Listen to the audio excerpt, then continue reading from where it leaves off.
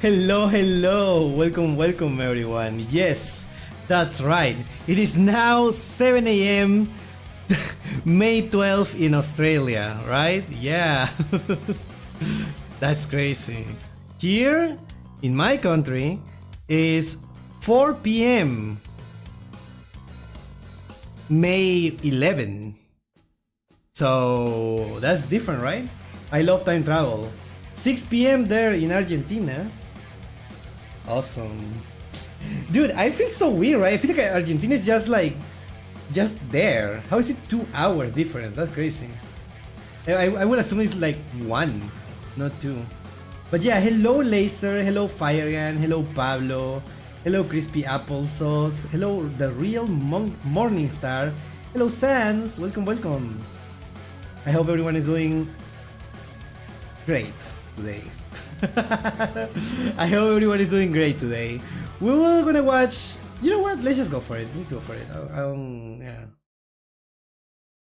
Yeah. Wait. 11 here. 11 p.m. Wait. 11 p.m. That's yeah. That's Europe. Yeah. Is it? Yeah. That's Europe. Hello, Momad. Welcome. We're gonna watch. I feel like today's stream is gonna be a short one. I don't know. Today's stream is gonna be a short one. We're gonna watch a few short videos. We have this one, returning to Yu-Gi-Oh after 10-year hiatus. Right? That's how you pronounce it. Okay. Yeah, which is basically my story. I wanted to make this video in particular. I wanted to make this video when I joined, and then I was like, oh, this video has already been done. And I kind of got demotivated because I really thought no one has done that before, which is honestly not a reason to not do it. But I'm just weird like that. What can I say? Okay, the other video. Hello, Francisco Ramirez. Welcome. We have also this. This Rage Bait, the worst Yu-Gi-Oh series, and you already know what it is. I'm curious about this. I'm really curious about this video. It's like so funny to me that someone will make this title. So yeah, I don't know. We will see. I'm really curious about it. I got recommended this a few times. Then we have the Kuribo archetype. You know what? Why not? Let's give it a chance to Kuribo archetype. Then the lost story of the Yu-Gi-Oh! Sexal Dub. The story of the lost Yu-Gi-Oh! Sexal Dub, which we were talking about it during the last reaction, I think. We were talking about this. So I was really curious. Then we're gonna see the Johnny Steps one. I don't know why I always remember this much. But yeah, we're gonna watch this one. We're gonna see the Twisted Inception of Yu-Gi-Oh! Dungeon Dice Monsters. Yes, that sounds cool. And we are also obviously gonna do meme review now. We do meme reviews now. We do meme reviews now. I don't know. I wanted to give it a chance to meme review because I have a stream planned for you in the future, chat. This is just for you, okay? Don't tell anyone, but we're gonna have a very special stream. I have so many things planned with meme review for next week, okay? So yeah. And of course, the thing on the thumbnail, right? The dueling summon animations. Yeah. Mr. Clown got replaced by Mind Control Bandit Kid. Interesting. Alright, we'll see the details, don't worry. We'll see the details there. Don't worry about it. So yeah, that's what we're watching today. We're gonna watch this at the end, obviously. Because I know, like, at least half the people here are only here because of this. And I'm evil like that, okay? I'm evil like that. Anyways, chat, I'm really excited about this week. This week we have so many collabs. We have 3 collabs actually. I know there is only 2 on the schedule. It's because I don't know the time of one of them. So yeah. Like, you probably already saw it, right? Hold on. Ojito. Let me see if I can show it here. We were working on something very funny. well, I don't know if funny is the right word, but basically, this is a stream that is happening. This stream is happening on Wednesday, so I'm really excited about this. Then we have the collection reviews chat. Let's talk about it first. 2 days, right? It will be adjusted to your time, so don't worry about it. Me, Moxie, and Crispy Applesauce, we're gonna be playing Yu-Gi-Oh! We're gonna be playing Yu-Gi-Oh! That's crazy, right? That's crazy. We're gonna be playing Yu-Gi-Oh! We're gonna use structured decks. We're gonna use a wheel, and we're gonna decide many things on the fly. We're gonna be creating decks on the fly, right? At the moment there, we're gonna be creating the decks with whatever the wheel tell us, and then at the end of the stream, we're gonna set the proper rules for the tournament. You're gonna draw something for... Shut up, Paulo, shut up. Hello, RT Blinky, welcome, welcome. On the fly, yes, yes, yes, yes, yes.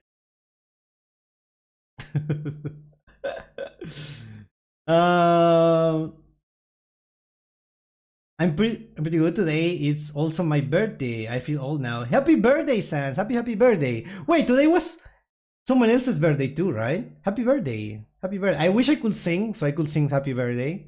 But I'm not gonna. But yeah, I hope you have a happy birthday. I hope you eat your favorite food or cake or whatever, and have a great time. So yeah. Mine Tori. What? Today is also my birthday. Oh yeah, see, I remember. Happy birthday, Joel. Happy birthday. So we have 2 birthdays. That's crazy. That's crazy. We have 2 birthdays in both sides, in the red one and the purple one. That's yeah. Yeah. I hope you have a good birthday. I don't know what else to say. I'm sorry. I wish I could do something special, but I'm just a little guy. I don't know. If I had an harmonica or something, harmonica, as you say, okay, whatever, dude.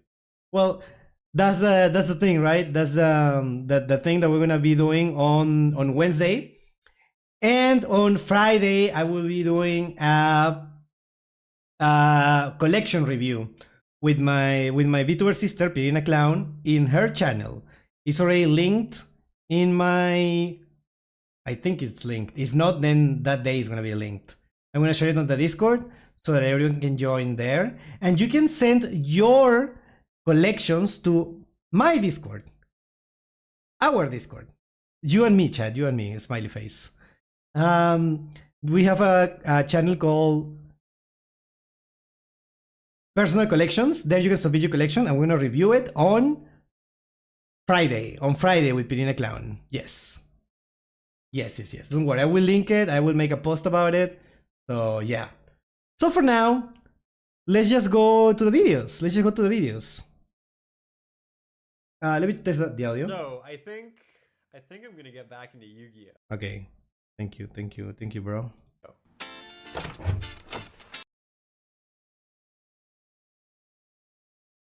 So I think...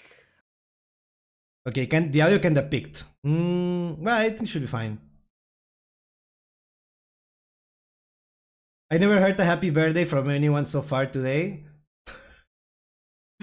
Wow. I hope you're okay.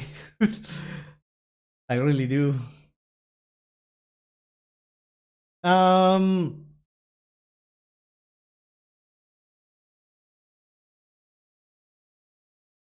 I think we're ready, right? I think we're ready. I think the volume is fine and Raggles. Returning to Yu-Gi-Oh! After a 10-year hiatus. I hope that's how you pronounce it. A Yu-Gi-Oh! Challenge Episode 1. Let's watch! So, I think I'm gonna get back into Yu-Gi-Oh! I've heard a lot about this video. I heard the cinematography of this is really good. I it already feels like I'm really excited. Yu-Gi-Oh! The trading card game, it's been around for almost 2 decades. Yo, look at these cards! They have the feeling that they have been used, right? Do you have cards like this? Do you also have like a tin box like this?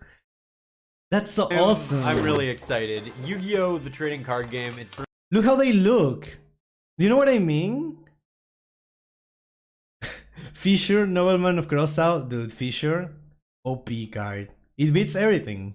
been around for almost 2 decades. And with that period of time just comes a myriad of players who have both quit and desired to re-enter the game.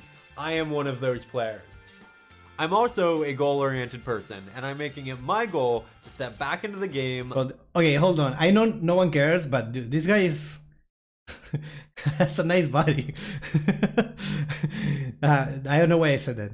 Learn the new mechanics, win a locals, then a regionals, and eventually top. Excuse me?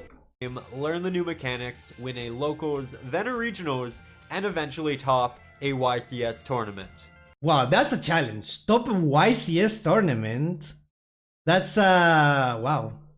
Look at this burger. It's been used. This hungry burger has been used many times. Imagine how many times it has been summoned to underwhelming results. It's a goal I think just about every competitive Yu-Gi-Oh player really wants to do at some point. Wow, dude. And yes, this series, it is heavily inspired by people like Casey Neistat, Nim Nim, my Canadian brother, and Peter McKinnon. However, we're going to make... Is my Canadian brother the name of the channel? Or... Is that the name of a channel? That's a really funny name. Make this original, we're going to make this special, so let's jump into it.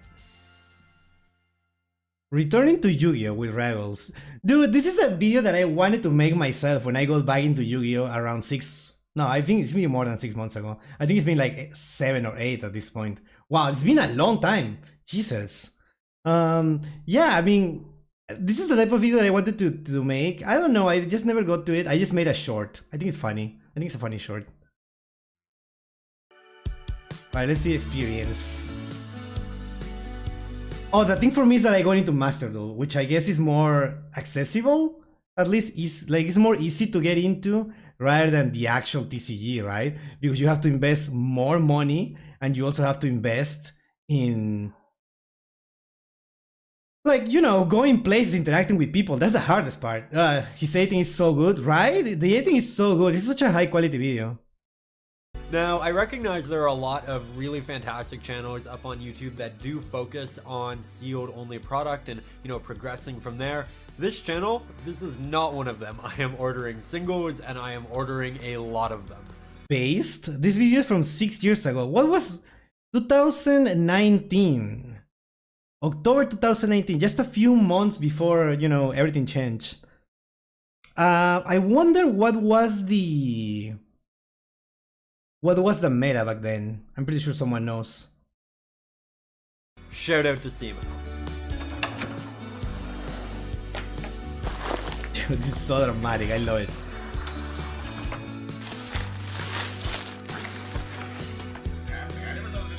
Oh, that card was in Japanese, right?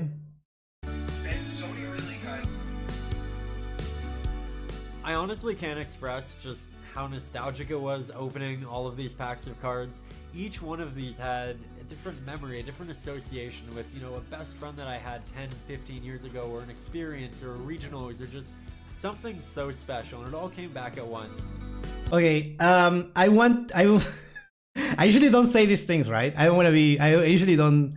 I mean, maybe I do sometimes. I feel like it's so interesting how the visuals are so good. The visuals are like really, really good. Like really, well, I wouldn't say like, they are professional. They are professional. But it's so weird how the audio is like mixed in a very not good way. The audio balance is like all over the place. So I apologize for that. I don't know how my voice is gonna influence in that. But yeah. Hello, Youngmaker. Welcome. I think Sky Striker, Salmon Grade, and Thunder Dragon. That sounds correct. That sounds correct. Which month? October 2019. Let's see. So initially, I didn't opt to order any technically meta or competitive cards. Instead, I ordered things that were really nostalgic to me, things that really got me excited about the game back in the day, and things that I could actually play with my girlfriend with without things getting a little too complicated. So this is just me relearning the rules and having a good time doing it. We don't throw dice in this. No. What are they playing? I see Sakuretsu armor. I see a scapegoat. What's it called? Is it called Witch of the Black Forest or Black Witch? I don't remember. Is it? No, it's not Black Witch. Is it? I don't know. So my girlfriend Maya and I played, we had a lot of fun, and it definitely reignited that fire that I had for the game. So now what we're going to do, we're going to try to take that deck that I was using, it's Apprentice Monarch, we're going to try to make it legal, and then I'm going to test it on Dueling Book. On Dueling Book. Oh, right. This is 2019, right? Okay, I feel like jumping into, like, from playing with your with your girlfriend, who is also learning the game, I assume. They are both learning the game together. Jumping into Dueling Book. Back online, I'm going to check out some different decks, so it's semi-meta relevant, and then we'll order some new cards from there. Semi-meta relevant. I wonder why that could be. Simo. Farfa. So this card's amazing. You always generate alternative counterpart you're playing. These videos are so nostalgic. These videos are so nostalgic. Towards triple blue white. Only resolve that effect if your opponent is He's skill drain. That's literally like, there's no other way to explain. This Gali effect. So through my exploration, I feel like I found about 3 different decks that I'm really excited about trying. The first is a modern Monarch deck, which essentially shuts down the extra deck. It looks fairly cheap and it looks fairly easy to understand. The second That's deck, which essentially shuts down the extra. That's an interesting thing. That's what people were saying in defense of floodgates. Oh yeah, no, floodgates are necessary for the game because that means a new play is good for new players who don't know the game that much, right, Chad? Right? Those are good. Dude, this is disgusting. I don't think. I mean, is this the right way to learn the game? Is this the right way? Actually, I don't know. I don't know. Deck, it looks fairly cheap and it looks fairly easy to understand. Okay, I see. I guess it's easy to understand, but you're not really understanding the game. Cheap? Yeah, I get it. It's cheap. Second is a spellbook deck. It puts a lot of emphasis on Jougin, and it got 9th place at a regional with Asian Persuasion. So again, it's another deck that doesn't rely super heavily on the extra deck. It looks like a lot of fun. It looks like you can do quite a bit in your turn. So I'm excited to try that. And then the third option, which seems much more complicated and much less beginner friendly. Oh, yeah, I will go for this. I will go for this 100%. I know. Wait. Oh yeah, there is. Well, it's in the extra deck. Dark Law is in the extra deck, which. No, wait. I mean side deck. I'm confusing. I mean Plasma is in the side deck. Dark Law. Yeah, Dark Law is like gonna be the thing that everyone's gonna call me a hypocrite now, right? It's gonna be like, oh yeah, Pepper said that no floodgate, but now he's gonna play a hero deck. But that's not the cool part about heroes. Look at super polymerization. That's huge. Can you hear that? Can you hear that? I don't know. Well, hopefully not. But no, this is so cool. This is just a cool factor of just playing heroes. It just feels better. I will do this. Is the new Omni Hero deck. So I'm going to try the first 2. We'll see how that goes. And then if we need to, maybe we'll try the Omni Hero deck. But I recognize that one is a bit more expensive. And I also recognize that... That's true. It's more complicated and more expensive. But it's the cooler one. Let's be honest. It is going to require a significantly higher learning curve. So let's jump into it. A Rise Heart bad, Dark Law good. Okay, that is not what I said. That is not what I said, but I get what you mean. The Maxis leaves. Yeah, I don't know what's going on. Oh, I kinda know what's going on here. So we just completed an extensive amount of testing, and my thoughts regarding the three decks is essentially this. The Monarch deck, while it wins games, it just isn't as consistent as I'd like it to be. The Spellbook deck is significantly more consistent, but I really don't feel like I'm ever generating even half as much advantage as my opponent, and it really lags in that area. As for the Omni-Hero deck, I felt like this was incredibly consistent. I felt like it generated a massive amount of advantage. It was a very aggro style deck, but it also... Of course. This is just a deck. This is just a deck to get back into Yu-Gi-Oh! At the time, I assume, well, between those options, right? Because I assumed there were probably more complicated stuff. relied heavily on the control aspect, especially first turn, making Dark Law... No! Well, whatever, dude. Plasma, and I really loved this deck. It's definitely more complicated. I'll definitely make more misplays with it in the first 3 or 4 weeks, but I just felt like it was such a fun kind of entry point, and it also teaches me link summoning and all of that, I feel like, on an approachable level. So I really appreciate that. We're going to order this deck, and we're going to see what we can do with it. Dude, I will cry, dude. My me from like 20 years ago will be crying because of this. Hello, you say, welcome, welcome. Wait, I need to see the price. Can do with it. Oh my god!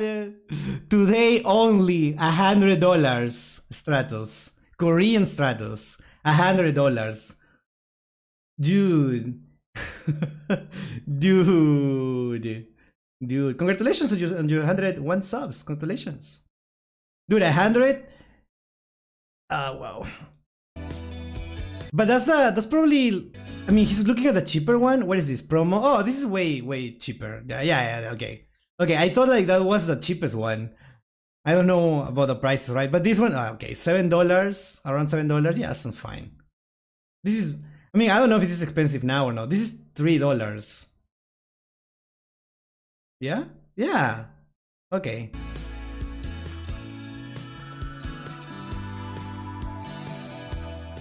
That one, there was one with less than $1. October 14. Wow, 10 days before this. So it is Monday. We are competing this coming Saturday, and we have some packages to open. As you can see, I received almost the entirety of the Omni-Hero deck. Everything minus Malicious Bane, which is okay. It was ordered. It is in the mail. And as long as we get it by Friday, we're good to go. So I think it's also worth noting that each day I'm trying to set aside between half an hour and 45 minutes just to watch different Yu-Gi tubers. I didn't think that was that sentence was going. I thought that sentence was going somewhere else. I don't know. It's like to watch Yu-Gi tours. That's what I have to do in order to prepare. I have to make a schedule in order to watch Yu-Gi tours. That's how you learn the game. That's how you do it. Here I'm essentially trying to pick up on different deck ideas, different tech ideas, where the format's going, and also just kind of learning the mechanics. I'll leave a link to some of my favorites in the video description. That way, if you... I'm really curious. What is this? Nim, Simo, Team Samurai, MST TV, Team APS, Rebs, Cards. I don't know how to pronounce this. House of Champs, DC, Farfa, of course. Glasgow, yugioh based. The true way to become a pro, watch Yu-Gi tours. Yeah.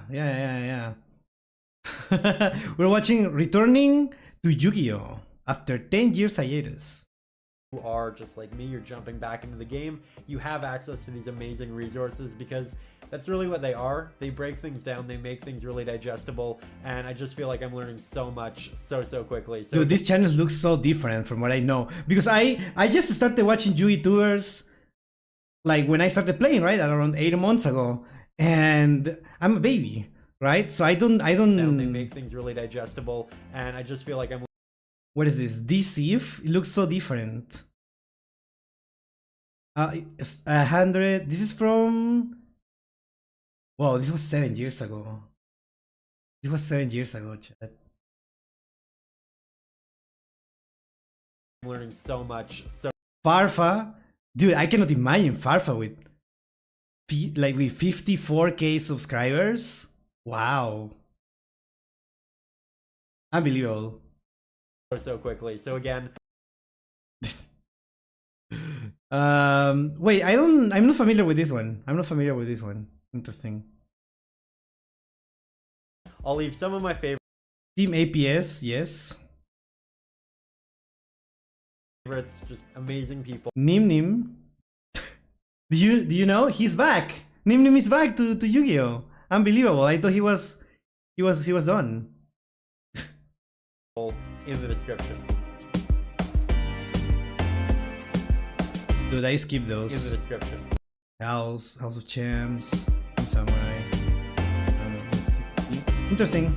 It's Thursday, October 17th, and Bane is yet to arrive. However, we have bigger issues. So, I just became aware of the fact that I ordered all of the main deck cards. However, all I have for a side deck is 3 Nibiru and 2 Dark Ruler No More. So, my partner and I, we're going to head out, hopefully find 3 copies of Duo Devastator. If not, I have no idea what we're going to do. There's no way it's that important, right?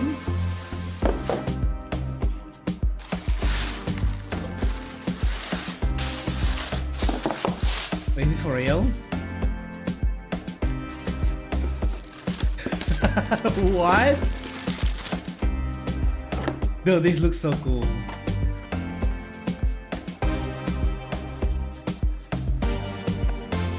And just like that, we have a side deck.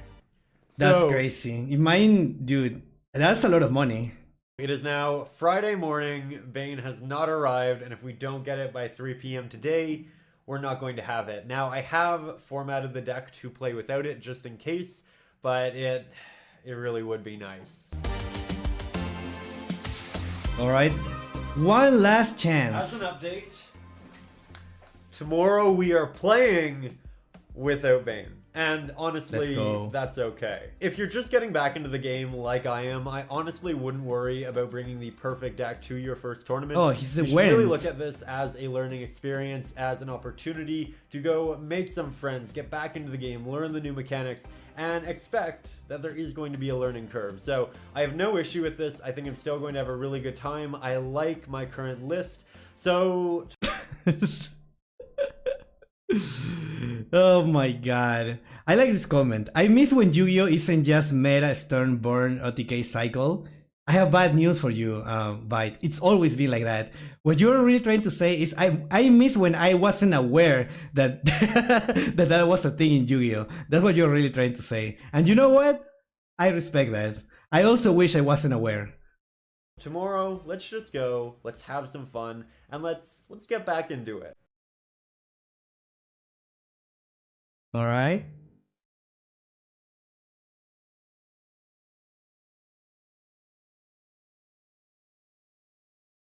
So it is now Saturday, extra. the day of the tournament, and I have to say, I am extremely This is the outfit for a tournament. This is amazing. This is how you go like this? Crazy. excited. I am a little flustered, but I'm mostly excited. I have about 101 things to do this morning. However, we do have our deck list. We are ready in that sense, and I realized that it really has been like 10 years since I did one of these tournaments, and I love that I'm getting back to something I love, that I'm passionate about, and I just feel like today it is a really pivotal day. So I'm going to go do just a myriad of things, and then we'll play some cards. Dude.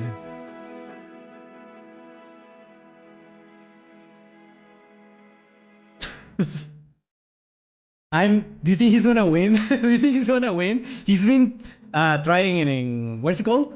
In Dueling Book, right? He's ready. He's so ready.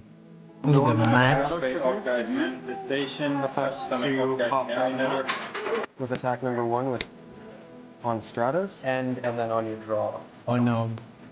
That's not happening somebody. Oh no. Set. It's on the field. Set. Quick foot. Target these. Quick foot destroys this. Yes. Okay. There's what do you do? Randomize? This tournament was quite small, which made for a warm atmosphere. The people were patient, kind, and helpful. The games were excellent. Ooh. So, as an update, we are back from the first tournament Yes, of one the day, pack. and that was so much fun. We actually came in second. We got some Whoa. packs. We'll open those in a little. Dude, that what a huge confidence boost. Like going to your first tournament in 10 years and going second is huge. Even if it was a small tournament, it's still a confidence boost. Confidence boost, yeah. Bit, but a couple quick takeaways because I do need to get to the second tournament, which takes place in about half an hour.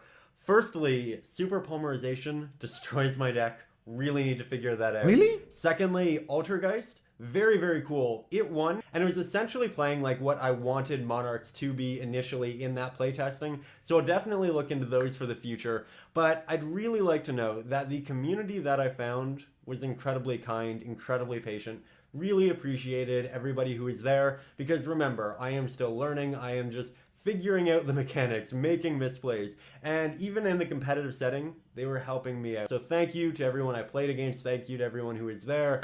Absolute pleasure. With that said, I am now going to get a very quick bite to eat, and then we'll head off to the second tournament of the day. Second tournament of the day? How, what? How, I thought the tournaments were supposed to be long. How do you have more than one tournament in one day? The hell? Jesus.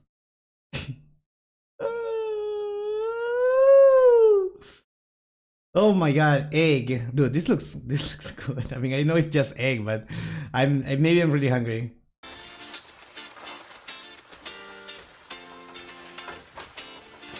Are we? Oh my god.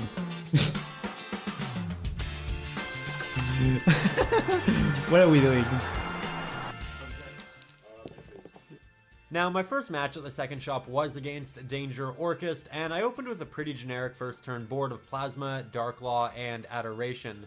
However, he had Super Polymerization, which, as I did just note, is a big issue. Luckily, I too had Super Poly, and I responded with my own Starving Venom Dragon. While I thought I was in the clear, he was able to answer back with a third Super Poly and take the game. Super Poly is just too good. I don't know what to tell you. Yu-Gi-Oh! TCG is really different from masterduel? Of course, of course. A lot of places do a morning and evening tournament, but they do take hours. Interesting, interesting. Now, I'd like to pause the video here for a second and just note that the player I'm currently playing against, his name is Jim. He's a really good guy, and he's someone who actually taught me the rules initially back 15, 20 years ago. He was probably 10 years older than me, as I guess he still is, but he was always really nice, really respectful, and coming back and playing him in this first match just made it so comfortable, made it really fun, and it was one of those experiences where whether one of us was winning or losing, it was still a good time, and really that's just all you can ask for coming back into it. So great time, great match, and just really enjoyed this one. So I feel like getting a coach is definitely more important than having friends. I don't know how else to put it, but you know what I mean, right? Like, I feel like it's more if you're trying to learn anything, it's better to like interact with people that are way miles ahead of you rather than learning with someone that is at your same level, unless you want to like compete with each other. But if you're actually trying to become good, you have to interact with people that are way better than you, right? I feel like that's the biggest help that you can get. And that's why I'm so grateful for the chat always helping me, obviously. That's why I feel like I don't completely suck at Yu-Gi-Oh now. So yeah. during our match, I realized that while I am playing an OTK deck, I shouldn't overextend, and I consistently saved my cards in my hand, so if he did have Super Polymerization, I could come back, and this actually worked exceptionally well. We had some really close games, but in the end, I was able to take the match 2-1. Whoa. Whoa. Now, because I was just meeting everyone for the first time, I didn't want to impose too much with the camera, and I only have snippets of some of the following games. But what I can tell you is that I had an extremely close matchup against Fire Kings, and I actually lost 2-0 against Cyber Dragon, so I'll definitely have to figure out how to side against Not Cyber Dragon. No way! Unbelievable. There's 3 Cyber Dragons here. Jesus. that. The Wait, people play 3 Cyber Dragons? Dude, what? tournament concluded yet again, and I found myself in second place, which was really exciting, and I feel honestly came with a bit of an asterisk. Now I know the asterisk Oh, Jesus.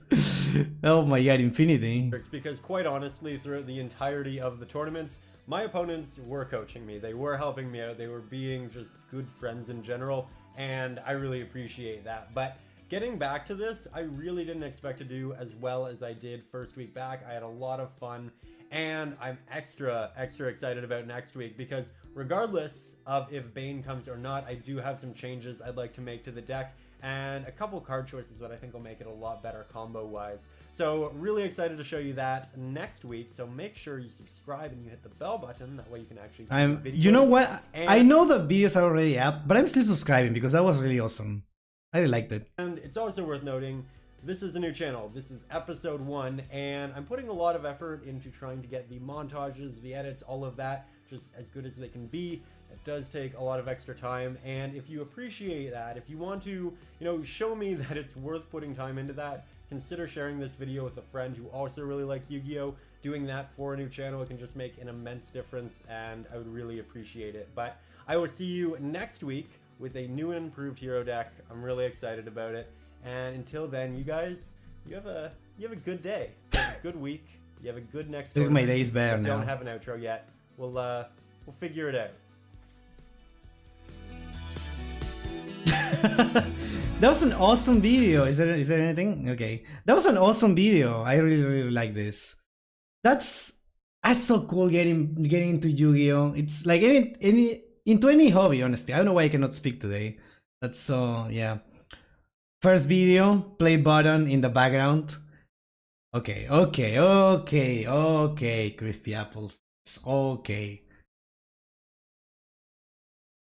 He said that this was a new channel. This guy obviously has a different channel where he does other things than Yu-Gi-Oh, right? Things other than Yu-Gi-Oh. So I think that's what he meant. This is a new channel, so it's a new start for this. So yeah. Then what is his main? I don't know. That's a good question. Should we look it up right now? Whoops. Content I enjoy, but I don't see the main channel. Yeah, I don't see the main channel. But I assume he has a main channel, right? He has to.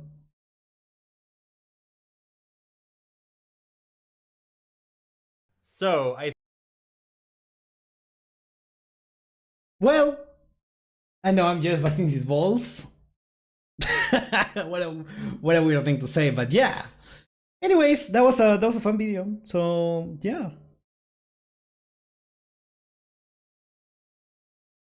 All right. Chat, I'm so sorry. I cannot read like when I'm trying to react to something. I'm sorry. I'm not mad. I'm also not disappointed. If anything, I'm mad at myself because I forgot to put it on the pin message so that I have an excuse, even though I know no one is gonna read it.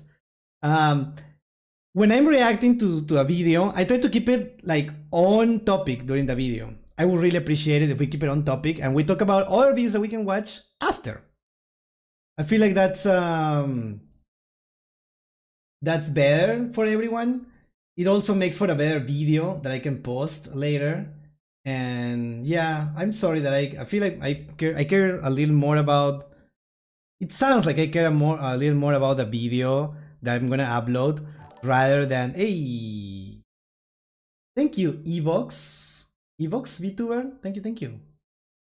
That I care more about the video that they're gonna upload rather than what is happening right now.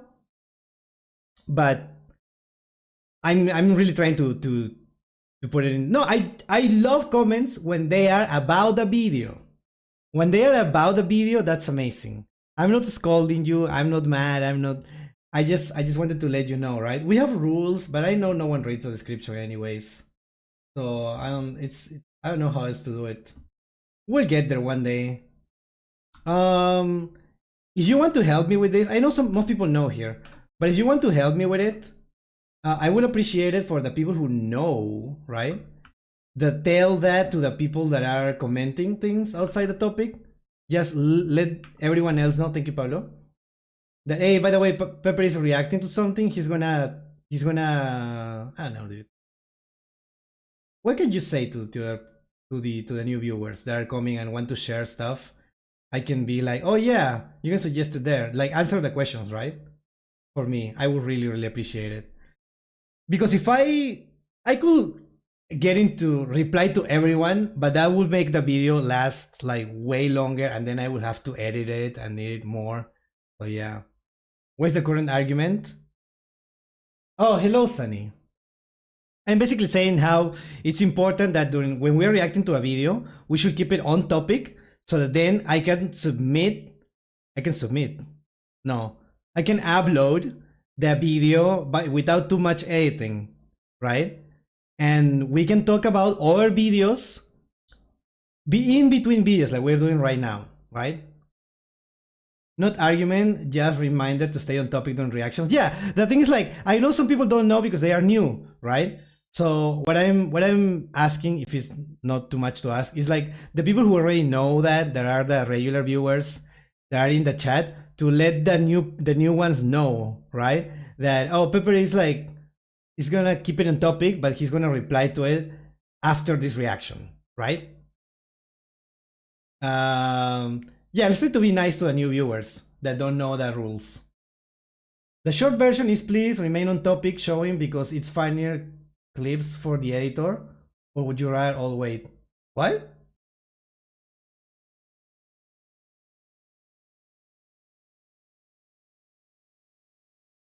I edit the videos. I edit the videos that are like reactions because the reactions are like easy to upload. Because I just cut the silences at the start and at the end, right? And in the middle is the same thing. Because in the middle, I try to keep it 100% on topic. If something happens, I try to ignore it. So that is the video. I can put videos like every day, which is what helps the channel grow, and I can do more things, right? That's the goal. Yeah.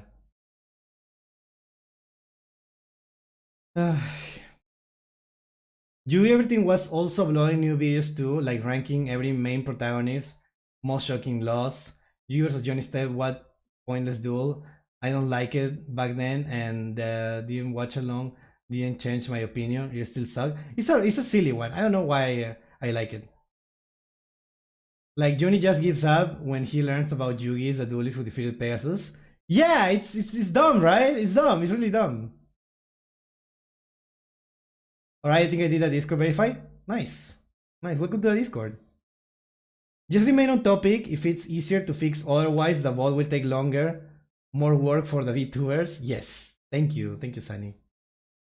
So you can talk about topics seen in the video until the reaction of the next video begins, unless you want to be ignored. So you can talk about topics seen in the video until the reaction of the next video begins, unless you want to be ignored. Yes, we can talk about literally anything else in between videos. If you want to ask me, hey Pepper, have you seen the new hero support?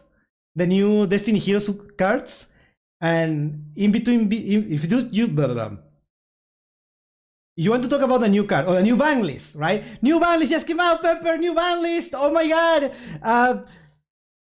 Dracotail is dead. There is no more Dracotail. Dracotail has been banished. It doesn't exist anymore, right? You can tell, and you tell me that when we're reacting to a video, I will sadly have to ignore it, even though I want to talk about it too.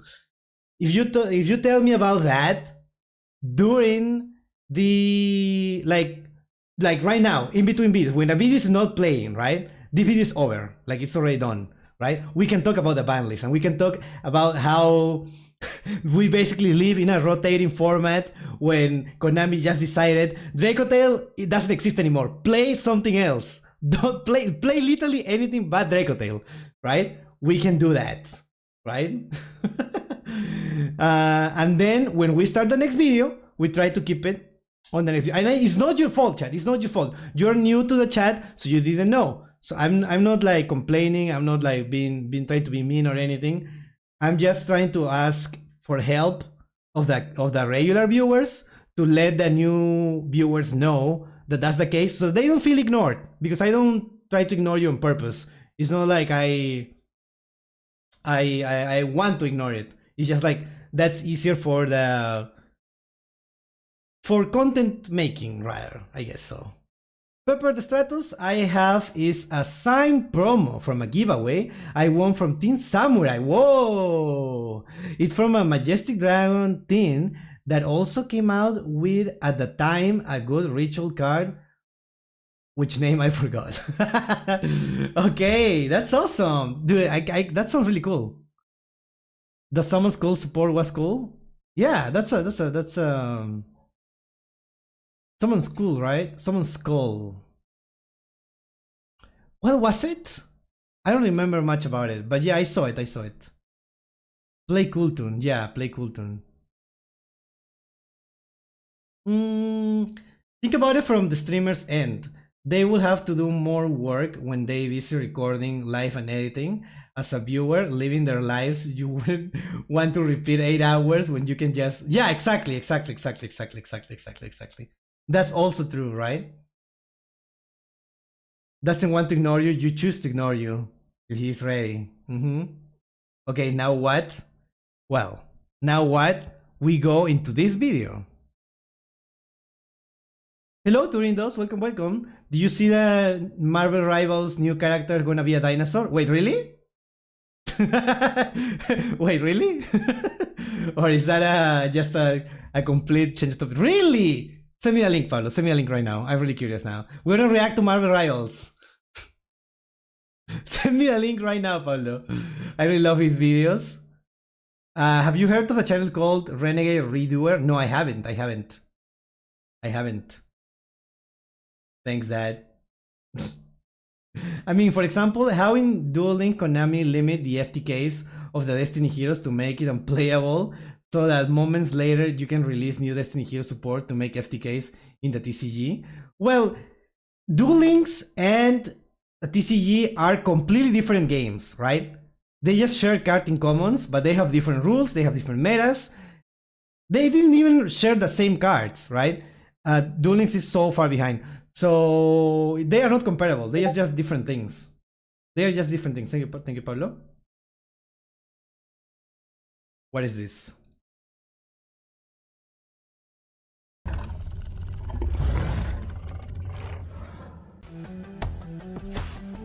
What? Notice from the collector, one premium exhibit has gone missing.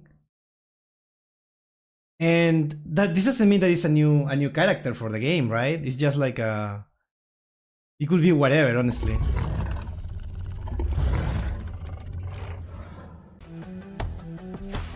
Yeah, it could be whatever. Devil Dinosaur. Tomorrow they're gonna announce it. Alright, tomorrow we will see then.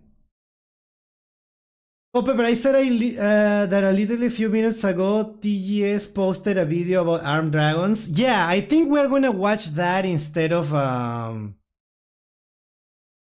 Kuribo one. I'm sorry. I'm sorry. I'm sorry. Wait, hold on. Oh, there it is. Yugioh. There was... Oh, it was the Deadpool animation? Okay, got it. Yeah, we're gonna watch the armed dragon instead. I'm sorry. That's just something that I prefer. Okay. Chat, anything else you wanna say before we go into the next video? Yu-Gi-Oh! Everything has a video ranking all Yu-Gi-Oh! Anime series, and it's a long one. No spoilers on it, of course. You can watch it for yourself. Oh, interesting. No spoilers. Wait, do you mean that you're not spoiling me, or do you mean that the video has no spoilers? Just it up. Yeah. Mereketenge? Okay, thank you, Pablo. My latest win con was my hero opponent timing out on their combo. That's what it used to be for me when I was playing against Yami. When Yami came out in Master Duel, it was the opponent timing out. That was very funny.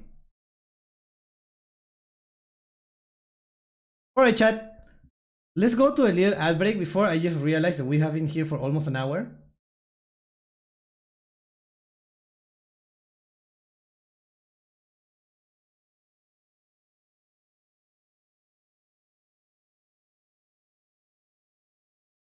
At some point, you can be asked questions in Spanish. Sure, if you want to ask something in Spanish, hit me right now.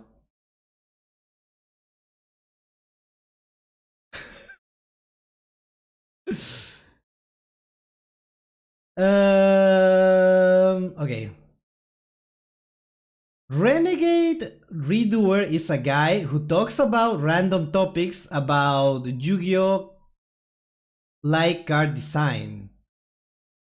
Yu-Gi-Oh! Like card design. Problems with the game, bad archetypes, and game mechanics. He's really cool. Huh, that sounds interesting. Those are interesting topics. TGS Anime and Yu-Gi-Oh! Everything are like the YouTubers I watch somewhat consistently.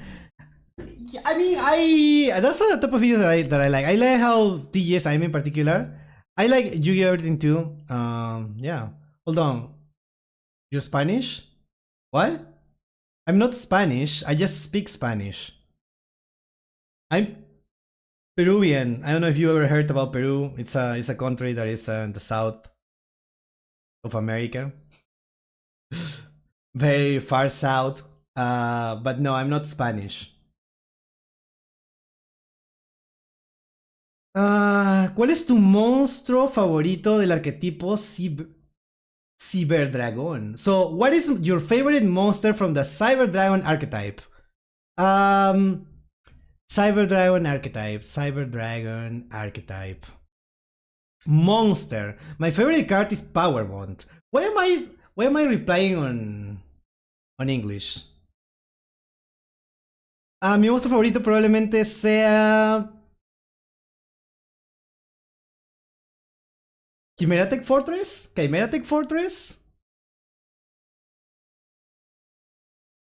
Me parece gracioso. I think Chimeratic Fortress Dragon is a funny card. Like as a monster, where you can just like contact fuse everything with your opponent's card, it's just really funny. Yeah, I don't know what to tell you, it's really funny. My favorite Cyber Dragon card is Habakiri. Yeah, that's also up there for me. Because I was going to ask if you want to try reacting to Yu-Gi-Oh! With Spanish cards, like how the design is. What do you mean? Reading cards in Spanish? Arc 5, a show that I wish had more duels instead of the DMC. Well, I haven't watched it, right? I already know basically everything that happens, but I haven't watched it yet. What the hell is Doom C deck? I'm getting old. Get with the times, old man or woman or person. Of course, Chan is no 100% because who wants to spend his life talking about this game continues to suck format after format? No jokes, my favorite game. Wait, if you don't like the game, what are you doing here? If you don't like the game, what are you doing here?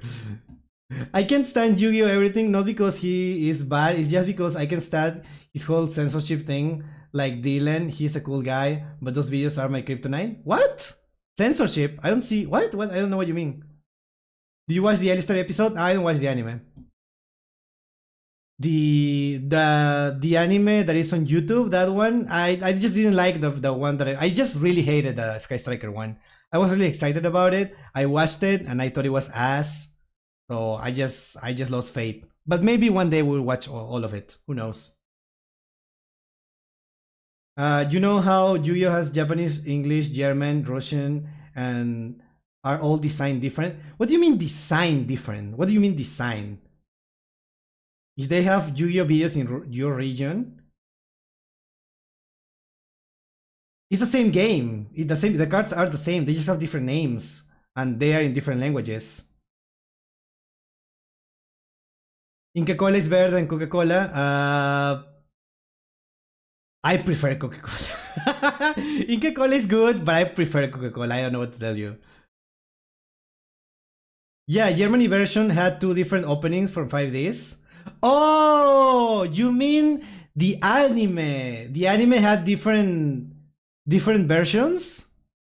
Yes. There are some changes depending on the dub in different countries.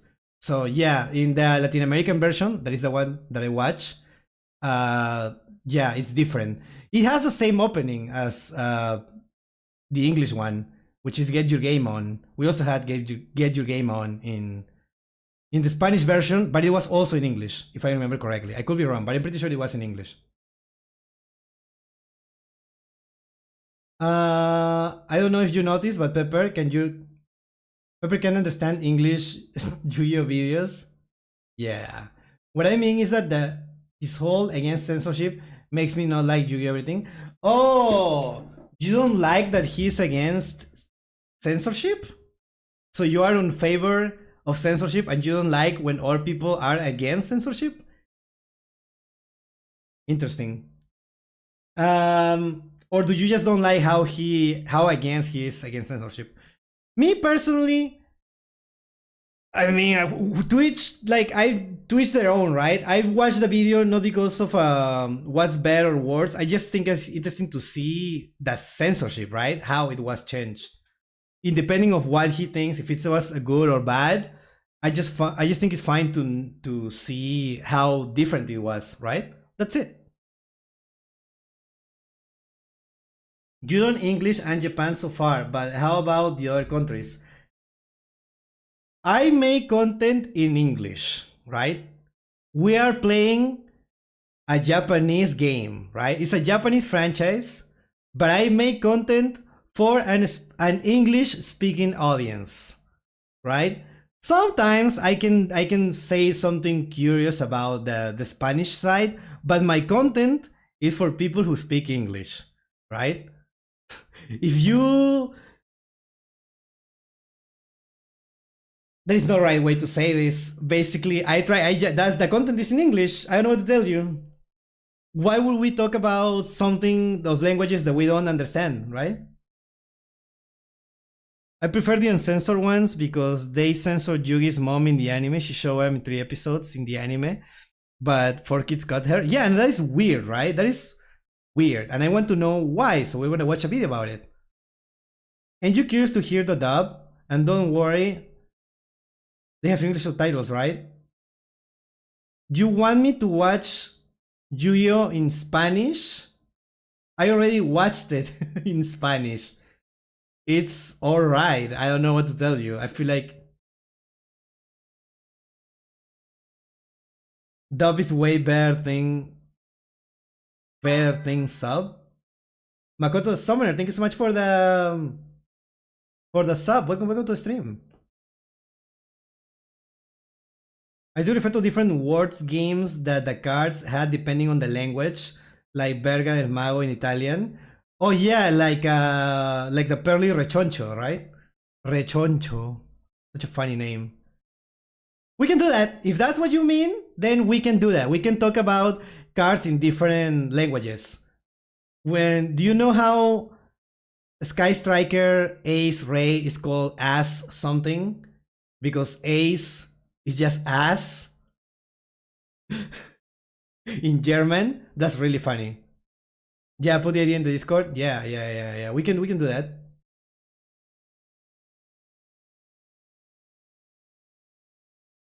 Yu-Gi-Oh in Japanese with English subtitles. Sure. Invoco el dragón blanco de ojos azules. Yeah. Yeah, no, I agree.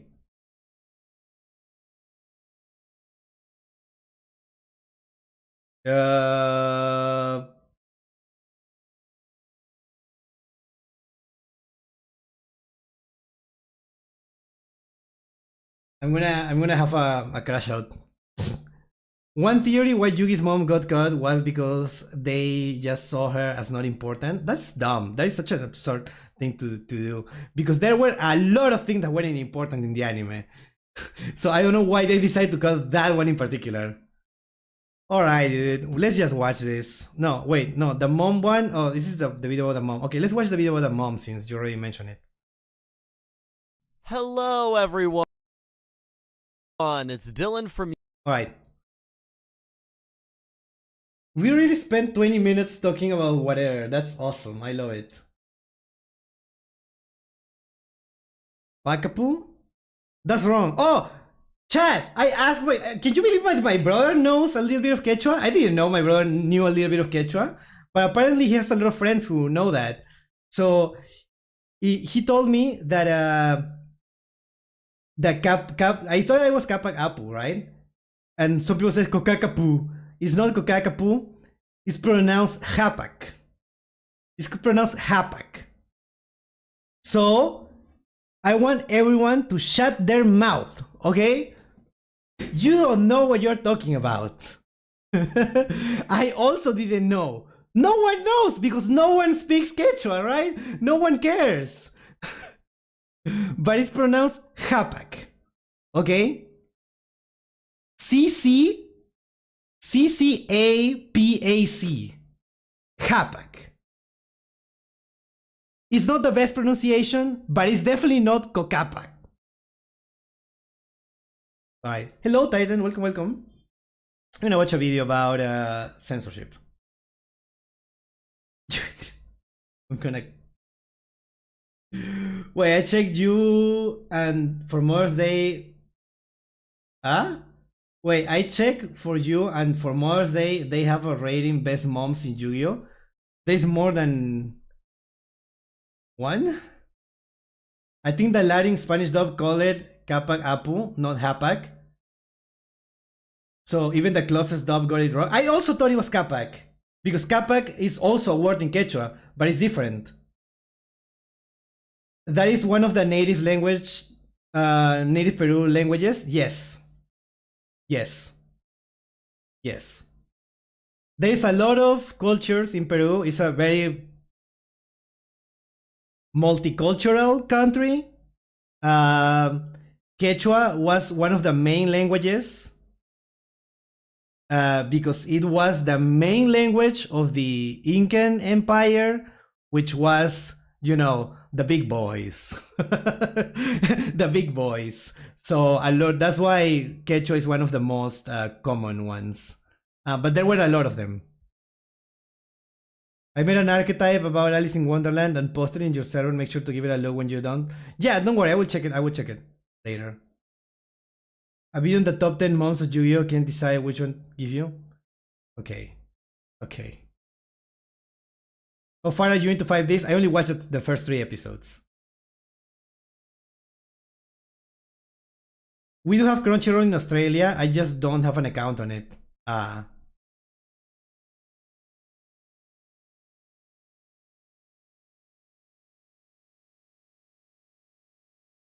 Okay, we're gonna start. Okay, chat?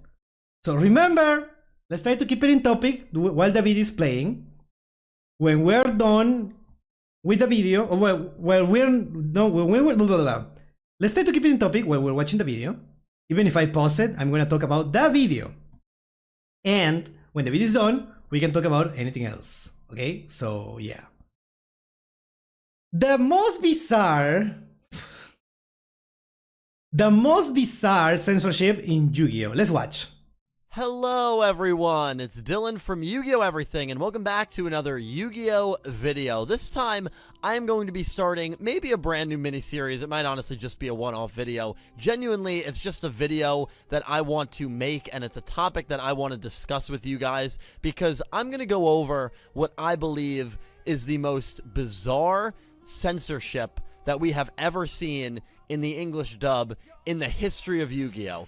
That's crazy because there is a lot of censorship, and I'm pretty sure bizarre is the right word for this, because if the biggest censorship is definitely the Shadow Realm, right? We talked about it. We saw a video about it, about the Shadow Realm.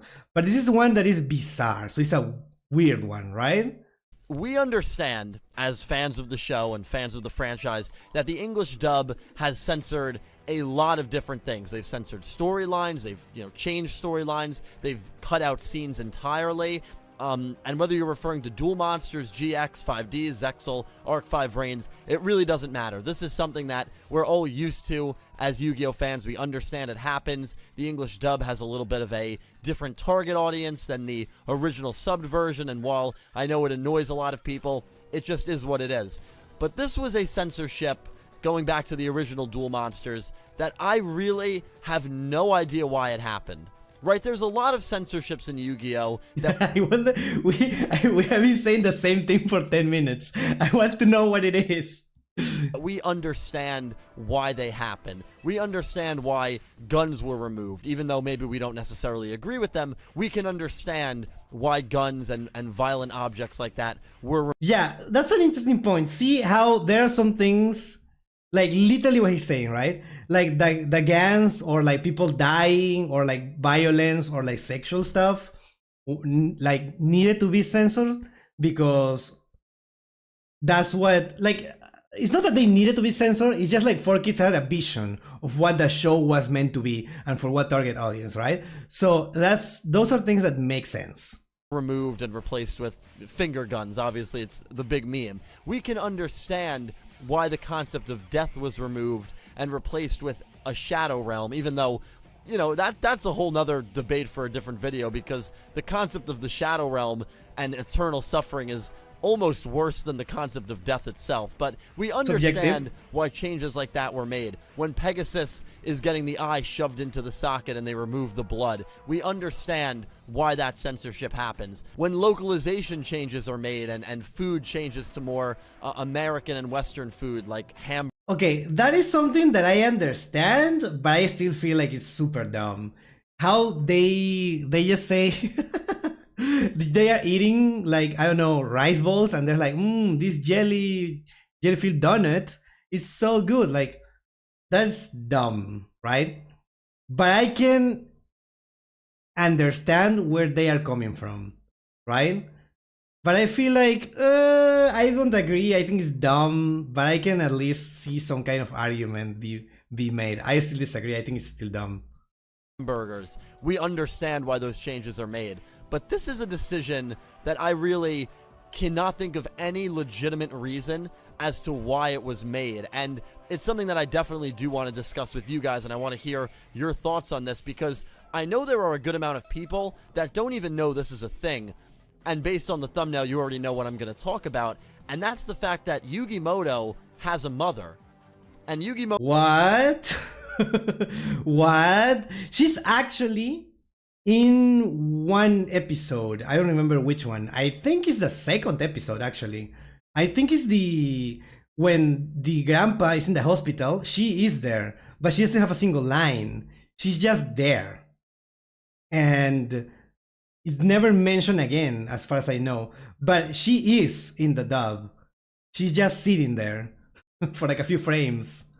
Yugimoto's mother not only appeared pretty prevalently, well, prevalently is actually not the right word. She appeared moderately in the original manga. That might even be too generous of a word. I actually don't even think she had more than like a few panels. And she also appeared in the Japanese version of Yu-Gi-Oh! Yu-Gi-Oh! Duel Monsters subbed. But she also appeared in the English dub, although the scene where she speaks is the scene that we're going to be focusing on, and it's the scene that gets removed from the English dub for a reason that I cannot comprehend. So before we get into that, let's begin with her debut, and this was a mutual debut, whether you're watching the Japanese version of Yu-Gi-Oh! Or the English dub. She's in this scene. There she is. There she is. Yugimoto has defeated Pegasus. This is right after Yami Bakura has taken the Millennium Eye from Pegasus. They are leaving Duelist Kingdom, and they visit the hospital where Grandpa Moto, Solomon Moto... Wait, what am I talking about? Yeah, this is not the second episode. It's after that. Okay. I'm crazy. I remember the grandpa being in the hospital, but I don't remember when. But yeah, it's after Duelist Kingdom. Is recovering from, and Yugi sees his grandpa, and next to his grandfather is a woman. And unless you pay very fine attention to... No, but she was before. I feel like when the grandpa is just in the bed, she's also sitting there. I'm pretty sure it happened before. Detail, even if you do pay fine attention to detail, you probably have no idea who this woman is, especially if you've only watched the English dub or really the anime at all and don't know anything about the manga. You might even assume that this woman is Grandpa's nurse. That's actually probably more believable than thinking, oh, there's Yugi's mom in episode 41, who has not been mentioned or introduced to us at all until this point. But that is Yugi's mother. So Yugi's mother appears in the English dub, doesn't say anything, and she's in just 2 quick shots, and in the Japanese version of the anime. Now, the main moment that gets censored, and not only gets censored, by the way, in the English dub, I've talked about different scenes and different topics that have been censored in the Japanese version, in the original version of Yu-Gi-Oh! Duel Monsters, where they were basing it off of the manga, and the writer said, yeah, you know what, this is a little too intense for the manga, even we're not going to include this in. I think I have a video, 10 times the manga was too dark for the anime. So censorship does happen between the Yu-Gi-Oh! Manga and the Japanese version of Yu-Gi-Oh! And then more censorship to the English dub. So it really just is a train, especially when looking back at the original Yu-Gi-Oh! Because Duel Monsters is the only one that is based off of the manga. So in the manga, right before Yugimoto goes on his date with Anzu, I'm sure we can all remember this, Yugi. This happened before the date? The hell? That is okay. Interesting. Just when they return, when they return to from the Pegasus thing. Even in the Japanese version, she barely exists. I don't remember if she was in the movie. That's a good question. I probably she wasn't. Yugi and Taya go on the date. Taya is torn between which version of Yugi she actually likes. Yugi is playing a game, and this is exclusive in the manga, where he's matching up the icons on socks, and he tells his mom that, you know, it's going to help him with his sixth sense and yada yada yada, and his mom... What the hell is this? What is this? Why is this a thing? Mom ends up smacking him over the head with a ladle, a wooden spoon, and says you should be focusing more on schoolwork. So his mom was actually a pretty strict woman. This was completely censored in the anime. Violence? Violence, I guess? Do you don't want to be... I don't know, dude. I guess, I mean, I can see it. I can see it. On both versions. I'm not sure why it was censored in the Japanese version. It could have just been they didn't want to give her that much of a role, or they didn't maybe want to show a mom hitting a son. I don't really know the reason for it, but... Wait, there's actual rules for the sock game. Get a lot of identical White Sox, draw different symbols, hearts, stars, political insignia, whatever, on the back of each pair of socks. Mix up the socks and spread them out symbols side down. Use your sixth sense to pick out a pair of socks with different symbols and win. This almost feels like he was getting prepared to cheat at Yu-Gi-Oh! At Duel Monsters. It kinda sounds like that. I know that's not the case. I know that's not what the anime is trying to imply, but it almost feels like that. It's so weird, right? School? Not in my children's card game. No. But whatever, that was changed, and so her whole personality in the anime was a little different than it was in the manga, but we still do see her in the Japanese version of Yu-Gi-Oh! Duel Monsters. Yugi is talking to himself. His mom... Can you try it? That sock game. Can I try the sock game? I should do it on stream. Handcam stream when? Yeah, I can do that. I should do that. Mom comes into the room. Actually, I'm just going to play the scene for you right now. Oh my god, this is dead. 別に行ってきまーす。俺の睨んだとこじゃあんたはお前に惚れてるぜ。もうからかわないでよ。遊戯？あの子大丈夫かしら。何がじゃ。最近やけに独り言が多いのよね。あの年頃にはいろいろあるものじはゃ。ha. Yeah, it's just the voices in my head, right? It happens to every teenager, right? It's just the voices. わしだってそうじゃった。だから心配なんだけど。なの So okay, that scene... was funny. That was a rare moment of this being funny. Occurs in the Yu-Gi-Oh! Anime, and that scene is completely removed in the English dub for God knows what reasons. Let's try to think about it. Why would that be removed? Let's think about it. What happened in this scene? She discovers that Yugi is talking to the voices in his head. And then he's like, no, you're imagining things. Tries to gaslight her, obviously. Then I guess the Pharaoh is the one who is saying this to Yugi. And then he replies, right? Don't tease me. And the mom thinks that he's talking to her, right? And she's like worried, right? So then they talk about Grandpa, and he's like, yeah, no, that's just like a kid's thing, right? It's like a teenager thing. Is it love that got it censored? Is it like, nah, this is attraction between teenagers? That's not a thing. Hello, Samuel. Welcome. Maybe something involving someone with voices happened at the time. That is a very interesting point, Samuel. That is a very interesting point. Maybe there was a case going on at the time, right? And maybe it was time sensitive. Maybe we're not putting ourselves back in when this was airing, which was 2001, 2002. Maybe there was a case where that happened, and maybe the joke, not the joke, but what the justification that the grandpa is trying to say, no, that happens to all the kids, will make it seem like a reference to that. Maybe that would make a lot of sense, Samuel. But we will have to check the news from the time. That we will have to check the news at the time. But that actually makes a lot of sense. That actually makes a lot of sense. As far as I know, sometimes it's not a matter of censorship, but they simply want the episode to be shorter on the dub, so they just got whatever they deem pointless, I guess. I doubt that's the case, because every episode will have to cut stuff, right? Not just one episode, but every episode will have to cut stuff. And I can understand that sometimes things get cut and you don't know why, and that's why it will make sense. But that would mean that every episode has things cut, and that's not a thing, I'm pretty sure. Have the mother ever talked in the dub? Nope. Remember the 4 kids schedule time was limited, so it not for time. I really doubt it's for time. I really doubt it's for time. I feel like it's one of those two, right?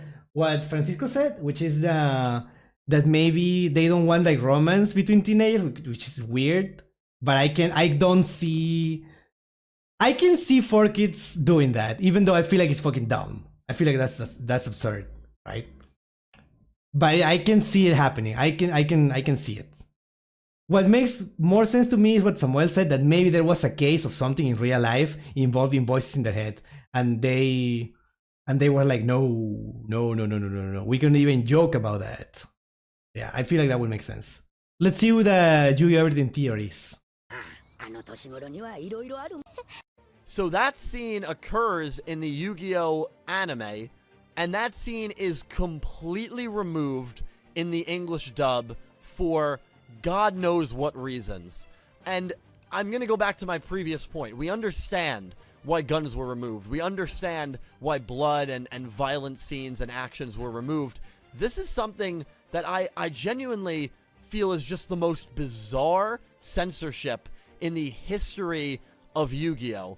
Because I feel like introducing his mom in this way does absolutely no harm. It answers the question that a lot of viewers have, as in, where are Yugi's parents? Who are Yugi's parents? If you give us this scene, we can at least say, oh, so Yugi's mom does live at home. Okay, that's fine.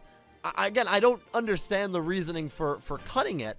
And for those of you wondering about Yugi's dad, Kazuki Takahashi actually spoke about Yugi's father, and he said in an interview, I believe this interview was 2010, so it was almost a decade ago, he said that Yugi's father is always away on business, and he's busy with business things, and so that's why he's never home. That's why I don't believe Yugi's dad is in the manga at all, and I don't believe his dad is in the anime at all. Actually, I'm 99.9% sure he's not in the anime at all. So Yugi's parents do exist. there's a lot of people out there that still believe Yugi doesn't have parents or that his grandfather takes care of him. Maybe his parents went missing. But I always assumed he just lived with the grandfather, right? I always thought that the grandpa was the only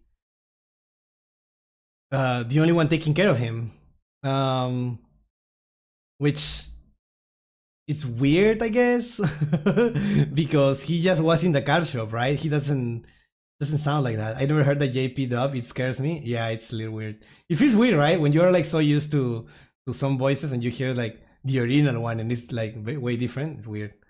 To be fair, the cut thing would probably make more sense in future series in Sextol. There are a lot of important conversations and just being cut for no reason is weird. Anime dads be like, so true.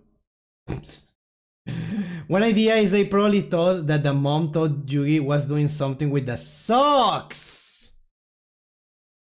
Yeah, but the socks weren't part of the anime in Japanese, so I don't think that's why.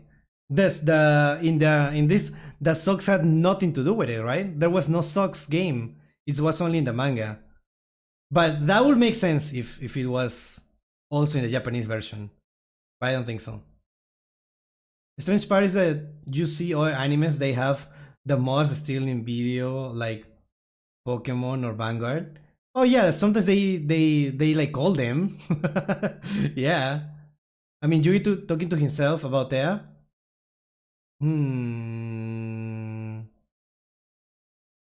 I guess. I don't know. According to the manga and according to the anime, Yugi's mom lives at home with them. So that was something that was very wildly and bizarrely removed and censored from the English dub, and it's something that I've never quite understood the reasoning for, and this is a video that I've wanted to make for really like a year and a half, 2 years now, ever since I went back and reread the manga and remembered just how prevalent Yugi's mom was in the manga compared to the anime. Again, she wasn't really in the manga all that much, but she had a little more personality, she had a little more flavor to her, and she existed. And if you only watch the English dub, you probably look back at that episode 41 scene and say, oh, that was Grandpa Moto's nurse. You know, why are you going to assume that woman is Yugi's mom? But Yugi's mom was in the English dub, and then the scene where she gets kind of introduced as the mom. What is this? What is this? Hold on. What's going on here? What is a joke? They decide to remove. So it's really bizarre, and maybe I'll do a video like this for all the Yu-Gi-Ohs and just kind of hyper-focus in on one Oh, that's the fire. They also remove him. Okay. Censorship that to me makes absolutely no sense. If I had to think of a reason as to why they would cut it, maybe they just felt it wasn't important to the story. I mean, to be fair, in the anime, Yugi's mom really doesn't have any role in the story. In the Japanese version, she does not appear after this, and again, I believe this is episode 50 where she has the speaking role, and so maybe the people working over at 4Kids at the time just said, let's not even include her, let's not even bring up his mom, and let's, I guess, leave the viewers wondering where his parents are. I don't know, I feel that's absurd. Like, I feel like we're not looking for real reasons here. I feel like we can come up with different theories, but I really don't think it's because it's not important, because the anime is full of things that are not important. It would have been less bad to just have her show up in that scene, because now you have probably a lot of kids watching, assuming that his parents are not at the house or are dead. And I don't know, I feel like, kind of like the Shadow Realm, it does more harm than good if the reason for censoring her and removing her from the show was to make the show more kid-friendly. It doesn't make any sense to me, but this is something that I really, really want to hear from all of you. And for those of you that are learning this for the first time, please let me know. And let me know what your reaction was when you did learn that Yugi had a mom, had a dad, and that his mom actually appeared in the anime and in the manga. It really is fascinating stuff. And again, any theories you have as to why you think she may have been removed, please let me know down below. And let me know if you think this is the most bizarre censorship in the history of Yu-Gi-Oh! Or maybe just Yu-Gi-Oh! Duel Monsters. And let me know some other really weird... Alright, we're the point. I like this comment. That one guy joins the stream and he's like, he has a bomb? Right? Like, I feel like most people don't know. Quick correction, the manga panel I refer to is actually not directly correlated to the scene of episode 50. Both scenes depict Yugi's mom going into his room to let him know that Ansutea is here. That's why my memory failed me and my confusion came in. My apologies on that. Okay. Yugi's mom was sent to a Shadow Realm. The mom seems to be the most normal character in the franchise. Bandit, I'm gonna show you how to point our fingers in America. There's no actual theories. Yugi's mom doesn't have a crazy enough hair to be Patroni's mother. No. Of course she got censored. I mean, look at her. She has a haircut that almost looks like something a person would have IRL. Nobody's trying to come up with theories. This wasn't censored. It was cut in order to have more commercials and thus making more money. This usually happens with movies and cartoons. You know what? You know what? I can get behind this. Actually, if you put it like that, it's not that it's not important. It's just like we want to cut everything we can to play more commercials during the episode, right? So every time that we can cut something, we are gonna do it. Because that means more commercial, that means more money. That makes sense. I can see that. I can see that. Now that is a reasonable take. I still think that the theory of something happening is related to kids talking by themselves and acting like from an adult point of view, like a crazy person, like it like could also be a thing at the time. I feel like that also makes sense, but I feel like this is the safest thing to say. I think so. I don't know. I guess we will never know unless someone wants to investigate and see that. If they cut the card game, there will there will be plenty of time for ads. You're so right, Samuel. You're so smart. Oh my god. No, actually. I suppose that makes sense. I think they removed the mother so they wouldn't have to mention the lack of father. Oh, wait, hold on. You might be cooking, Cyber Hacker. You might be cooking. You think like maybe they wanted to depict a single mom? That is also something that could happen. I don't see 4Kids being past that. I can see like no, single parents don't exist. Single parents don't exist. It's just like he just lives with grandpa. I can see that. I can see that. That will also make sense. Jaden's parents are mentioned but never shown. I don't remember that, but yeah. Apparently the real reason to make it relatable and fast paced for children's short action span could be. To be fair, they could have changed the dialogue. Won't be the first time. Yeah, okay, you're right, Mega Sam. I think you're right. They could just change the dialogue. Maybe they just felt like it's not worth it to change the dialogue. Let's just delete it. But yeah, you're right. They could have changed the dialogue. I feel like they done it before. But maybe those scenes were more important. Well, do like with Ash mom. Yeah, you're right. They do that with Ash's mom, and it's 4Kids too, right? I think. So yeah, I don't know, chat. Let me know in the comments about this. Let me know in the comments. I want to hear your theories. I'm really curious about this. I'm really curious to see this. If you know more information about this, I will love to know, because this is such a weird thing. But I'm sure there has to be an explanation. I don't think this is just a whim. I feel like there has to be an explanation. So yeah, let me know in the comments, and thank you for watching. Is 4Kids who know? Yeah, who knows, honestly. That was a fun video to react to. Lace voice actors to hire. Put that in the comment, dude. I already finished recording, but put it in the comments. That sounds like something that could also be a thing. Yui has a father, but because Japanese families tend to have one parent in the house with the children in multiple stories, the main character only have one parent. Is weird Yui and have a grandpa. I guess. We see Yuma's family with Yuya's parents, Yusei's dad, Yuga's mom. Yeah, it's inconsistent. That's what makes it like weirder. All right, we're gonna watch this. Chat, anything you wanna say before we go into the next one? Let's do an ad break. Let's put more commercials into it. Let's put more commercials into it. More commercials, more ads means more money, and I am no better than 4Kids apparently. Yeah.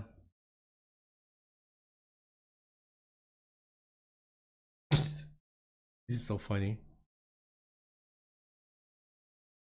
What is this? The Lost Uni Steps, the Twisted. Dude, we're watching so much Yu-Gi-Oh! Everything today.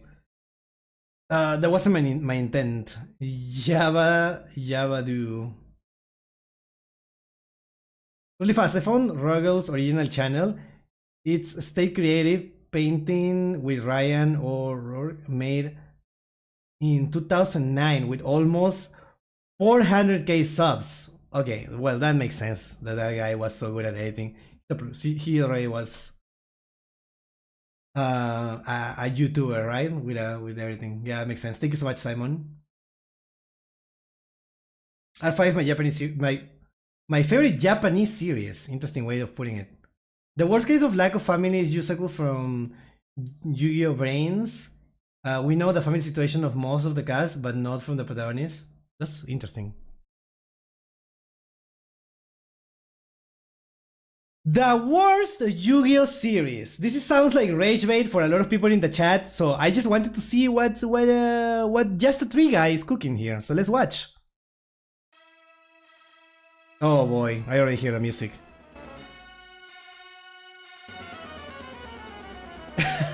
Rage bait. Hey, so you guys remember when I said that Yu-Gi-Oh! Was a soulless cash grab anime? Bakugan kinda just like blew up, especially in Canada. It was on par with Beyblade and Yu-Gi-Oh! For soulless cash grab anime with really cool products. I didn't really mean— Okay. Let's talk about this. Cash grab anime like Bakugan. And Yu-Gi-Oh! I think are in completely different planes of existence. Now, I personally haven't watched Bakugan. I know some people in chat are like very big fans of Bakugan, but to me, Bakugan always felt like it was copying like that type of thing, right? While Yu-Gi-Oh! Actually had a soul, right? Because it came from a manga that wasn't interested in selling toys, right? And you can tell, right? You can instantly tell. But yeah, it was also made an anime to get into the card games, right? So I can see it. But I feel like there's still a huge difference between them. Bakugan was popular here. I remember that they sell a lot of toys. Yeah, I can see it. But I don't know. I could be wrong because I don't know much about Bakugan. But I feel like maybe it's the Yu-Gi boomer in me. Maybe it's the nostalgia talking. I mean, they call those toys selling anime Pokemon, Yu-Gi-Oh, Bakugan, Beyblade, and Chaotix. I don't even know what Chaotix is. I grew up with Yu-Gi-Oh, Beyblade, and Digimon. Never really cared for Bakugan. Yeah, I feel like maybe for like older people, it will like it's like Bakugan. I don't know. Maybe we were too old when Bakugan came out. But to me, Bakugan didn't feel like a real thing. Okay, let's keep watching. mean that, guys. I was just in a dark place emotionally. Jokes aside, I am a pretty huge Yu-Gi-Oh! Fan. Master Duel took over my life for a solid year, and it got to the point where I was neglecting school. 2024. So obviously, even though I'm gonna be ragging on the show, I still kinda have to respect the series. And especially this anime in particular because I grew up with it. No, you didn't mishear me. I grew up with Yu-Gi-Oh! Arc V. Is it Arc? Dude, how old is this person? Holy, how do you grow up with Arc 5 or Arc V or whatever? Dude, how old is the person making this video? I already feel I already feel weird about this. I grew up with Yu-Gi-Oh! Beyblade Digimon. Oh wait, I already read that. If you search why 4Kids removed Yu-Gi Mom from anime, it says, wait, we will look at it later, don't worry. Bakugan was popular one reason because Bakugan was the voice actors were from at that time. Wait, what? Alright, let's watch the video. Arc V or Arc 5, I'm not even sure. You know, I think most people expect you to grow up with one of the first 3 series, but nah, I guess I'm just built different like that. Out of the 8 Yu-Gi-Oh series that are out, Who is this? Who are you? Huh? Huh? this one is probably the second most controversial, mainly because people aren't a fan of the new art style, but I'm not even gonna touch that one. I feel like this one has like a lot of fans than the new ones.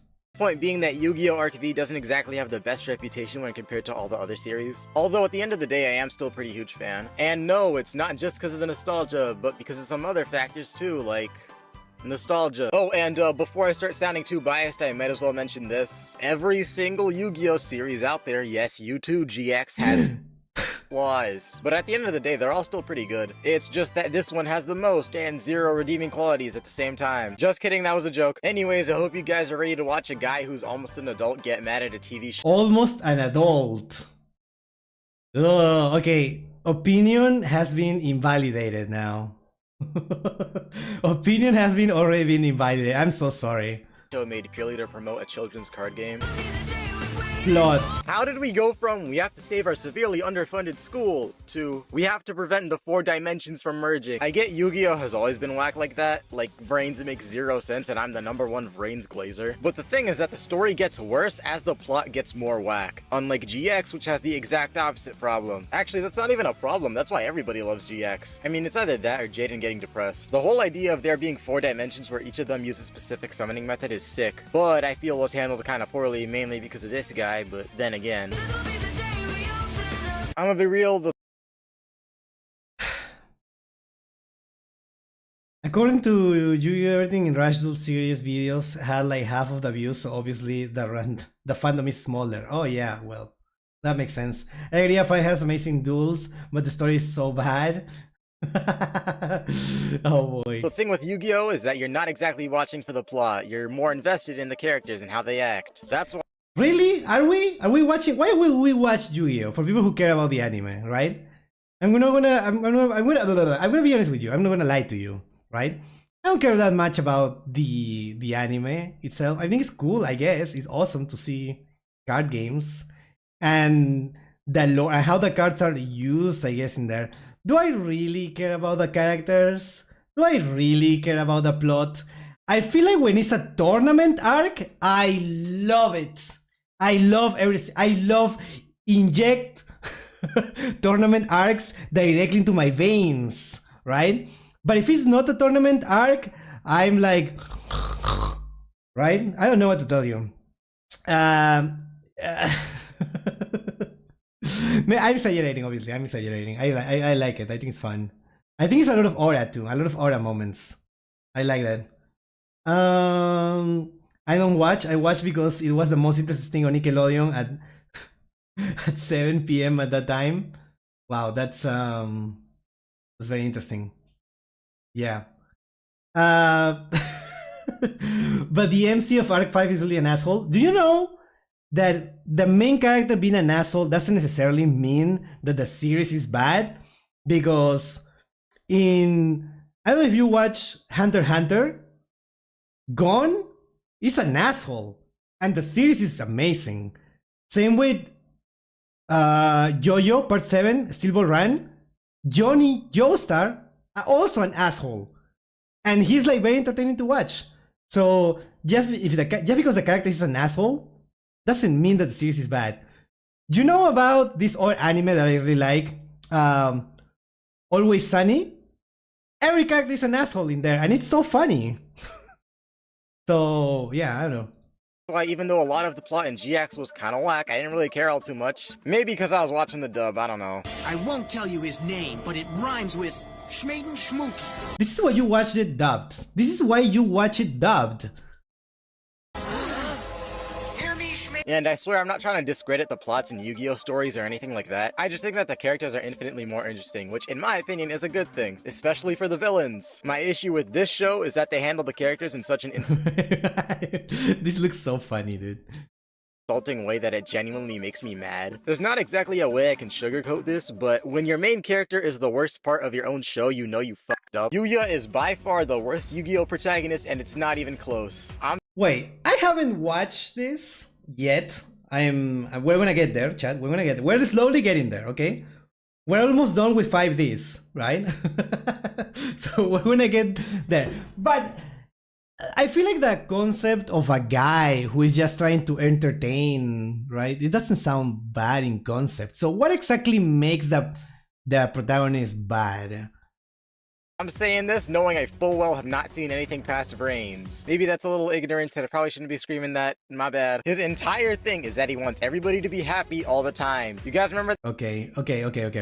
So we have Steven Universe in here, right? That's the thing, right? That one episode of Gumball, the one where Alan was trying to make those happiness concentration camps. Yeah, I think Yugioh would unironically support that. He isn't even subtle about this in the slightest. The smiling thing is shoved in your face all the time. The only thing that's on this guy's mind during a war is trying to make people smile, and that's kind of messed up. It's not too— I mean, I don't mind it.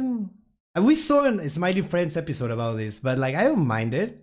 too bad during the first season, but during the Synchro arc, I kind of wanted this guy to die. I mean, get carded. Seriously, man, every other dual-tainer in the show is infinitely more interesting than him. This means that the further we get into the show, he only becomes fun to watch when he's having a mental breakdown. And I don't know if this is a hot take or not, but I think we can agree that his counterparts are all way better than him.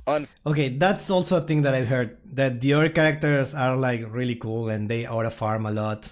I don't know how to explain it. Yuya's personality itself isn't a problem, but the way he's treated in the show can make him come up as an asshole. But the series, I assume something similar to what happened in GX happens, right?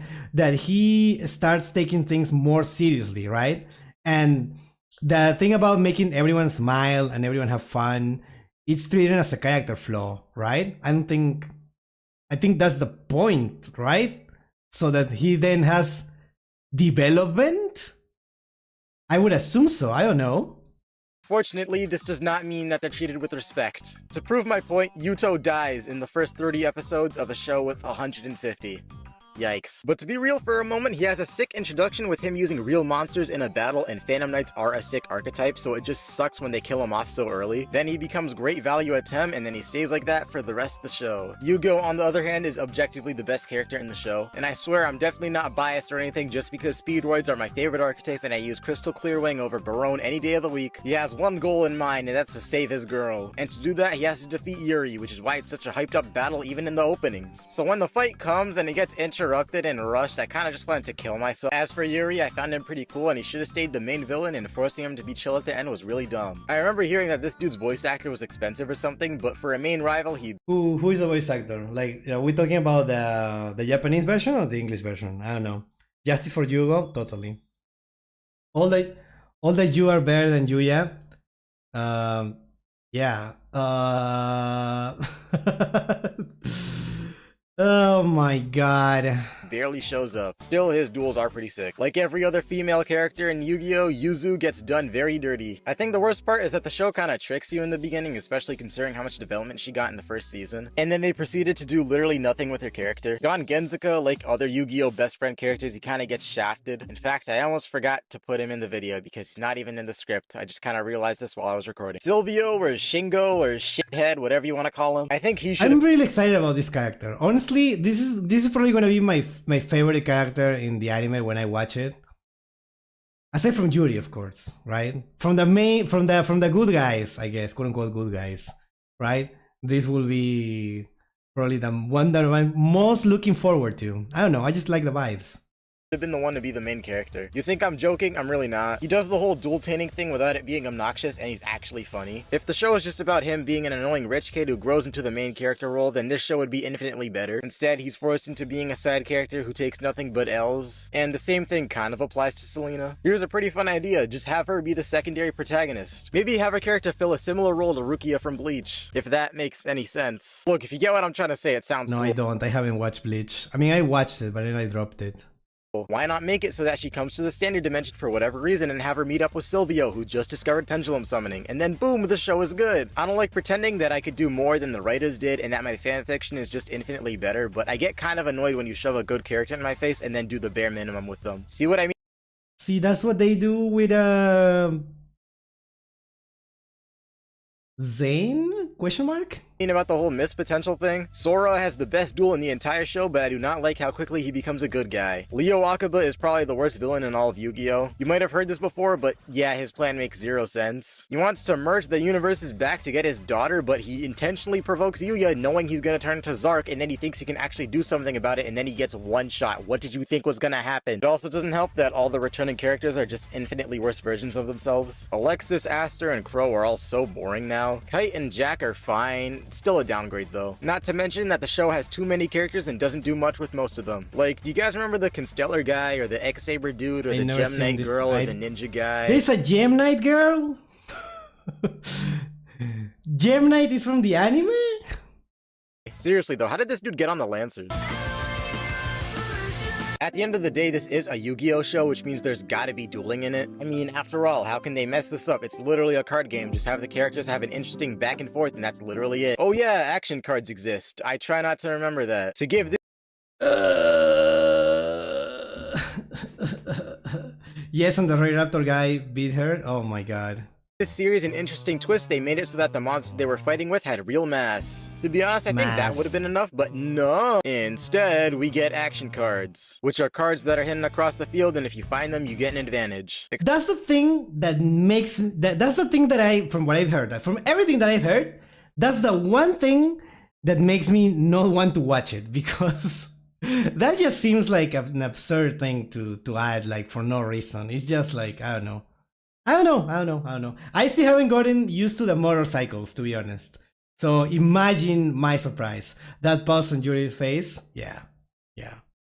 Except all this does is lead to less interesting duels. Most of the time, they just get Miracle or Evade, meaning that the main character gets to survive another turn just in time to get that ultra thick plot armor. The first duel between Yuya and Silvio introduces action traps. This is such a sick idea because this means you can't just rely on action cards all the time. But they literally get phased out of the show entirely. The sheer amount of duels that Yuya has won simply because he relied on action cards is kinda insane. Also, this is just me going on a tangent, but when I first watched Arc V, I was really young and I thought that action cards actually existed in real life.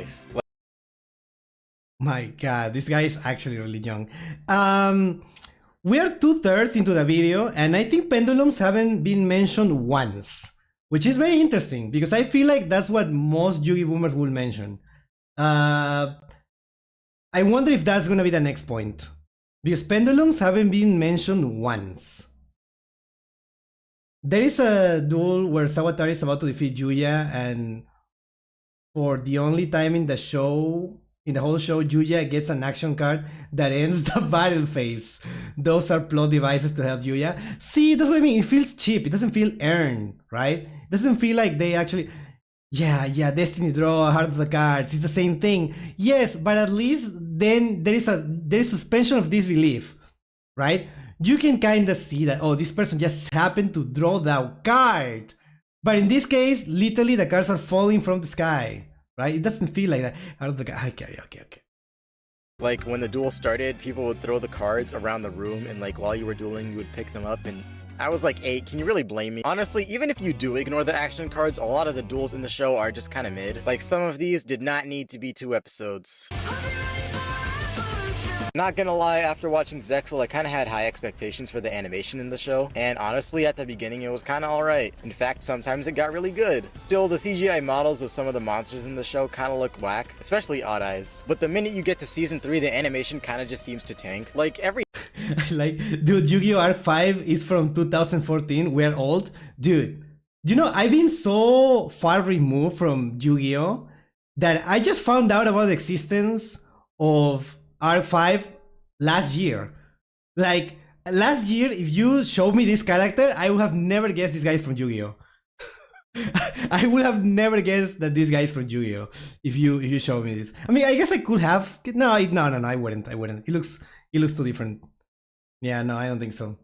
Texas had good animation, while Arc 5 is pretty inconsistent. As long as they get the good animation for the cool moments, it shouldn't be that big of an issue. Every now and then, the characters kind of just look whack, and they move in really awkward ways. I don't know if I'm finding the right clips, but I think you get what I'm trying to say. Nitpicking. Alrighty, here's just some general complaints I had with the show, starting with why the fuck did this duel need to be 2 episodes? And does anybody else think that it's a little weird that in the 6th opening of the show, Yuya shows off Odd Eye's Raging Dragon as if it's something that fits with his smile aesthetic? It does not. Oh, and you guys remember the other bracelet girls? Well, if you do, I should give you an award because honestly, I didn't. They have 0 character whatsoever. Yippee! And I know this was also kind of an issue in Yu-Gi-Oh! GX, or more just like a nitpick a lot of people had with the show back then. That also applies to this show, is that no matter how you look at it, going to a school for dueling is kind of whack. And you know— No. This is someone who clearly doesn't play Yu-Gi-Oh! If you ever play Yu-Gi-Oh! Like, you know that a school for card games is necessary. That is something that should actually exist, because if I ask the chat right now, what is the difference? What does a semicolon in the card games mean? Half won't know, right?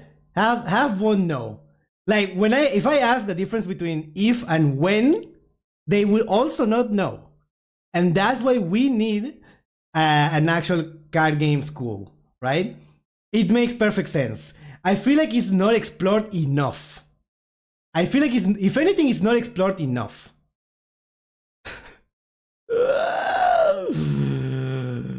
All right. it's a private school too, so you're paying money to get into these courses. Imagine you pay money for your kid to take an XZ summoning course and they fail. This just means it was a little hard for me to take it seriously when Yuzu was training so hard to learn how to fusion summon. Did you make sure to put your monster in your extra deck? Huh? My extra deck? Are you stupid?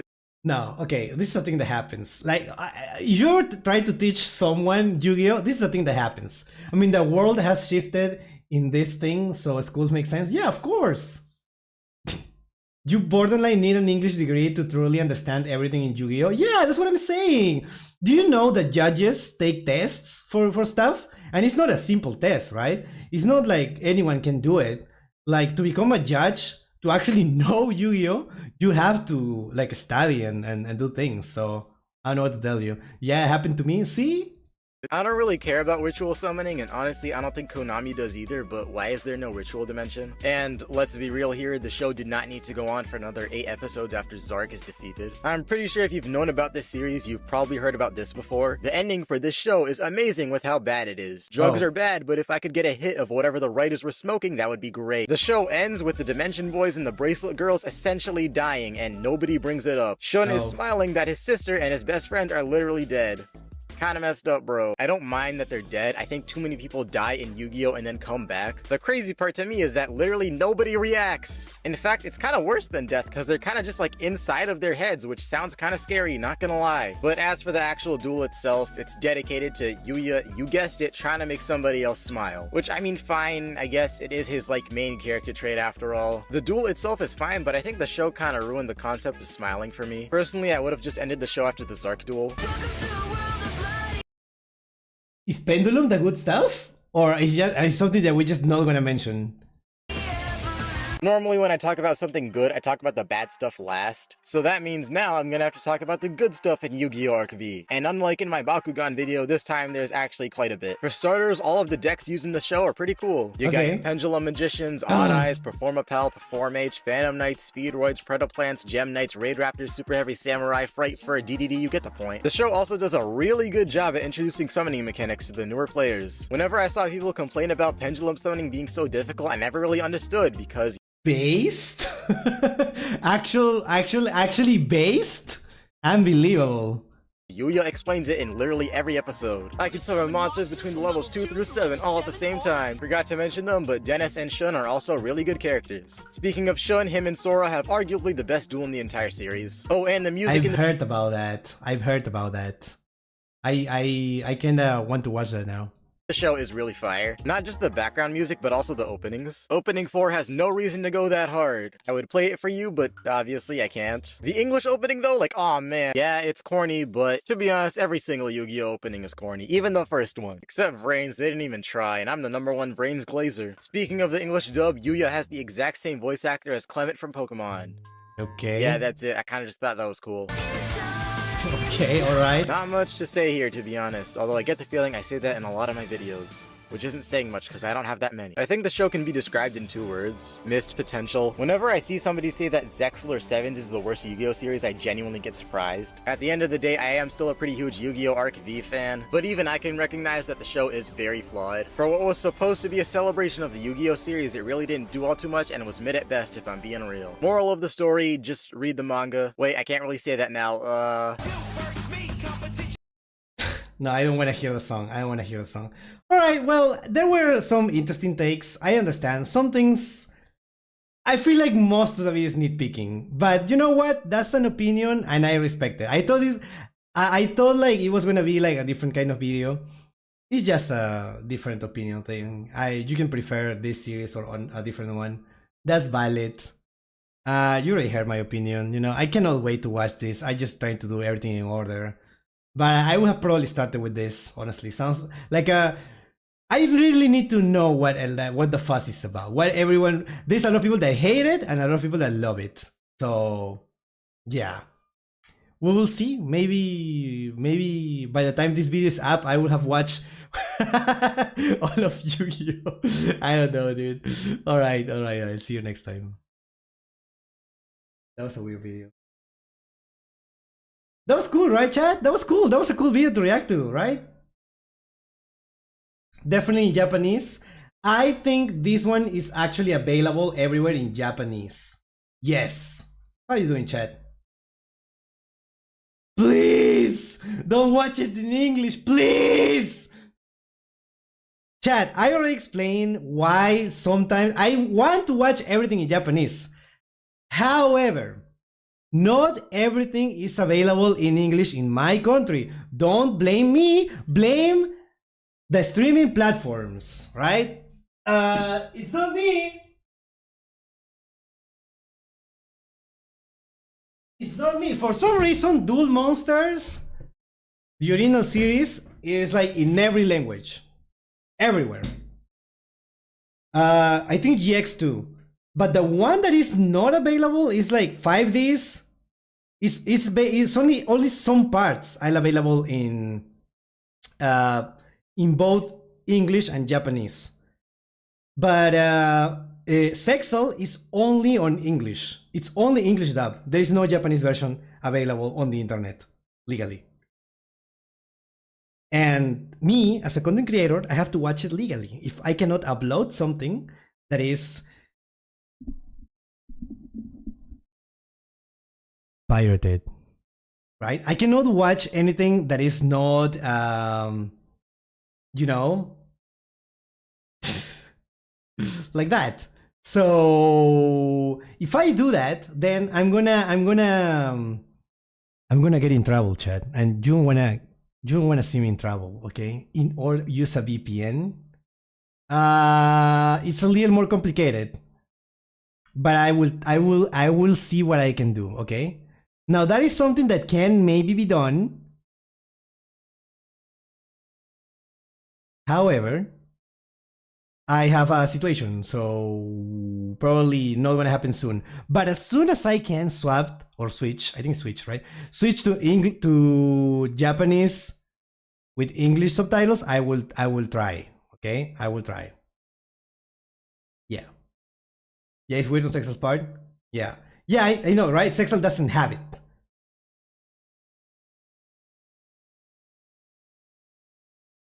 All right. Chat, you need to watch this. Before we go into the next video, dude, I feel like we're taking too long to react to stuff. So I think we're gonna have to skip one video. Zexal in English is torture. Really? Do you wanna know about Armed Dragon? You love Armed Dragon, right, Chad? You love Armed Dragon. It's your favorite. You wanna eat your Armed Dragon? You wanna eat your Armed Dragon and then we're gonna watch more about actually, we're talking about the dub right now. So why don't we watch this that is like on topic?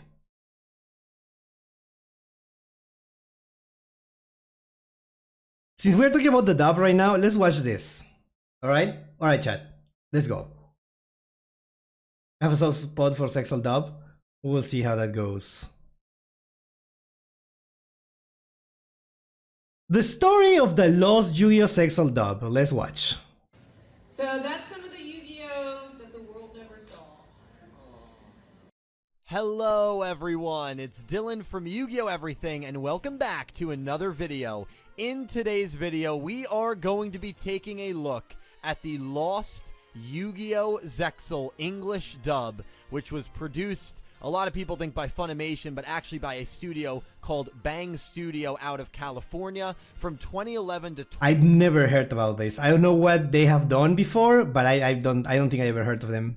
2012 that unfortunately never saw the light of day. I'm gonna go into why that was the case, the pieces of this. They did Bleach? Bleach dub is good? Question mark? Right? Bleach is good, right? You like Bleach, I think. I don't think I ever watched the English dub of Bleach. I think I watched it in the Spanish dub when it came out, Latin American one.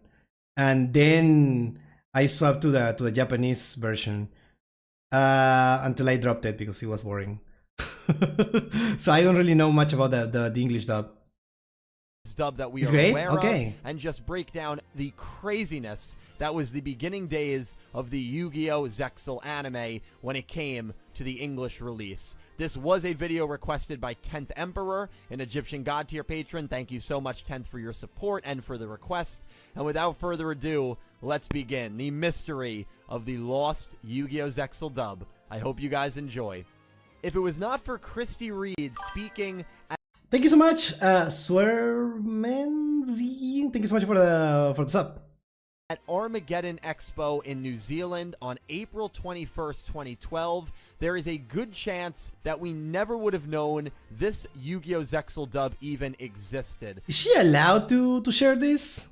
That doesn't sound like a thing that will be allowed to share. In fact, if it was not for this user, Luka Arambasic, who posted this video on October 21st, 2012, which I will have linked down below, we also would never have known that this Zexal dub existed. This convention was the only time that we ever saw scenes of the lost Zexal dub. Now, we have to rewind a little bit to catch you up to date, because I'm sure a lot of you are saying, well, what even is the lost Yu-Gi-Oh! Zexal dub? As I'm sure most— Wait, what am I reading? What is this? Bleach anime, it's like the Yu-Gi-Oh! Of Shonen. The anime adaptation is trash compared to the original material. Like, the manga is better than the anime, that's what you're saying. Okay, well, I don't know. Most of you already know, 4Kids was the dubbing company that produced the dub for Yu-Gi-Oh! Duel Monsters, GX, and 5Ds. They changed their name to 4K Media because they became a direct subsidiary of Konami after a lawsuit occurred between them, TV Tokyo, and ADK, which are the parent company of NAS, Nihon Ad Systems. The lawsuit came at the end of 5Ds, and that was a big reason why 4Kids never finished the English dub of Yu-Gi-Oh! 5Ds. TV Tokyo and ADK believed Okay, so there's a reason why they didn't finish 5Ds. That sucks. That 4Kids was stealing money from them, essentially. They were underreporting their earnings, and they owed them close to $5 million in earnings from the Yu-Gi-Oh! IP. While this lawsuit was being filed, 4Kids filed for bankruptcy, basically saying that they just didn't have the money to pay for that lawsuit, and they didn't really have money anymore. I mean, that's what happens when you file for bankruptcy in most cases. The lawsuit— Yeah, it's only 5 million, right? What the hell? It's just 5 million. 31 out of the 154 episode 5Ds were never dubbed in English. Wow. Wow. Even though I hate 4Kids censorship, I love the English voice actors. Yeah, the voice actors were like really doing a great job in most of this anime, but like, you know. Lawsuit ended up getting settled later on, but what was happening while this lawsuit was in process is absolutely baffling. ADK and TV Tokyo were so confident that they were going to win this lawsuit, which would have stripped away the rights of Yu-Gi-Oh! from 4Kids and from the New York City-based dubbing company that they made a deal on the side with director Christy Reed to produce their own Yu-Gi-Oh! Zexal English dub over a 6 to 8 month period starting in June 2011. It was contracted out to the LA-based Bang Zoom Entertainment, and according to Christy Reed, 26 episodes were fully localized. 26? That's a lot. Oh my god, that all that work that never saw the light of day. That's something. Which included the addition of a new musical score, comedic sound effects, and retouched animation, including a unique opening, which I am going to play for you a little later on in this video. Oh my god. Oh my god. However, it's important to note that Christy Reed, Johnny Young Bosch, who would have voiced Yuma, Vic Mignogna, who would have voiced Shark, and Richard Cancino, who would have voiced Bronk, were all working on this dub while they did not have the rights to do so. They were literally betting that TV Tokyo and ADK were going to win the lawsuit. That was going to be the only way that this dub would ever be allowed to be released, and they would be able to get the rights of Yu-Gi-Oh! Because while the lawsuit was going on, 4Kids still owned the rights to Yu-Gi-Oh! And as the end of the lawsuit was coming to a close, Christy Reed started to realize that ADK and TV Tokyo were actually not going to win this lawsuit. So we went through into 26 episodes. We stripped out all the music, we recomposed to picture, we wrote a theme song, Johnny came in and sang the theme song. This is about 8 months worth of work.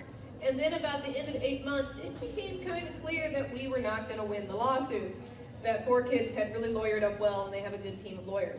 After the lawsuit was settled in 4Kids' favor, 4Kids became 4K Media. They were bought out by another company, and they became a direct subsidiary of Konami. And Konami decided they wanted to continue to make the English dub through 4Kids, meaning 4Kids and now 4K Media never lost the rights to dub Yu-Gi-Oh! Zexal, and so TV Tokyo and ADK ended up telling Christy this. And then the lawsuit sided the way that it sided, and essentially we were told, this is your project, put it on a shelf, and don't ever let it see the light of day.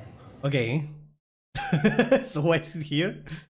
So this is what we brought here because I just got so bummed by that. 26 episodes were fully dubbed by Ms. Reed and her team over... This is lost media, right? I mean, it exists. I know she has it. Is it ever gonna be... Like, it's been many, many years, right? As she brings it to the light of day. Yeah, but not all the episodes, I think. Bang Entertainment, and will never see the light of day, which is just absolutely insane to me. Now, I do want to preface... I'm sure Ms. Reed was paid. I'm sure the voice actors were paid. I'm very confident that they were. Otherwise, what was happening would have been very, very wrong on many different levels. But imagine being an artist. Imagine being a... Release it as a fan dub? That's... I don't know. I'm pretty sure there's rules about that. Sculptor. And someone says, we're going to give you a lot of money to sculpt a brilliant, beautiful statue that is going to be displayed in the middle of Times Square for the next 20 years. Of course, the money is nice, and imagine if at the end of that project, after 8 months of your hard work, dedication, and outpouring of love into the project, they turn around and say, well, we still paid you the money for it, but there's been a change of plans. We are no longer allowing you to display that statue in Times Square. In fact, you can't display that statue anywhere. We're putting it in a warehouse for it to never be seen again. Okay, well, I know this is horrible, right? Obviously, as an artist, you want to your art to be shown to as much people as possible, right? But at least they got paid. At least they got paid. Could have been way worse. Sure, the money is nice. You got paid for your work, but the passion, the dedication to that project, and knowing that it's never going to see the light of day is absolutely crushing. And the more I analyze this, and I've watched Christy Reed's panel and the video that we have, which by the way is badly out of sync, but at least we have some sort of video on it. As I've analyzed and thought about this situation for quite a bit of time, I believe the entire fault lies on ADK and TV Tokyo. Now, Are we really, like, what is this? What are we doing? Are we looking for someone to crucify? I'm going to speak on ADK for a little bit. ADK is the parent company of NAS. It's hard for me to talk about them and that company and that side of Yu-Gi-Oh! Without getting a little biased and angry. I have never felt more personally harassed and attacked by a corporation like I have. Because of the copyright strikes. Yeah, that's our future, chat. That's our future. With NAS and ADK. If you're unfamiliar with this story, it was the summer of 2017. Yu-Gi-Oh! Everything was still in its infancy stages, but it was really starting to take off. And I was starting to get copyright strikes on my videos. NAS delivered 7 copyright strikes to videos on my channel spread out over 20 days. Now, if you know anything about YouTube, a copyright strike is terrifying, and if you get 3, you are frozen out of your account and can't actually upload, and if you don't fight those claims, your entire YouTube channel gets terminated. And there's no one at Google or YouTube that you can get in contact with to help you, so you are literally stranded out on your own as this, in my case, giant corporation was clearly headhunting me and manually striking down videos every 3 or 4 days. It was absolutely wrong, and I don't view many companies in a negative light, but for what ADK and NAS put me through during that summer, I mean, I had to even upload Yu-Gi-Oh! Range reviews on my backup channel, Dylan from Anime, because I literally was locked out of Yu-Gi-Oh! Everything. Reviews? This is not even reactions. These are just reviews. For almost 2 months. ADK and NAS put me through a lot that summer, and so I don't really have much of a positive image of them. If you're wondering how it got resolved, I literally fought every single claim, and after YouTube reviewed it, I won every single claim. ADK nor NAS took legal action, so the videos were reinstated, and the copyright strikes were revoked, and after surviving the clearly coordinated and attacked onslaught by that company, Yu-Gi-Oh! Everything, the channel, as you can see, survived. And what's very hilarious to me, NAS and ADK left Yu-Gi-Oh! After Vrains. They're not part of Sevens. So actually, this channel outlasted NAS when it came to Yu-Gi-Oh!, which, you know, I'll always smile at. But anyway, I'm getting a little off topic. To get back to the main point of why I'm bringing up ADK and NAS and my personal experience with them, the amount of arrogance to believe you are going to win a lawsuit to the point where you literally hire an entire team to dub 26 full episodes. I don't know if that's how this works. I mean, like, arrogance? We're like, it's a business, right? It's business. You want to be ready for this, right? You're already investing a lot of money because you want to get the anime, like up as soon as possible, right? You want to start posting it. You want to start making money with this as soon as possible. So you might as well gamble, right? Wishful thinking, I guess. Wishful thinking. It's like you have to be prepared for this. I don't know if that's how I see it, right? Because the important thing for the company, I mean, obviously I'm not defending the company, right? Gamble it all or nothing. Yeah. I mean, at the end they spend all that money for nothing, right?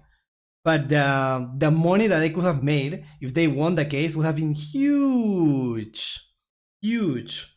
So I can see why they did it. Not that I agree with it. I'm just trying to understand.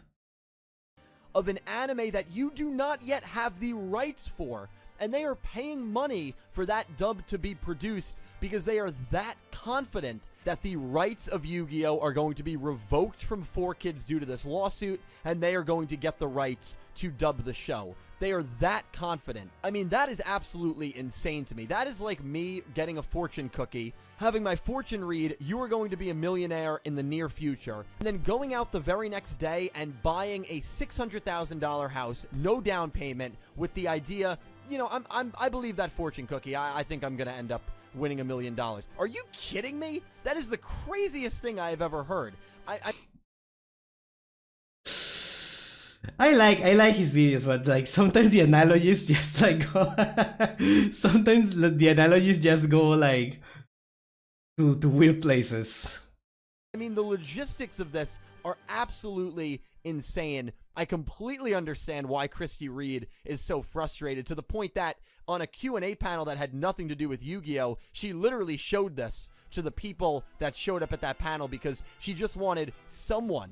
She just wanted someone to see the work that they did, and she wanted people to actually know and understand that, you know, I believe they got screwed over in this by ADK and NAS. I mean, to be fair, this is the company that didn't fight for Air Neo situation. They probably thought 4Kids wouldn't win.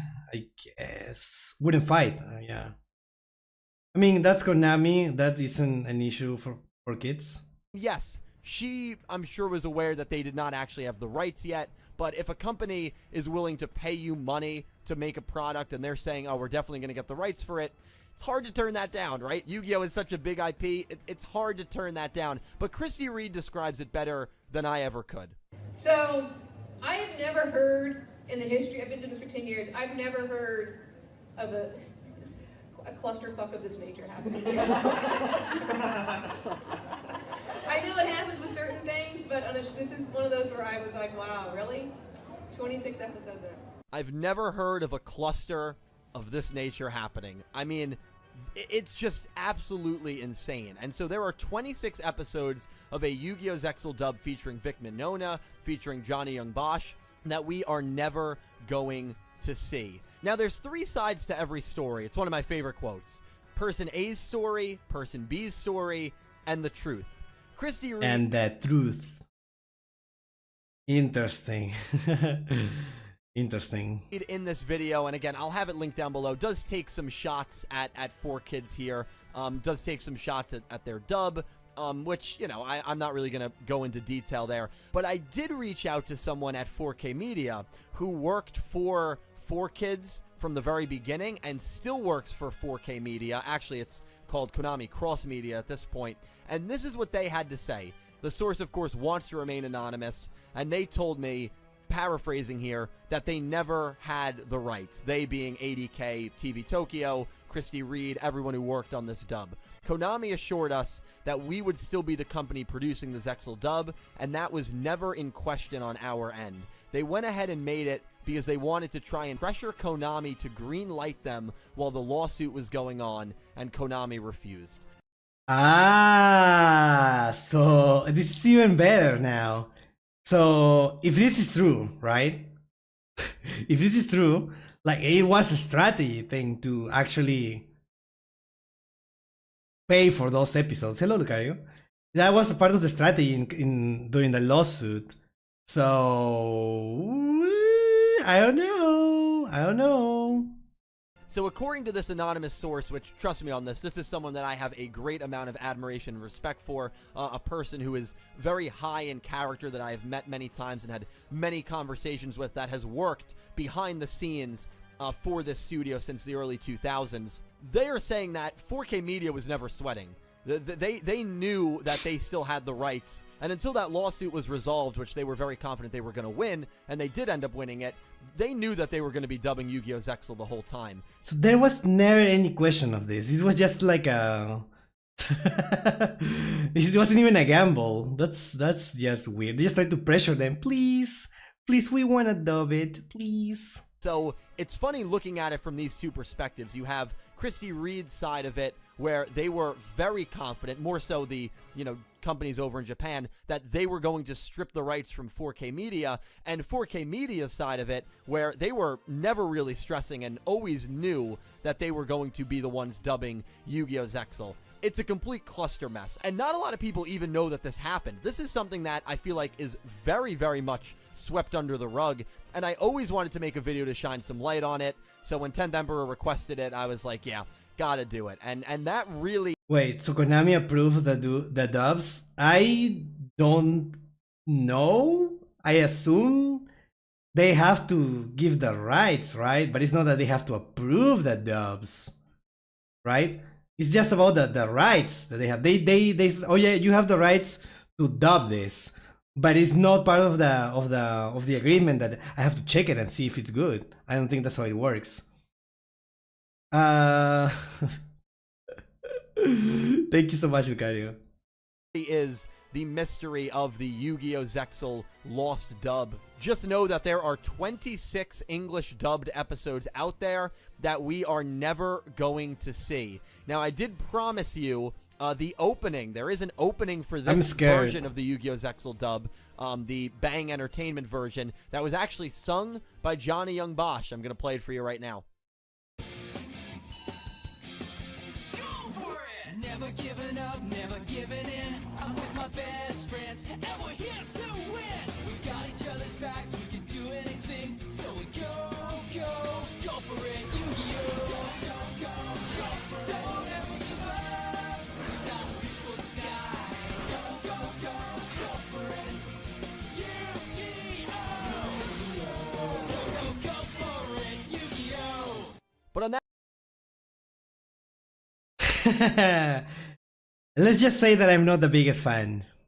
That note, that pretty much sums it up. Really a fascinating story that I feel like not a lot of people know about. And if you guys know any more details, please let me know. But besides this 38-minute video of Christy Reed's panel at Armageddon, I don't think there is any interviews or details that exist about this topic outside of this video. I think this video is it. So let me know your thoughts on this down below. And I'm sorry I couldn't get more quotes or more statements. And I'm sorry I can't release any names of people that I spoke to at Konami Cross Media. But obviously they want to remain anonymous, and I think that's very understandable. So let me know your thoughts. I really hope you enjoyed. I hope you learned details. Okay. Okay, we got it. Interesting video. Interesting to know all these things. I had no idea. I was... someone let me know about this in the comments like a few days ago, and I was like, okay, well, now I need to see what this is all about. It's really confusing, right? There is not like a definitive version, and I don't know. We're gonna, for the people who are like fans of those voice actors, it's like, what could have been, right? So I get it, kind of weird, but also, yeah, come on. So yeah. Alright chat, alright chat, alright chat, alright chat, alright.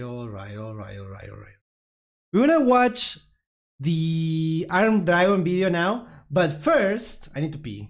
So give me hello Exa, by the way, hi. Give me 2 minutes and I'll be back. Give me 2 minutes, I'll be back.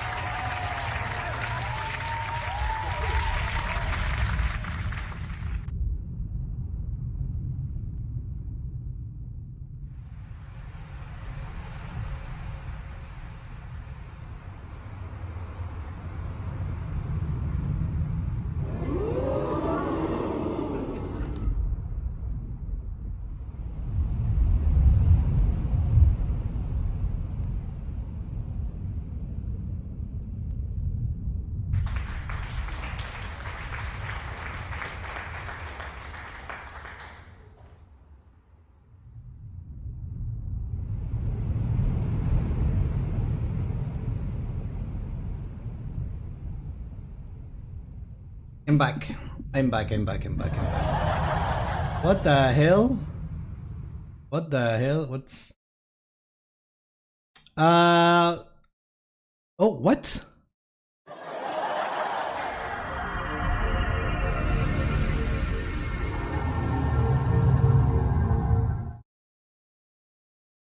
Alright, here we are. Shut up! I was just playing Master Duel and had an intense match of, against Kanan Banquistol. Dude, I love Kanan Banquistol. So good. So good. Arm Dragon, yes. Arm Dragon. Whoa. Christ. I really not allowed to pee. Alright.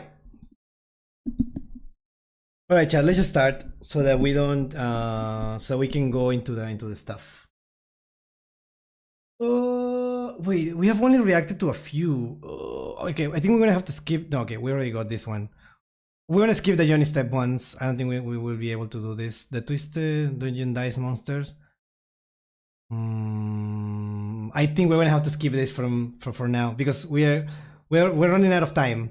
So let's just watch this one. Let's just watch this one already.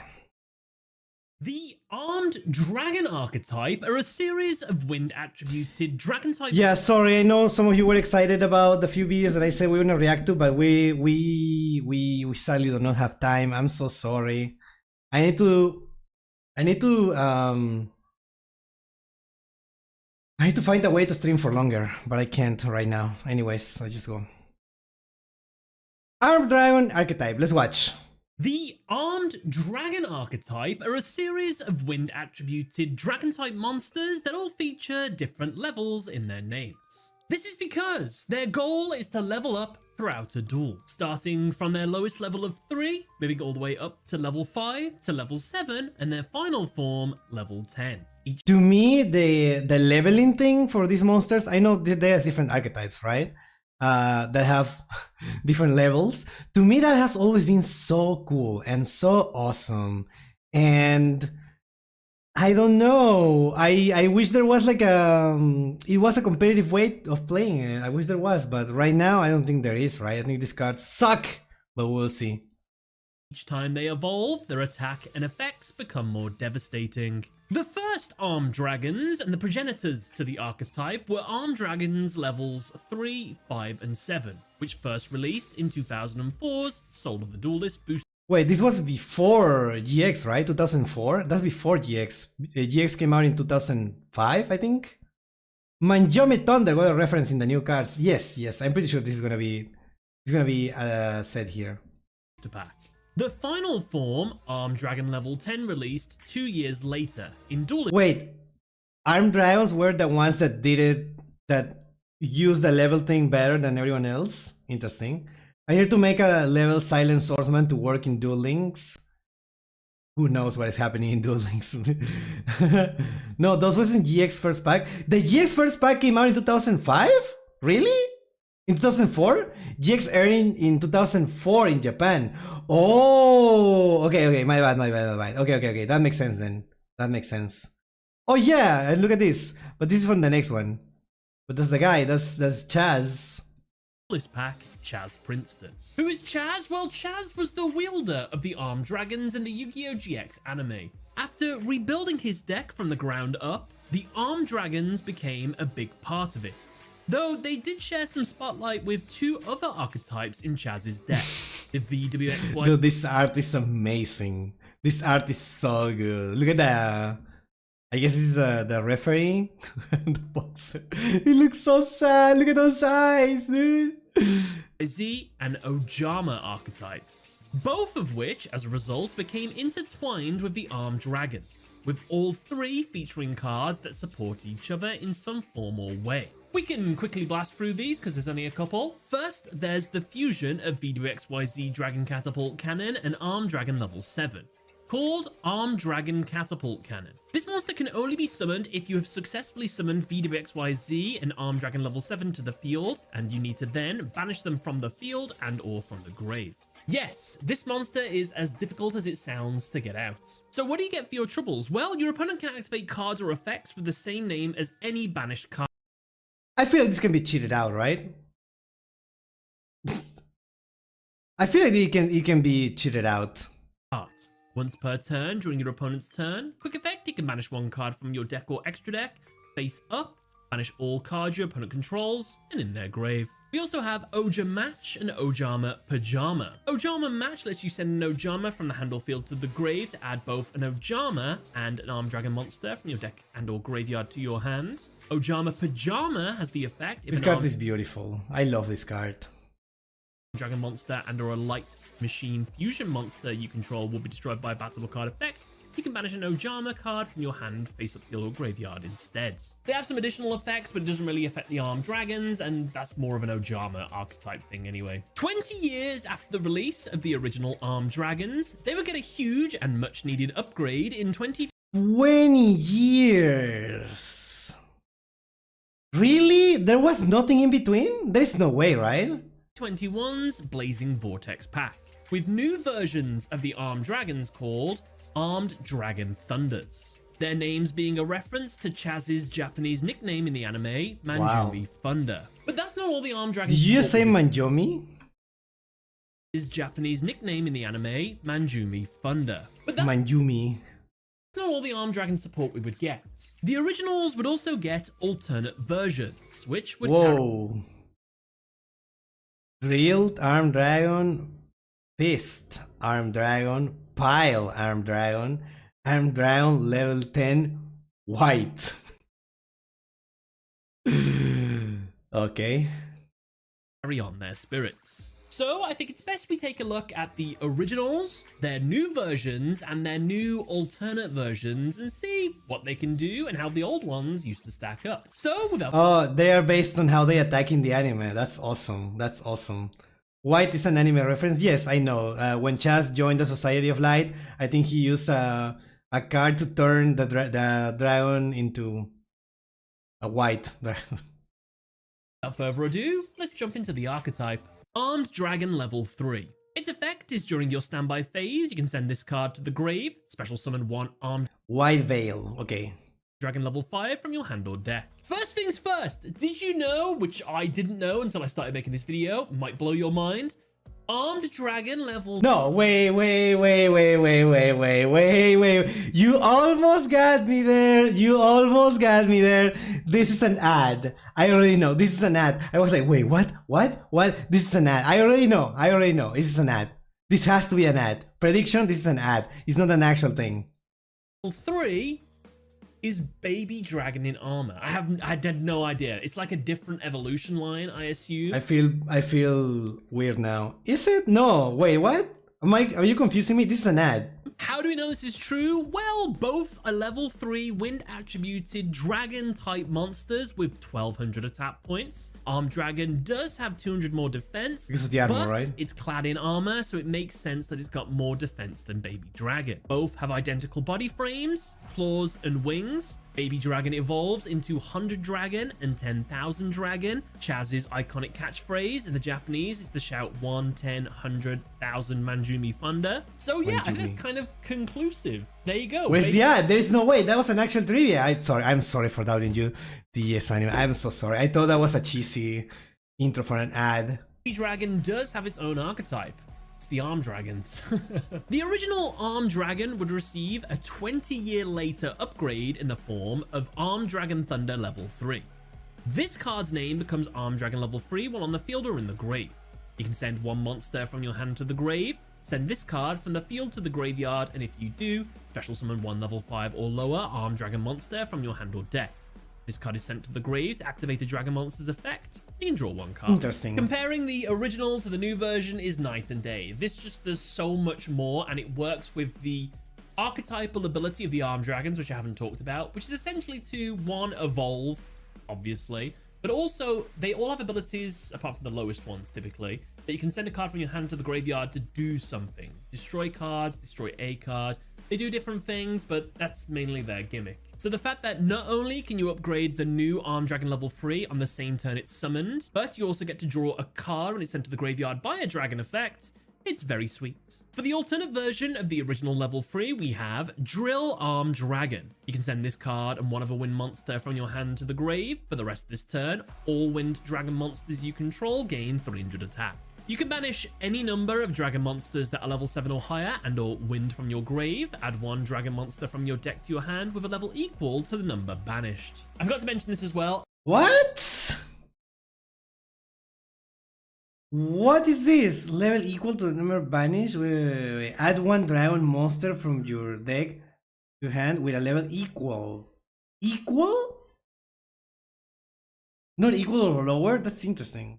Dragon monster from your deck to your hand with a level equal to the number banished. I forgot to mention this as well. Every single one of the armed dragons also has a corresponding spell or trap. That monster features in the artwork, so we might as well cover those with each of them as well. So starting first with Armed Dragon, we have Armed Dragon Flash. Special summon a level 3 Armed Dragon monster from your deck into defense. If I was to put money on what Oh, but this is quick, right? So you can do this on your standby phase, right? So you can immediately get the level 5, right? With this, basically, you get the level 5.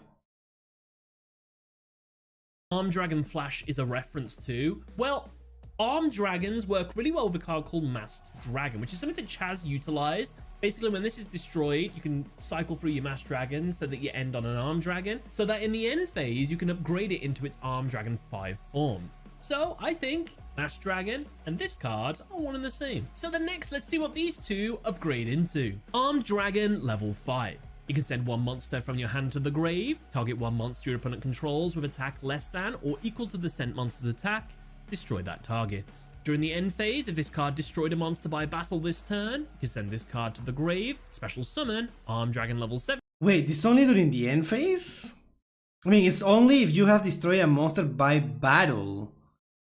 Huh, so this requires a little extra work.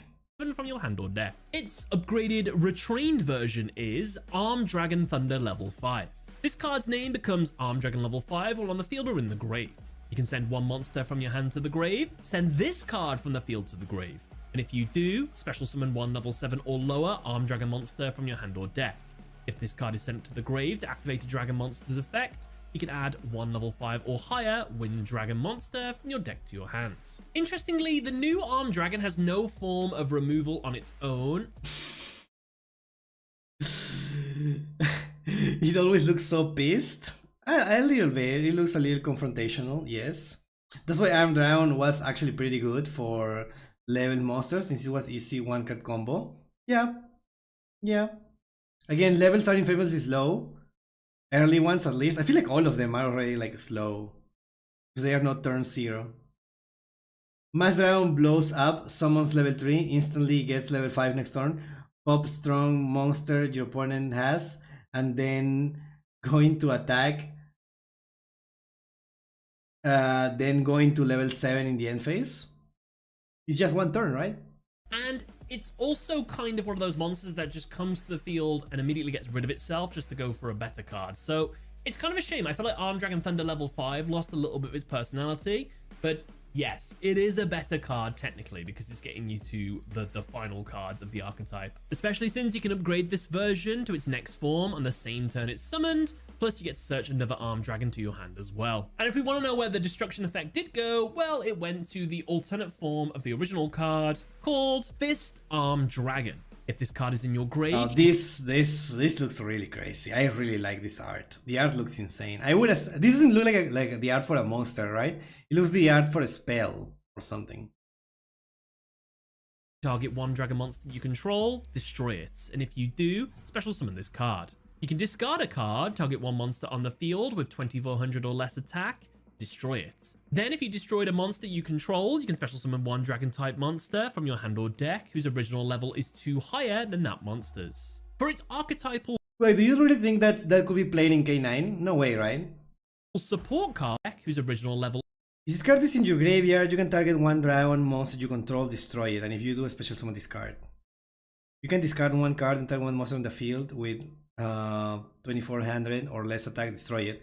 Then if you destroy it, you can special summon one dragon monster from your hand or deck whose original level is 2 higher than that monster. No, this is not playable for K9. Is 2 higher than that monster's. For its archetypal support... Yo, Renga, thank you so much for the raid. Welcome to the stream. Hi, how are you doing? Hope you had a great stream. We're watching Yu-Gi-Oh videos. Thank you for bringing your community. Thank you. Raid from the Break Brigade. Let's go.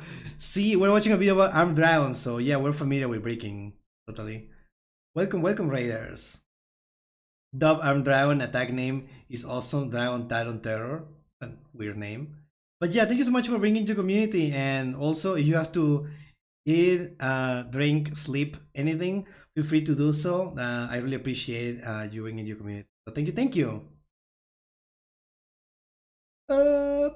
So fun fact, destroy itself and get out any red eyes. Well, technically it could work in any type of deck, right?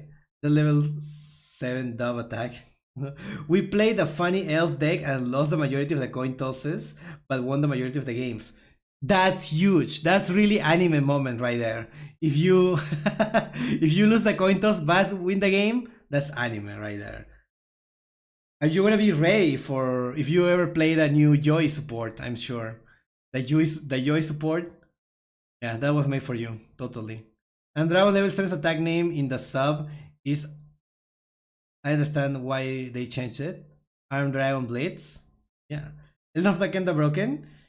Yeah, I mean, I still don't get that much of the deck. I've been not testing it. I've been playing against it a few times, and it seems cool. It seems cool. I don't think I will ever play it though. It's just not the type of deck for me. But it's funny how the cards like move, right, from the center to the side. It looks really funny how the the cards swap positions to activate their effects. Yeah.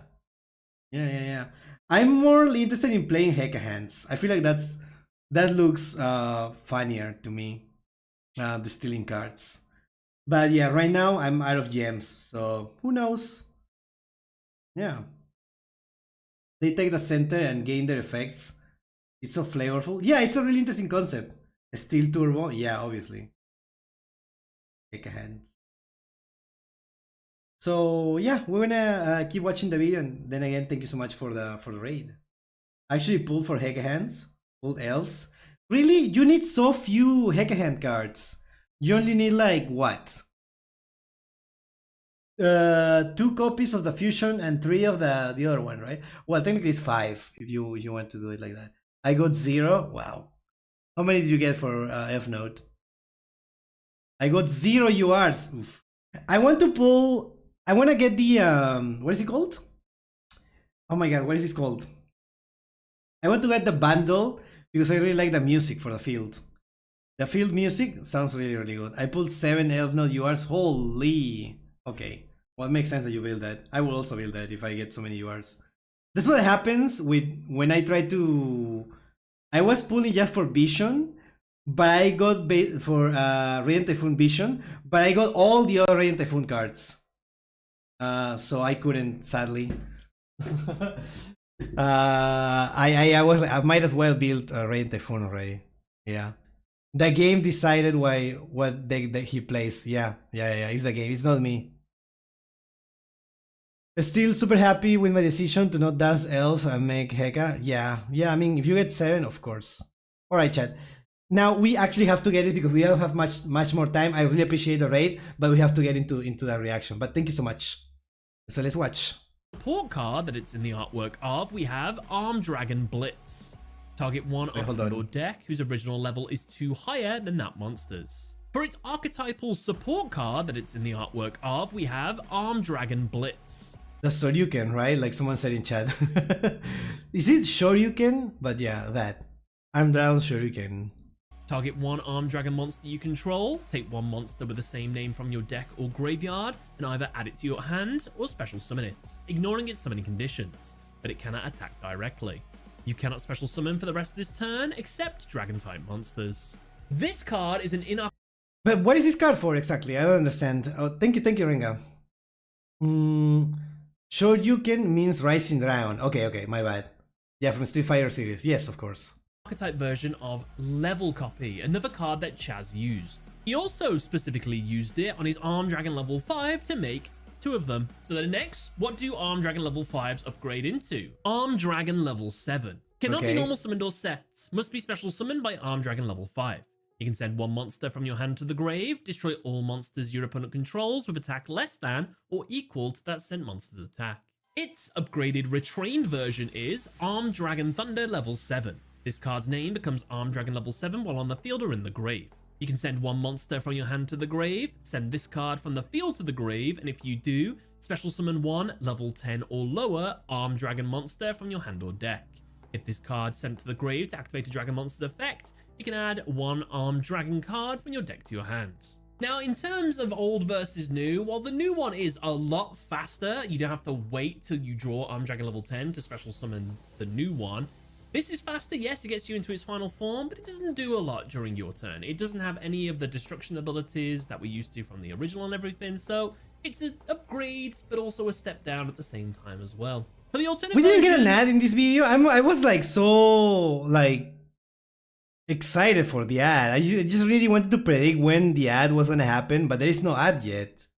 Interesting. Of Armed Dragon level 7, we have Pile Armed Dragon. Jesus Christ. You can send one other Wind Dragon monster or one other level 7 or higher Dragon monster from your hand to the grave. Special summon this card from your hand. You can send one Armed Dragon monster from your hand or deck to the grave. Make your ad. You are so right. You are so right, Samuel. If you're enjoying the video so far, please don't forget to like and subscribe. It really helps the channel. It helps that I can make more content and I can do more stuff for you. So yeah, I would really appreciate it. Thank you so much. I don't know, dude. I should get like an actual script for that. Set Pile Armed Dragon. Target one face-up monster you control. That targeted monster gains attack equal to the level of that monster sent to the grave times 300 until the end of this turn. Also, you can only attack with one monster this turn. For Armed Dragon level 7's archetype support that it's in the artwork of, we have Armed Dragon Lightning. If an Armed Dragon monster you control would be destroyed by card effect, you can send this card to the grave instead. You can target one Armed Dragon monster you control, then activate one of these effects. It gains attack equal to its level times 100. Add one Armed Dragon monster with an equal or lower level than it from your graveyard to your hand. Now, Armed Dragon level 7 is a bit spicier because it has some alternate forms. First of all, it has a dark counterpart called Dark Armed Dragon. It must be special summoned from the hand. I forgot this was meant to be Armed Dragon. Every time I see this card, I just think Dad. And that's it, that's Dad. But I never think about this as the Dark Armed, like from Armed Dragon, right? This is a different thing. Having exactly 3 dark monsters in your grave. You can banish one dark monster from your grave, target one card on the field, destroy that target. This monster would receive an upgraded Xyz form in... Okay, I've seen people playing this in Vanquish Soul K9 and I just don't understand why. I don't understand why people are playing this right now in Vanquish Soul K9. Once per turn, if you have exactly 5 dark monsters in your graveyard, you can also Xyz summon Dark Armed Dragon, whatever, this thing, by using one level 5 or higher Dark Dragon monster you control as material. There is no Dark Dragon in... What, is it Saryuya? No, it has to be level 5 or higher, right? Saryuya is not a level 5 or higher. There is no... What is this? What is this card for? In there. You can detach one material from this card, because the other alternative is 2 level 7 monsters. The only level 7s, what are they? The Bestials and Borger, right? And then what? You can detach one material from this card, then target one card your opponent controls, destroy it, then banish one card from your graveyard. Also, this card cannot attack for the rest of this turn. What? The Vanquish Soul monster is a dragon. It's an earth dragon. It's an earth dragon. Caesar? I think Caesar, right? Yeah, it's an earth dragon. It's not dark dragon. So, and it's also not level 7 if I remember correctly. So I don't know why this is played there. Caesar is level 8? Wait, Caesar is not level 7? So why are people playing this on Vanquish Soul K9? I don't get it. Please let me know in the comments. This is not engagement bait. I actually don't know. Yes, this is a reaction stream. Yes. Yes. Because it looks cool? Okay, must be for Aura Farm, I guess. Dark Armed Dragon, the Dragon of Annihilation. Once per turn, if you have exactly 5 dark monsters in your grave, you can also Xyz summon Dark Armed Dragon, the Dragon of Annihilation, by using one level 5 or higher Dark Dragon monster you control as a material. You can detach one material from this card, target one card your opponent controls, destroy it, then banish one card from your grave. Also, this card cannot attack for the rest of this turn. Fun fact, the original Dark Armed Dragon would be transformed into a metaphysical worm monster, as seen in the artwork of Dracoscension. Dracoscension? What the hell? In it, it becomes the normal monster. I literally never seen this in my life. It's not even a dragon, it's a worm. Usually visible despite its phantom existence. I literally never seen this. I'm curious about this now. What do I do to play this? Because it looks so cool. According to Duel Links, the Dark Armed Dragon attack name is Dark Mamble. Okay. Would you still love me if I was a worm? What the hell? In Primate. Interesting. Metaphys Armed Dragon. And we're still not done with alternate forms of Armed Dragon level 7. It's the most popular one, apparently. It also got a ritual form, which is a The hell? I never seen this. So there is a ritual, there is an Xyz, there is a normal monster. Interesting. Part of the Paladin series of cards. It was called Knight of Armor Dragon. It's summoned using Armor Dragon Ritual. At the start of the damage step, if this card battles a monster that was special summoned from the extra deck, you can shuffle that monster into the deck. You can tribute this card, special summon a level 5 or higher Wind Dragon monster from your hand or deck. So the Armed Dragon level 7s, what did they upgrade into? Well, their final form. Armed Dragon level 10. Cannot be normal summoned or set. Must be special summoned from the hand. Metaphys are slow and bad. This is coming from a jank player. Oof, that means a lot. And by tributing one Armed Dragon level 7. You can send one card from your hand to the grave, destroy all face-up monsters your opponent controls. Must be a special summon. It's an interesting thing. Must be special summon from your hand by tributing one Armed Dragon level 7. So you just have to have it in your hand. You can send one card from your hand to the graveyard, destroy all face-up monsters your opponent controls. Okay. Okay. Face-up monsters your opponent controls. It's retrained, upgraded version. It's Lightning Vortex in a monster. Yeah, I feel like it's a little convoluted in order to, yeah. The retrain, I think, is much better. Is Armed Dragon Thunder level 10. If this card was special summoned by the effect of an Armed Dragon monster, it gains the following effects based on its attack. 1 or more, its name becomes Armed Dragon level 10.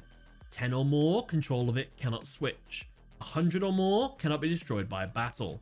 1,000 or more, once per opponent's turn. Quick effect, you can send one card from your hand to the graveyard, target one card on the field, destroy it, and if you do, this card gains 1,000 attack.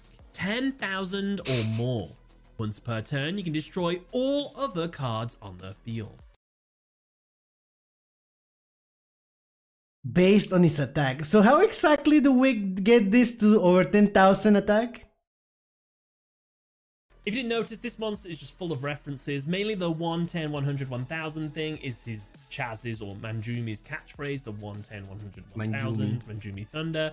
Manjumi Thunder. Thunder is in its name as well. Also, Chaz strikes, I think it's this pose, which this monster is doing as well. So lots of references in this one. And in terms of, is this new monster better than the old one? Yes, in this case, it's much easier to get out and it has a lot of devastating abilities. And yeah, pretty cool. The in-archetype support...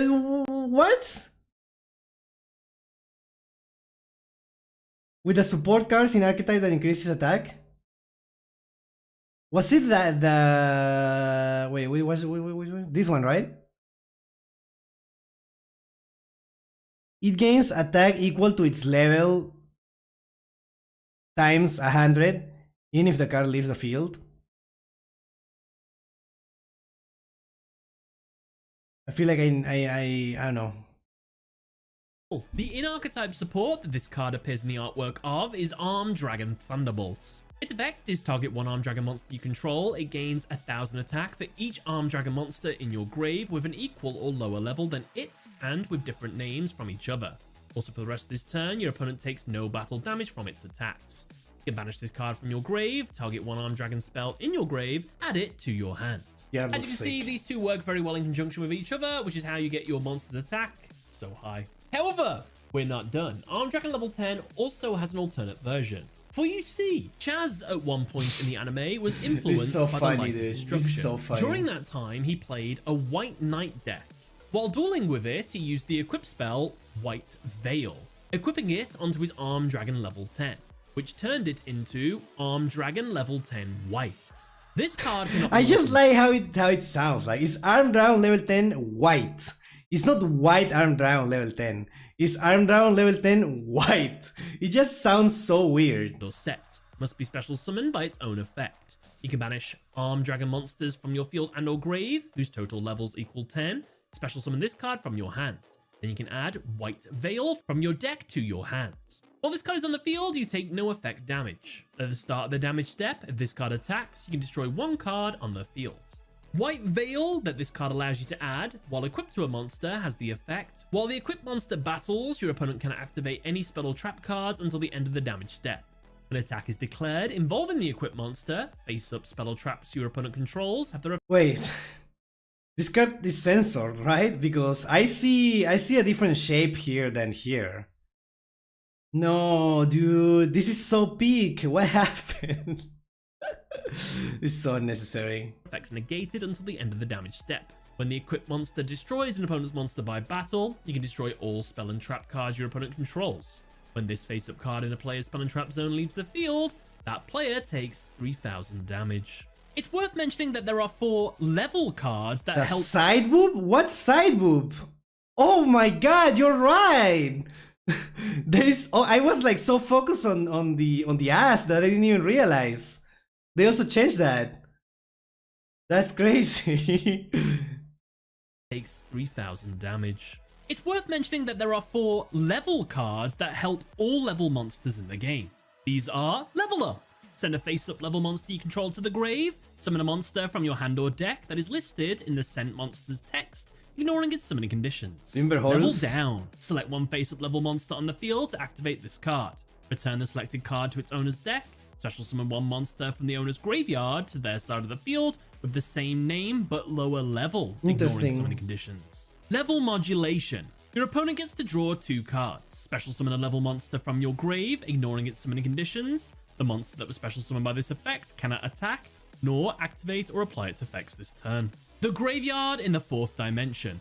Add 2 level monsters from your grave to your deck, then shuffle it. And for the final Armed Dragon card, we actually have a Jaden Yuki reference here. It's a merger of Jaden's... What? What is this? What the hell? What? What? I've never seen this. What the hell? Elemental Hero Neos and Chaz's Armed Dragon monster. These two together make Armed Neos. If this card is summoned, you can choose one dragon monster in your grave, then destroy all monsters your opponent controls with an equal or lower level than it. Dude, this is huge. I want to play this. There's even an Evil Hero Neo Fusion 2. Wait, what? This came out for the first year of the 25th anniversary. It was like $25. This is in masterduel. I want to play this. This is the coolest thing ever. This card destroys a monster by battle. You can make this card gain the following effect. During the main phase, quick effect, you contribute this card. Special summon one Elemental Hero Fusion monster from your extra deck, ignoring its summoning conditions. Wait. During the main phase, quick effect, you can tribute this card, special summon one Elemental Hero Fusion monster from your extra deck, ignoring its summoning conditions. You can summon whatever with this. What is the best thing to summon? What is the best thing to summon with this? What is the best Elemental Hero Fusion that you can get? Not for free, right? But is there like... Because with this you just need a Elemental Hero Neos and Armed Dragon, right? Contrast Hero... Rainbow Neos? Rainbow Neos probably, I don't know. But Armed Dragon with Neos. What do I do with this? I want to summon this. What do we play this in an Elemental Hero deck? Or do we play it in an Armed Dragon deck? And you can cheat this out with Prism Effect. I guess. No contrast or mask. Neo's fusion deck. I will look this. I will look into this. I will look into this because this looks really cool. This looks really cool. And with that, that's another archetype done. Are you a fan of the armed dragons? I am if fan. you are, which is your favorite one? Thank you once again to the Patreon supporters for helping making these videos possible. But other than that, thank you all for watching. Catch you later. Bye. All right, honestly, this is the coolest thing ever. Like, this is my favorite armed dragon. Armed Neos is my favorite armed dragon. That's just yeah, that's just it. I don't know what to tell you. And well, I'm edgy, so I guess his Dark Arm Dragon is also really cool. Yeah, very nostalgic. So yeah, well, I will. This video has kind of convinced me to give it a try. So I will get there to the mines to find gems in Master Duel in order to play this because yeah. So we will see how that goes. Alright chat, remember at the start of the stream when I told you that to help new viewers? No, I haven't watched the Duel Links stuff yet. We're gonna get there. We're gonna watch the Duel Links in a bit. But first, we have to... before you go into the Duel Links, you have to eat your memes. Okay? You have to eat your memes first. So, chat.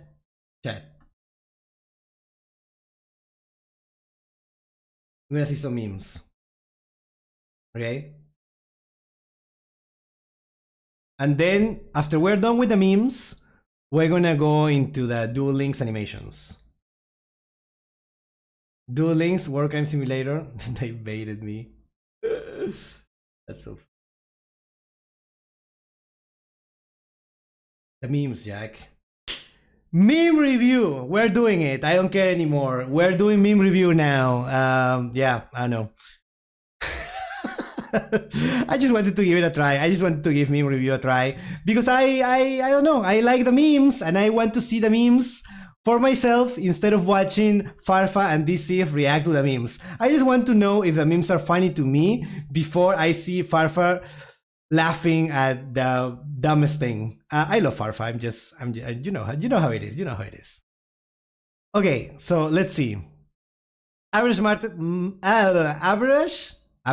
dude. Average Master Duel experience. Chainlink 1, Fualos. Chainlink 2, Ash. Chainlink 3, Maxi. I saw this on Twitter and people were saying, oh, wait, I didn't realize that's a cold buy. I didn't realize there was a cold buy. I actually didn't, when I saw this on my phone on Twitter, I didn't realize there was a cold buy at the end. Okay, that's a way better meme. I already laughed at the fact that I didn't realize that there was a cold buy there. Damn, I feel so dumb now. I'm not better than anyone. Even the finger is censored. You're right, the finger is censored. I'm reading at the comment, okay? Lost in the first meme. Okay, from now on, I'm only gonna react. I'm only gonna laugh at actual good memes, okay? I feel like this is cool. This is like... Honestly, this is a good meme. This is a good meme. My opponent, after I managed to deal with every other card in their hand. Dude, why am I laughing? Why am I laughing at the title, dude? Alright. It's the chat making me laugh. Okay? Shut up.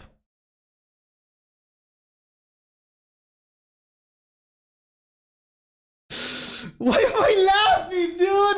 Why am I laughing? Why am I laughing at this? It's Tamakiri.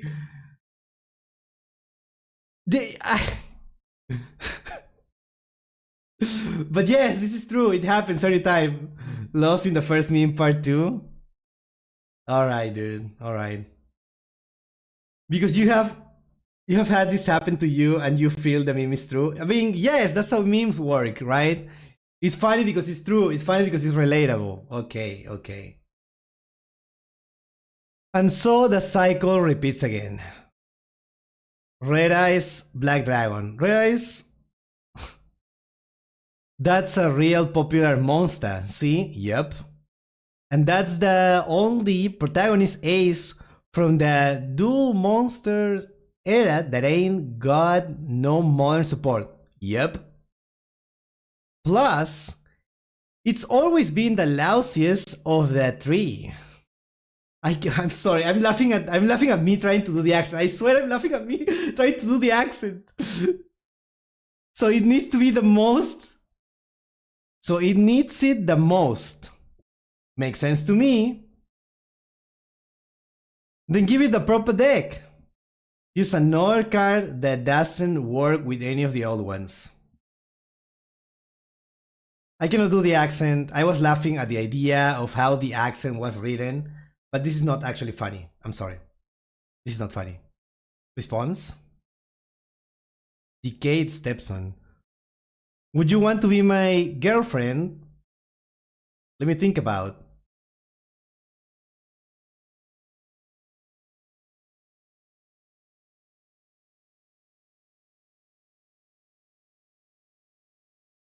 I'm not laughing. This is dumb. This is dumb. Why would it be Ash Blossom, the one that negates this? It should be something else. It should be Solemn Strike or an Omni Negate, not... Well, I guess Ash Blossom makes sense because it's from the hand, so you never expect it, I guess. Is the joke that he's searching for a girlfriend? Have you watched this movie? This is a really good movie. 500 Days of Summer, right? It's a really good movie, chat. If you haven't, we should have a watch along because it's a really good movie. And people don't get it. People still misunderstand the message of the movie. Yeah. Effect Baylor would have made more sense, yes. He pulls out Call of the Grave. This movie sucks. I guess. I don't know. I liked it. I hate this girl. See, chat, someone who didn't get the movie. Whatever. Anyways, let's go for the next meme. Said 5 pass. Is it that the dude is delusional? Yes, that's it. Like he was like imagining a whole thing. It's, you know. And he got carried away, lost in the sauce, and then he blames the girl. Yes. Anyways. Said 5 pass. Look. Yeah, I feel like this probably will be funny in the future when I know what exactly Unicraft does. I know it sets. But yeah, I assume you reveal this card and then you set stuff. Awesome. Not a masterduel meme. Konami, I don't think that word means what you think it means. Ogres in other media. Ogres in Yu-Gi-Oh! Yeah, I think this is a mistranslation, maybe? Maybe ogres means something different in Japanese? Maybe? Maybe ogres is just like a way of saying like demon or some certain kind of demon. Because they have horns, right? So maybe ogre is a... JP ogres are different? Yeah, right? They are demons. No, it is actually ogre in Japanese. Yeah, okay. Maybe not a mistranslation, but maybe like a cultural difference? Aren't they onis? Yeah, onis. Exactly. They are onis, right? Onis are different than ogres, even though they are translated like that. Yokai or oni. Oni makes more sense. So I don't think it's actually the word ogre, but I know that oni sometimes is translated to ogre, but yeah. Not funny. It's just a normal monster. Clearly, rookie's card.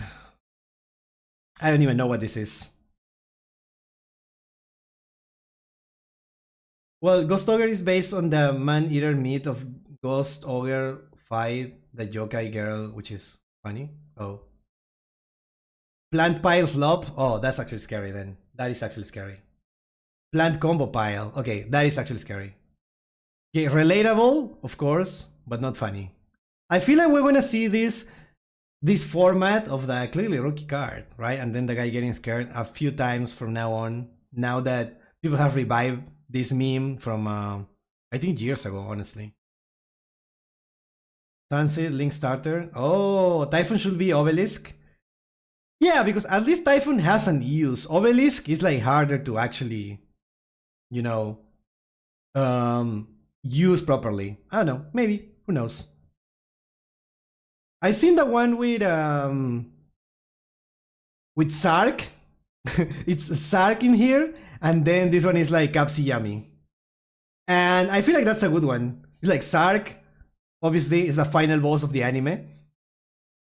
Not that like good of a card. But then it's like Capsi Yami. I feel like that's a better one. I feel like Typhon is not a better example, but maybe this is a better example than Yami. Okay, let's go for the next one. The new D hero cards makes the new hero end board look crazy.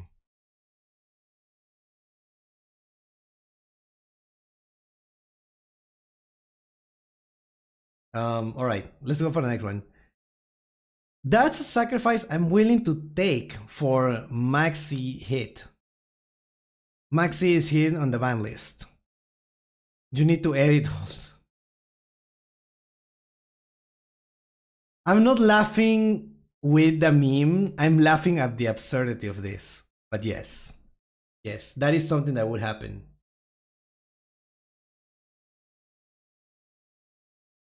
I already see it a lot. Yeah, nobody's playing Nibiru anymore. Yeah, you will have to edit all your stuff if Maxi is banned, I guess. I guess that's a... I feel like most people won't mind the 30 UR. So I don't know. Imagine if Yu-Gi-Oh! Anime Final Billion that uses Yami as their deck. They will do it as Yami with Mitsurugi. It will be like, oh, this was a Mitsurugi, no, a Yami player, but then they became bad and then added the Mitsurugi in there. Because Mitsurugi feels like a final boss archetype, to be fair. It kind of feels like a final boss archetype. Like a villain archetype. Not because of the effects, it's just like, those are like huge dragons and stuff, right? It kind of feels like something that a villain would play. But yeah. Dog in the new Drama Time episode. Did you watch it, chat? Did you actually watch Drama Time? I feel like it's my favorite type of video. Drama Time is so good. It's like when... basically the wonkers react to stories from different Yu-Gi-Oh players where there was some type of like controversy, something to discuss, so people can have different opinions about this. Like, for example, this guy who... No, actually, that's not Yu-Gi-Oh related. It's like about the price of the cards or like scams, stuff like that, right? So the new Drama Time in this episode was the dog. Well, the story was basically like this. So I'm doing a horrible job at explaining this. The story, if I remember correctly, was something like this guy joined a tournament, right? A local tournament. And he didn't want to play the meta, right? So he said, let's play Edison instead. Let's just play Edison. Let's play with the Edison deck instead of the actual advanced ruling tournament. And some people were accepting. And then he got to the finals or whatever, right? And then if someone said that they didn't want to play Edison, he would just quit because he didn't want to play in the tournament format. And I'm like, bro, why are you joining the tournament? It's so absurd, right? So Doug was with me with this. He's like, what the hell? Why do you join an advanced format tournament if you don't want to play it, if you want to play Edison? What are you doing here, right? He's ruining the tournament for everyone else. Yeah, why did he join, right? I don't know why Farfa and MBT were like on favor of this. Because they were saying, like the guy said, that if no one wanted to play Edison with him, then he would just simply not play and concede, and the opponent will win, right? But it's still ruining the tournament because there are all players playing that they don't want anything to do with Edison, right? It's absurd. Free win, I guess, and that's why they say it's fine. But there are some people getting wins when they shouldn't get them because they are playing a different game. Why the hell are you in a tournament with like this? It's absurd. It's absurd. And there were some people saying like, no, actually Doug isn't the wrong, because Doug was saying the same thing as I'm saying, right? I don't know. The mean of consensual Yu-Gi-Oh tournaments. I consent, I don't. Just because two players were like agreed to play ASON doesn't mean that is fine, right? If you want to play ASON on your own time. What are you doing in the in a tournament that is not ASON format? Farfa, I get it. He never is right about it. Well, that's personal bias. We're talking about what this is it. This case in particular, okay? We're talking about this case in particular, and I don't know, it feels weird. When you mess up your combo first turn, but your opponent forfeits before they realize your free XP? Oh, that's a meme? It's just a reaction. Okay, dude. Alright.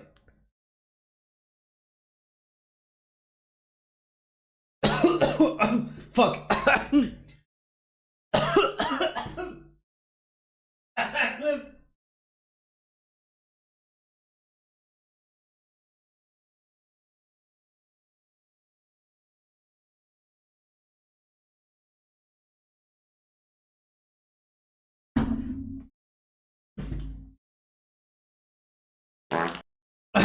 Sorry, I need water there. Okay, I'm back.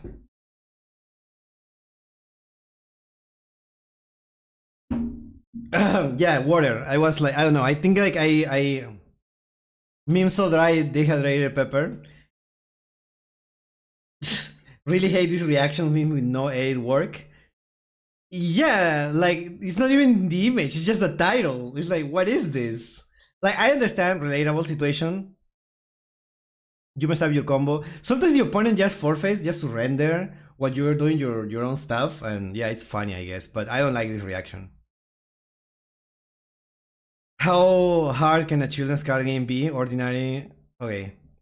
Yu-Gi-Oh is just a children's card game. How complicated can it be? Playing Yu-Gi-Oh.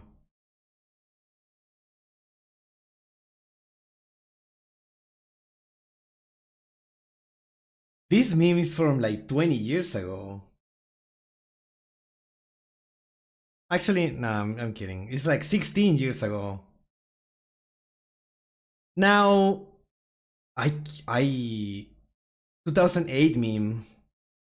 Are you a lawyer, Pepper? No, that's not what I'm saying. It's like, this is actual troll face.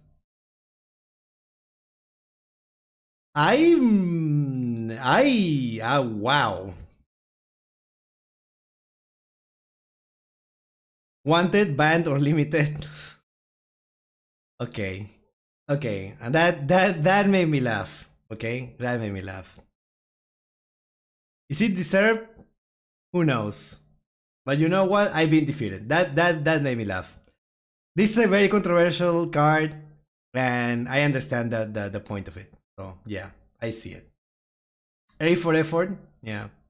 Yeah. Okay.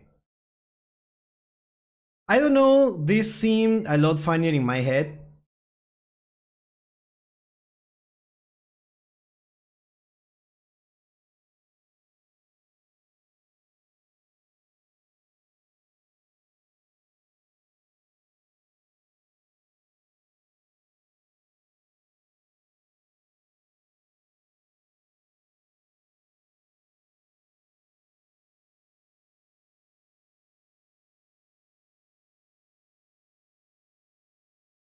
You wanna ask your own spell?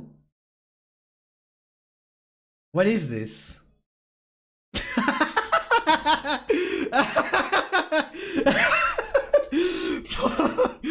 Four handcrafts and one card charter. Okay, you win this meme review, Wild. Wild, you won this meme review. Four handcrafts and one card charter. I'm gonna explode, dude. I swear I'm gonna explode. That was so good. Thank you so much, Wild. You made my day. Thank you. Thank you. Thank you. Thank you. The stream has been saved. Thank you so much. Oh my god. Okay.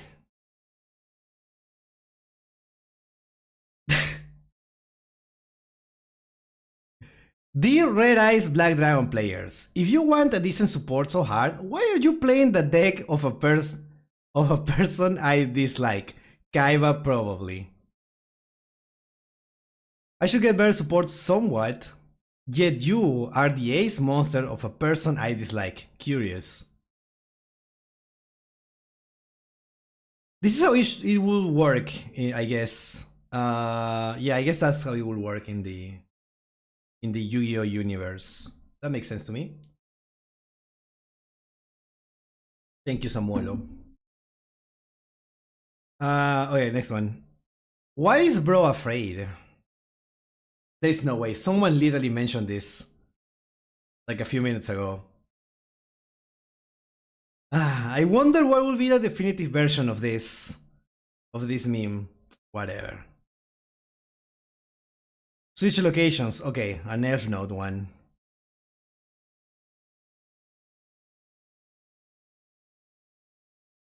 No. I meant Samuelo. Sorry, Samuel.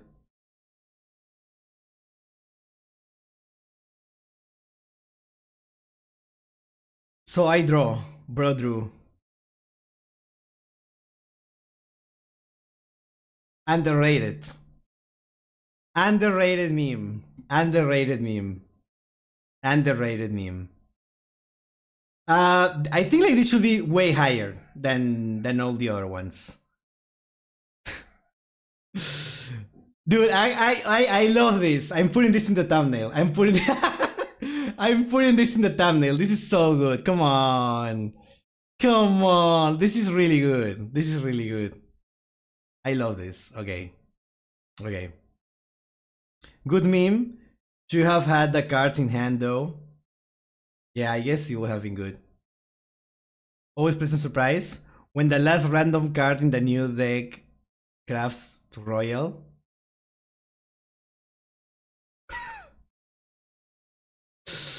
Okay, I liked it. I didn't know this GIF. I've never seen this GIF. This is an actual good GIF. Wait, I can't. This is an actual good GIF.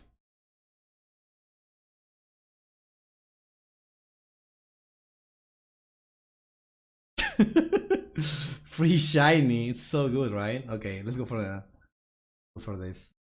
Konami giving new support to anime archetypes be like. Konami giving new support to anime archetypes. Hero, Red Eyes. Okay, well.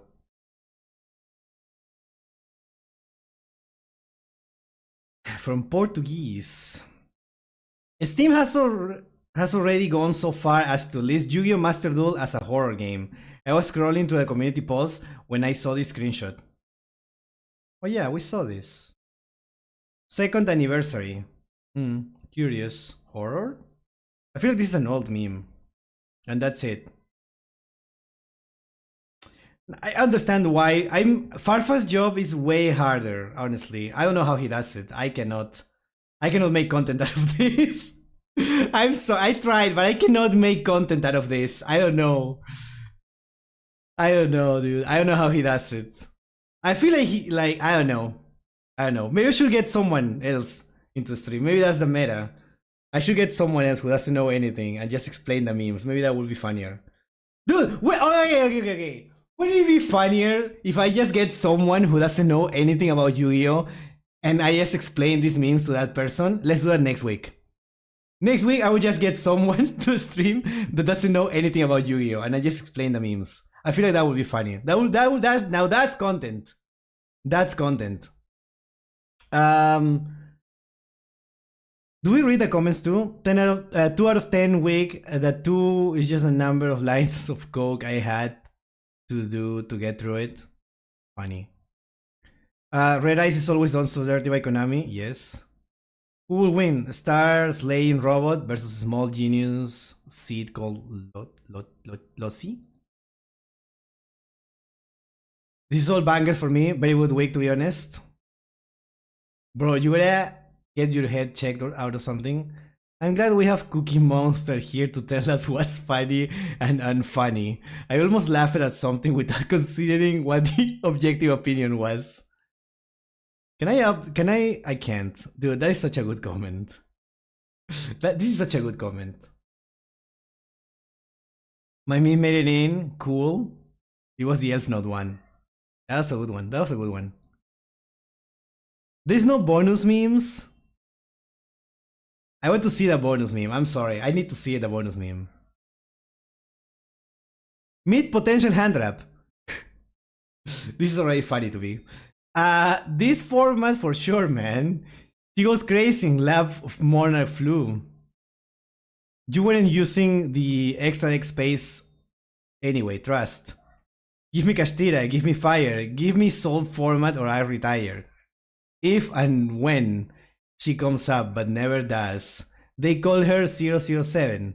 0 usage, rate, 0 tops, 0 total resolution since release. Be a niche tuner choice for Cool Tune. Get replaced by Bell and let Crackle steal my bag.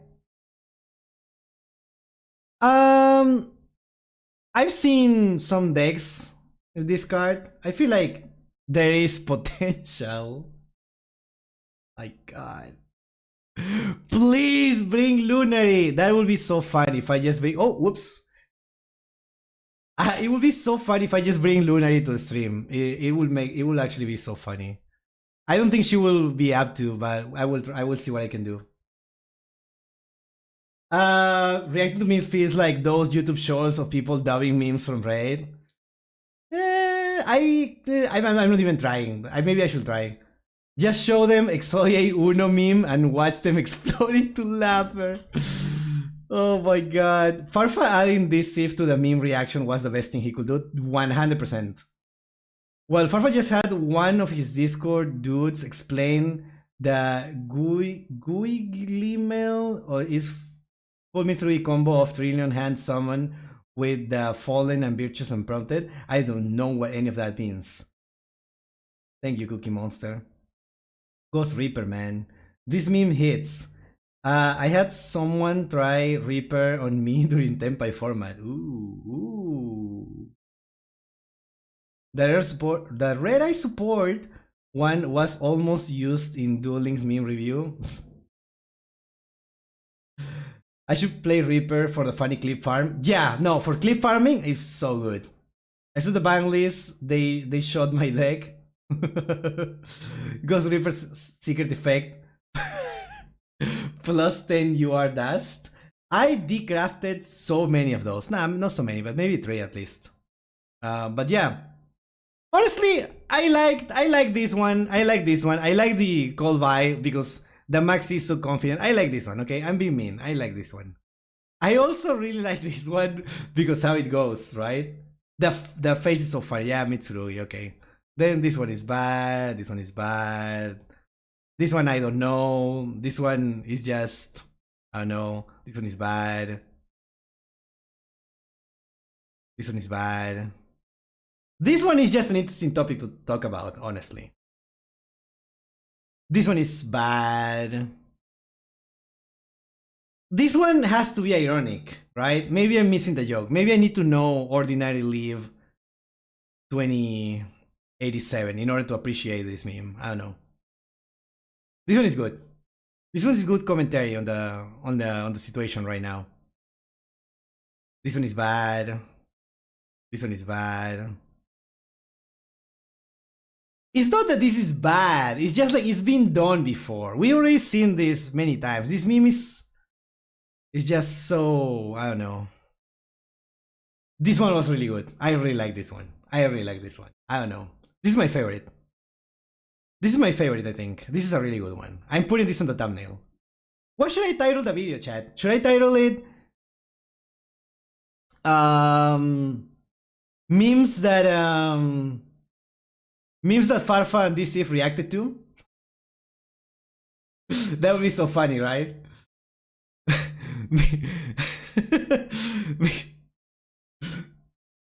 Memes that move me to the center of the monster zone. Jesus. So this is why Farfa said people can't meme. Actually, you are into something there. You're into something there. This one is also good. I really like this GIF. It's so good. This GIF is so good. I really like it. How the cat is just like there, locked in, is so funny. So good. This is bad. This is bad. Yeah. But if you were to move to the center zone because otherwise it wouldn't hurt you. I don't know anymore. I don't really know how this deck works. Anyways, thank you. I'll see you next time, I guess. Chat, it's time! Your favorite part of the stream. I know you don't care about literally anything else that we have done during this stream. You only care about this. And it's happening. It's happening. Oh my god, it's happening. It's finally happening. It's finally happening. You have eaten your TCG. You have eaten your masterduel. You have eaten your memes. It's time. It's time. But first, I need to pee. Give me a second.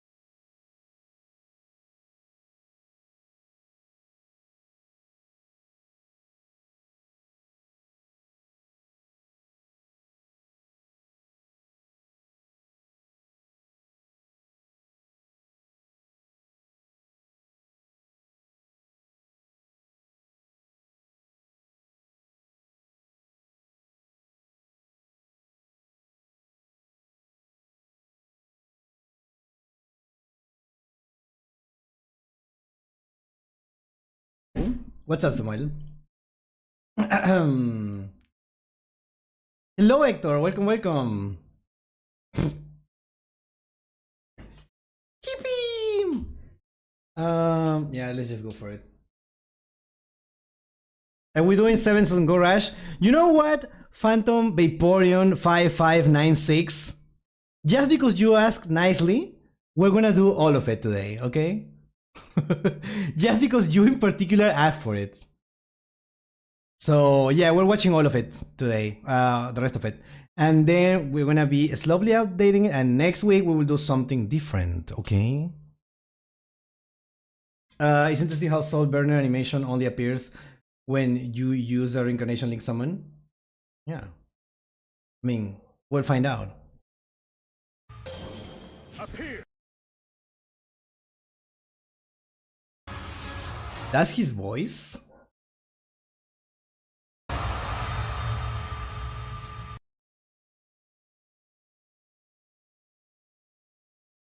It's not showing properly.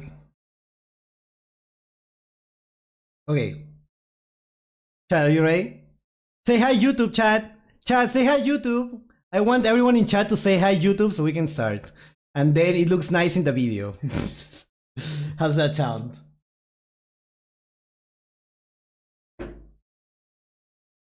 Yeah, we're professional streamers now. We're professional chatters and professional streamers.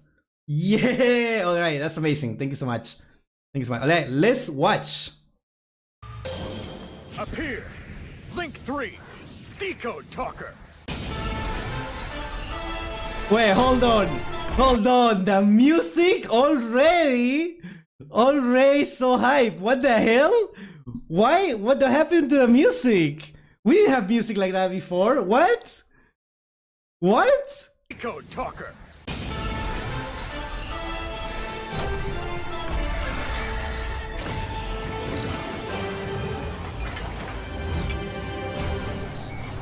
Okay, well, the music started really hype, but then at the end, it was like, you know, it's still really cool. It's still really cool. Yeah, I mean, I guess it's. Wait, hold on. I was paying more attention to the music than the actual animation. Hold on. Let me go for it again. Let me go for it again. Appear. Link 3. Decode Talker.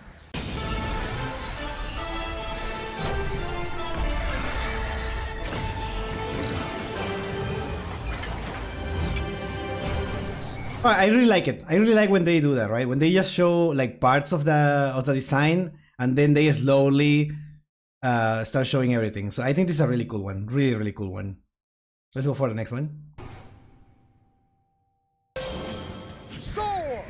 Link 4! Firewall Dragon!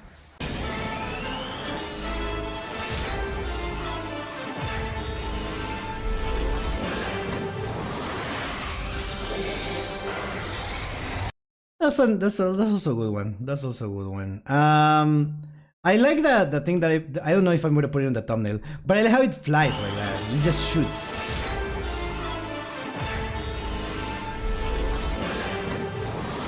Yeah, that. And the effects of like how it's you know, a computer thing, also really awesome. So yeah. I mean, I'm really sure that there is not that much to say. It's just like cool. Here's the fire that ignites life throughout the universe. I Link Summon!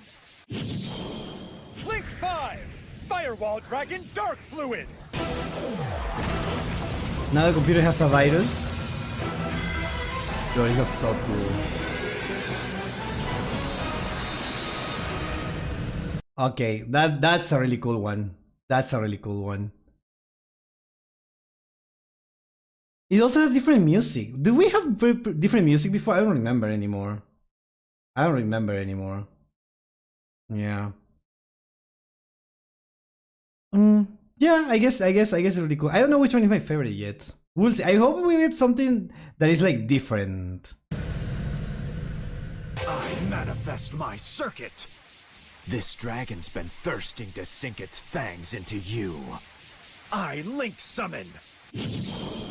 Come here, Link 4 Borrelode Dragon. Oh.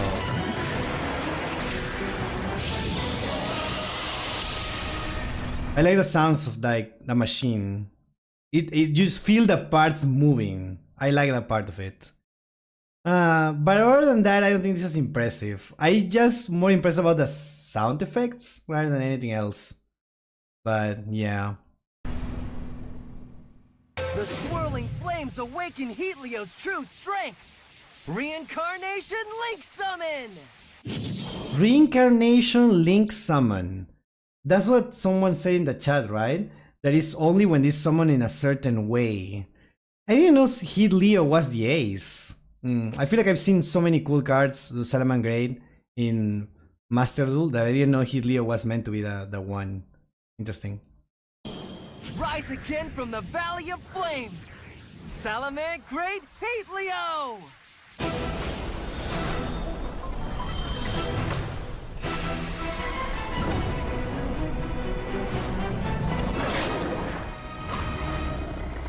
That's awesome.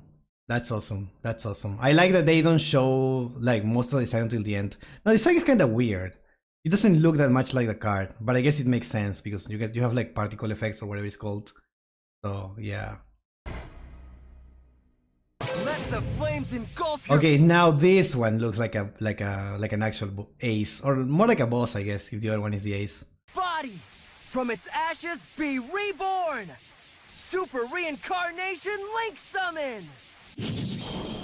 Soar! Link 4! Salamangreat Pyro Phoenix! Okay. We're already starting strong with this one. Alright, this is the best one. This is the best one. The blue fire caught me off guard. This is really cool. I really like it. Like, I'm not a Salamangreat person, but this looks amazing. I want to see it again. Link 4, Salamand Great Pyro Phoenix.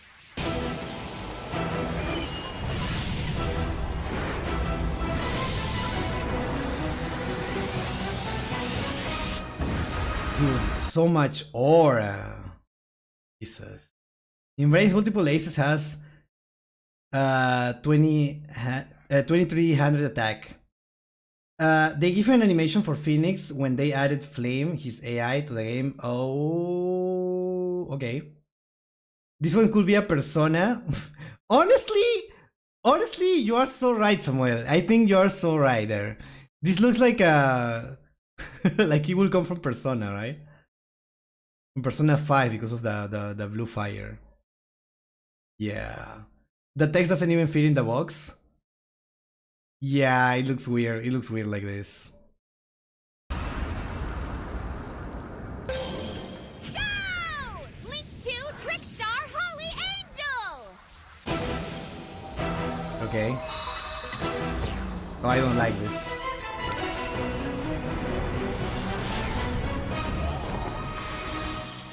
Ooh, this is my least favorite. This is my least favorite. Then again, Blue Angel, Blue Girl, Blue whatever, has been done dirty. This is not good. I'm sorry. I just don't like that it just appears there and just do poses. I just don't. It's not for me. Up here, Link 3 Altergeist Prime Banshee. Okay.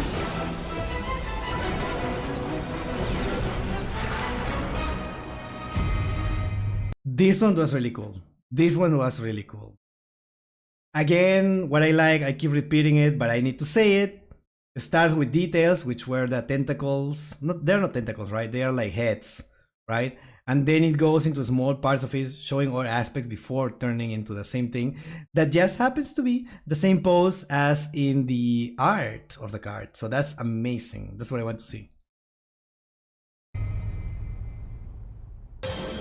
When I have this card, monster. Wait, this is the Goki player? This is you, Pablo. This is the Goki player. I didn't know Goki was from the anime. I just thought it was something that just nobody played. Interesting. Reincarnation Link is just using the same Link monster's material to summon the same, usually with a field spell. That's so weird. Pablo reveal. Yeah, Pablo reveal. With 5 losses in the Yu-Gi-Oh! Most losses video, yeah. Yeah, but probably nobody cared about him. Yeah, I feel like I've never seen this guy in anything, because I feel like I've seen Revolver, I've seen like Soul Burner, and obviously Playmaker, Blue Girl, and Ghost Girls in profile pictures and on there everywhere, but never seen this guy. Monsters lose attack points equal to their defense points. Appear, Link 3 Goki the Great Ogre. Okay. Wait.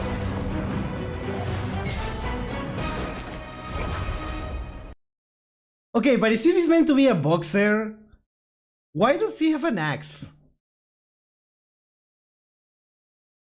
I want to use them with Dino Wrestlers. Keep dreaming. If he's a wrestler... Oh, it's not a boxer, it's a wrestler. Okay. Okay, I guess a wrestler could use an axe. I guess, yeah, okay, my bad. I guess that's something between the realm of possibilities. A wrestler using an axe? Sure. Yeah, my bad. Sorry. The boxes were the other archetype, but yeah, those were the other archetype. Not sure what they will show the ring. If then the monster will be in the air. Yeah, exactly. He's a fake entertainment wrestler. Yeah, that's what wrestling is. The axe is a prop from the entrance. Ah, okay. You know what? I can see that. Japanese wrestlers, like that Italian wrestler video. Oh yeah. Battling Boxer vs Sugoki. I want to see that. That sounds about right. Yeah, okay. Well, that makes sense, I guess. Here comes my Link 3 Tindangle monster. Tindangle is from the anime? Tindangle. And this is the most normal guy ever. Cute Cerberus. Okay.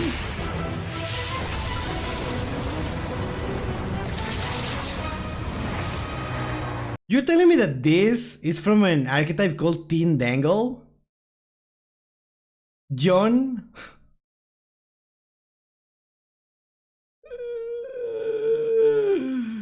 Angel of the Bible?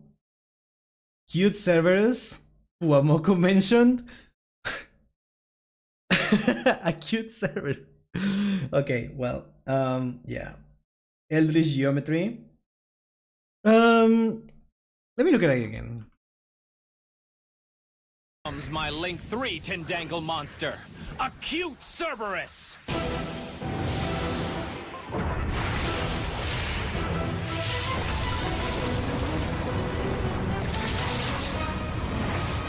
I feel like this. I feel like this is perfect. I feel like this is exactly the type of things that I like. It's just like I don't vibe with the design, but the presentation of it is really cool. How they start with a door and then it goes into the they slightly open the little things. I don't know what it's called. It looks really cool. It looks really cool. Yeah. Apparently there is a Lovecraftian story called House of Tindalos or something like that. Yes, that will make sense. All right, let's see the last one, I guess. Rise before me. Wait, this is another normal guy, kind of normal, I guess. And is the plant thing, the plant slope final boss? Link Force on Avalon Trentier.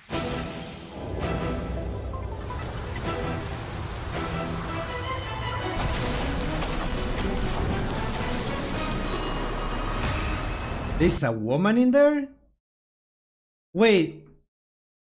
What's with the bridge? I guess this is a bridge, right? I'm sure this is like, this must be a callback from the anime, right? There is a bridge involved probably, but like, or what? Is it part of the card? I don't see the bridge being part of this. The bridge is a reference to his duel. Okay, it's a reference to the duel in the anime. Okay.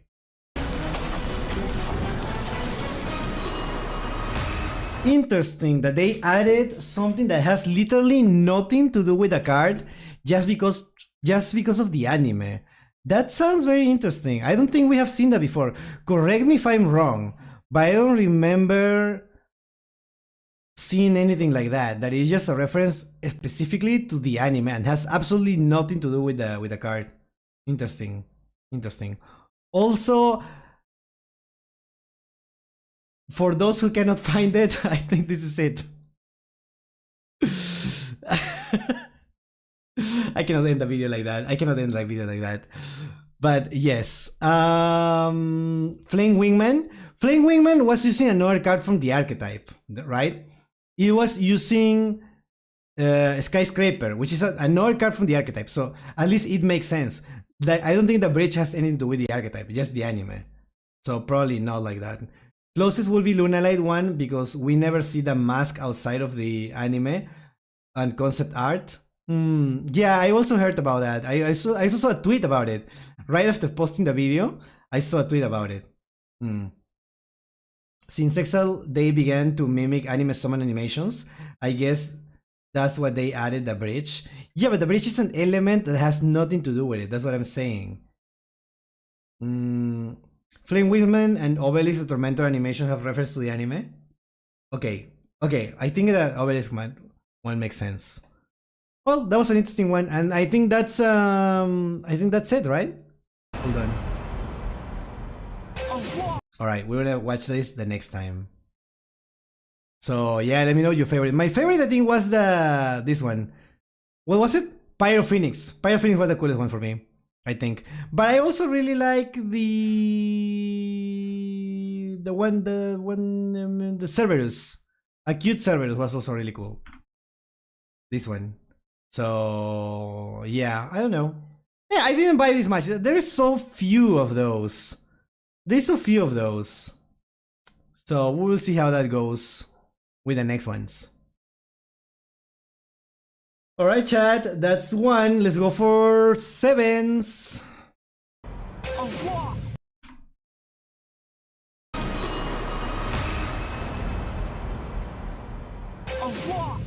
A mountain! Not even a planet can block my way! Nothing will stop my road to victory! Seven's Road Magician! I really like the energy. I've never seen anything from this anime, but I really like the energy of this guy.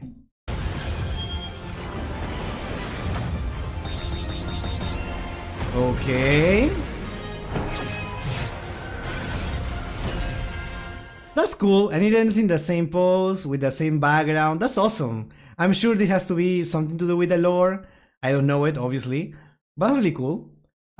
I like that since this is from Rush Duels, it also has the stars different. That's awesome. I like that. I like that. I like that. I like that. Magician holding sword. Yeah, well, I don't know. It has 2100. Huh? Not 2500. Well, this is a different game, so I guess. A planet! A galaxy! Not even the universe can block my way! Nothing will stop my road to infinity! I fusion summon! Master of the Seven's Road! I've never seen this guy in my life.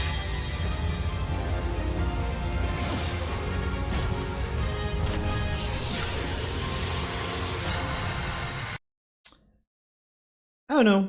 I don't know. Let's watch it again. Hold on. Let's watch it again. Summon! Master of the Seven's Road! Start with the sword.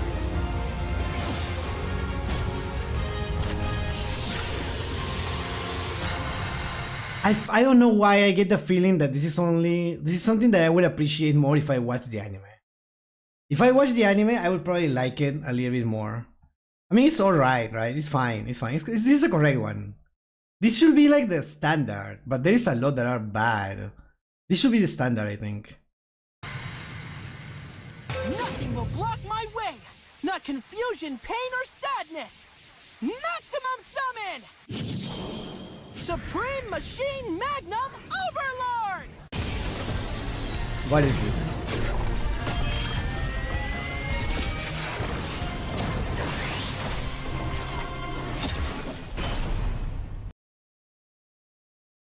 A mecha. I guess it's like Power Rangers, right? Like it's different ones getting together. I had no idea this was a thing. I've never seen this. Looks alright. Looks alright. I don't buy with the design. 7 stars collide to burst into a supernova!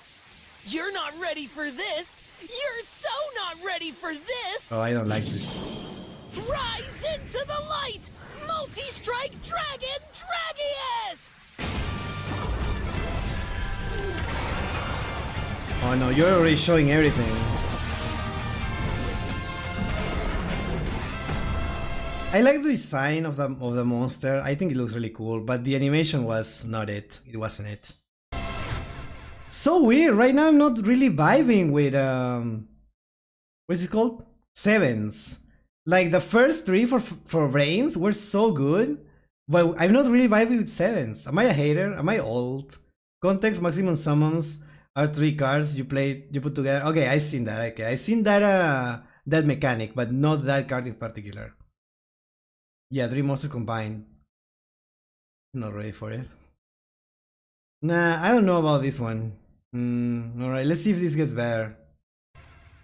When the darkness threatens to overwhelm all that is just, this general rises to stop it in its tracks. Come forth, Yami Ruler, the Dark Delayer! Yami Ruler. Oh my god.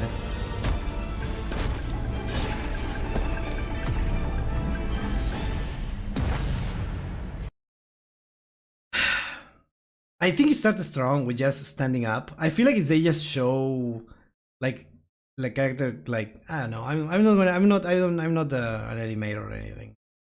I really don't know. I just don't like it. I'm sorry. This is the first time that I'm being a hater, I think. I feel like this is the first time that I've been a hater since the first one, when I was a little skeptical. Are you ready to get amped up? Prima Guitarna, the shining superstar, is here in Duel Links! What? What? What, we're breaking the fourth wall with this? Or what? What? Prima Guitarna, the shining superstar, is here in Duel Links! Excuse me, it's here in Duel Links. Alright, this could be like a huge disappointment or the best thing ever, no in between. Because you cannot introduce a character like that, right? And I feel like usually the cute girls or whatever in the art has a bad track record of just showing everything from the start and not making anything interesting with it. Seven's characters are aware of the Duel Links game in part of the Duel Links lore.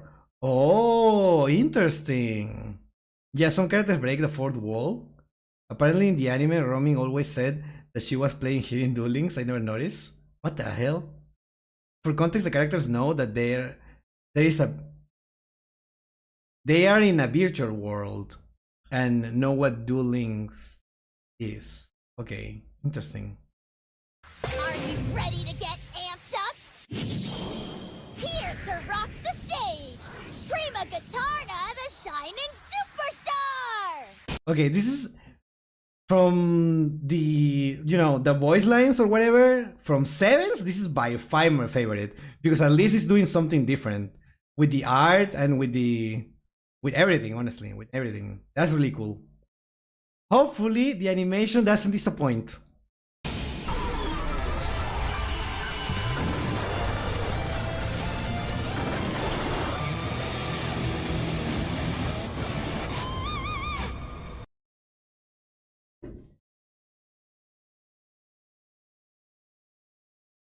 Prima Guitarna, the shining superstar!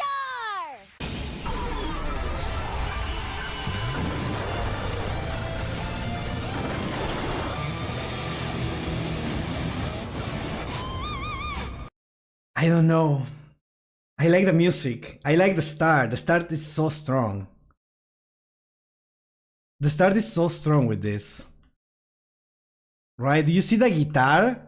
Focusing on that guitar and the symbol that I assume means something. Right? We focus on it goes up really cool, and then she just appears there. That's really awesome. Until here is really cool. That also so cool. Just jumping to catch the guitar. Really, really, really cool. And then what happens? Here is also cool, but then they just show the whole thing, right? And the design is not that interesting. That's the thing. Like, maybe if the design were more interesting, it would be cooler, but...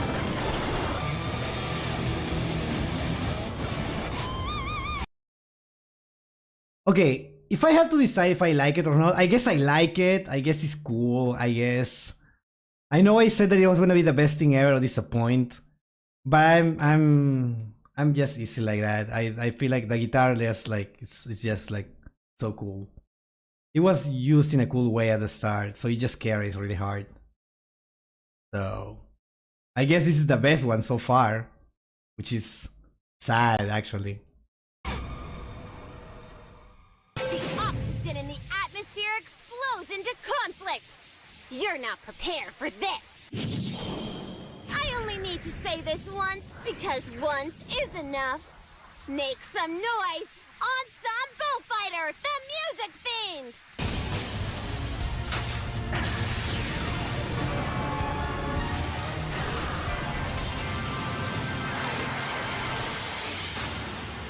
This is everything that I dislike about music archetypes. For those who know me, like I always complain about this. When they just make like robots and they just add like, oh yeah, the most basic elements that you can get. What are these called? Trumpets? And the keys from the piano or whatever. Discount Orcus. I also don't like Orcus. Orcus looks way better though. Like I don't like Orcus, but Orcus is like so much better than this. That's why I was really hyped when I saw Cool Tune, because they are like DJs and they focus more on the music production, like actually like making track records. That is so much better than they always do. They always do the same thing. They include like the most basic stuff about music, plus the instrument in this. And this, I think this is ass. I'm sorry. I'm a hater today. I'm sorry. I'm a hater today. This party is about to go. Oh my god. Is this who I think it is? I think. Wait, is this the one card that gains? Yeah, it's the one that gives LP, right? But now she's like dressed all fancy. What the hell? What? That's so cool. I didn't know that was a thing, and I had no idea that a character would use it. Wait, this could be the best thing ever. Yes, there is multiple versions of her in Rush. Dude, oh my god. Crazy! From the driving disco. This party is about to go crazy! From the driving disco comes the queen of the boogie beat. I wasn't expecting this design for the character. I was expecting something completely different, something with that similar outfit, right? Similar vibes. But what is this? Okay.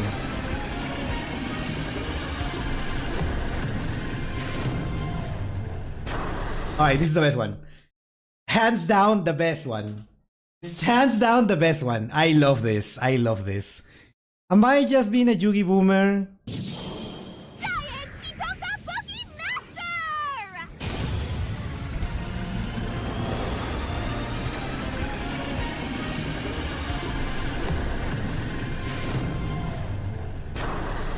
Am I being a Yugi boomer? Am I biased? Am I biased? This is the best thing ever. She has a child.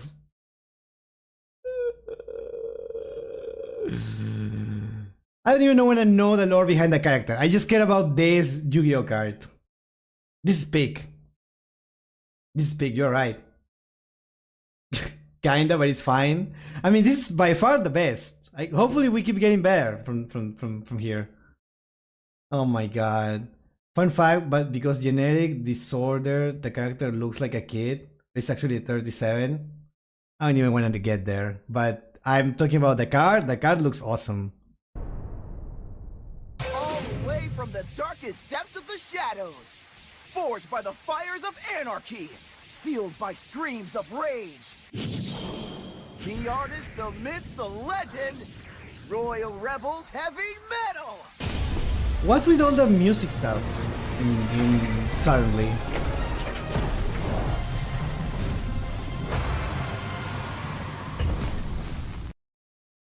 The design is kind of cool, but I don't vibe with the animation. I don't know.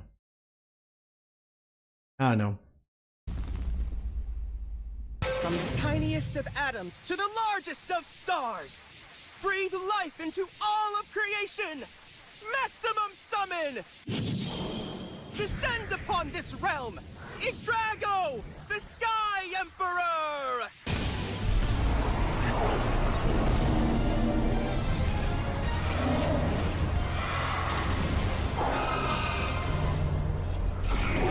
Alright, this is much better. This is the type of quality that I expect. It's fine.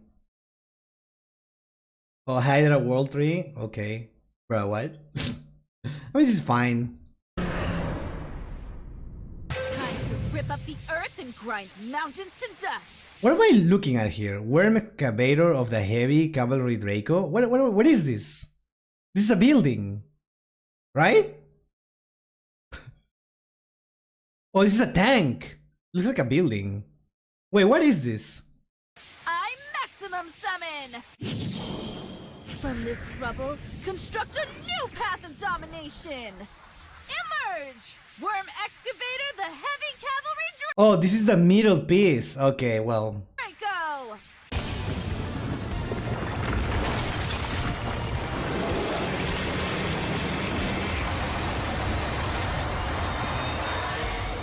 Jesus Christ. Wait, I need to appreciate this. I think this is the best now. Excavator, the heavy cavalry Draco!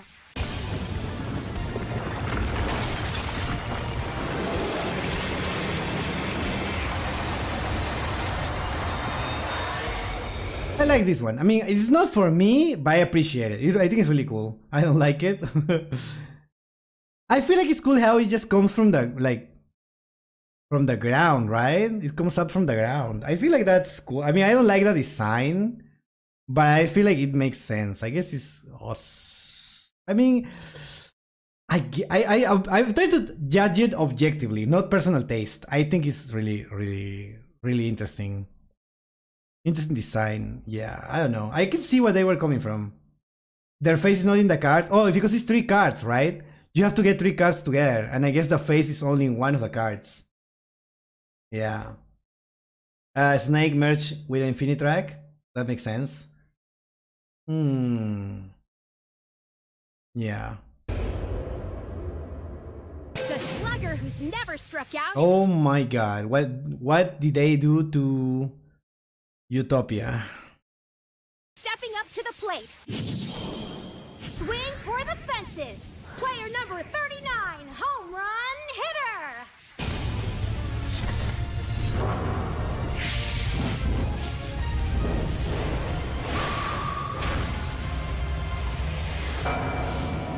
Why is this good?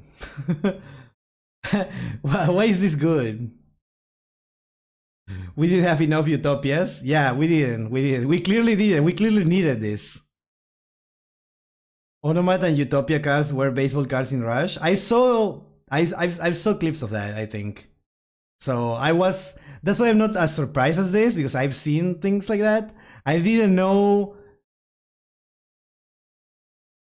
it was gonna be like that in Duel Links. Also, I like that it's player 39. That's awesome. That's awesome. Fun fact, home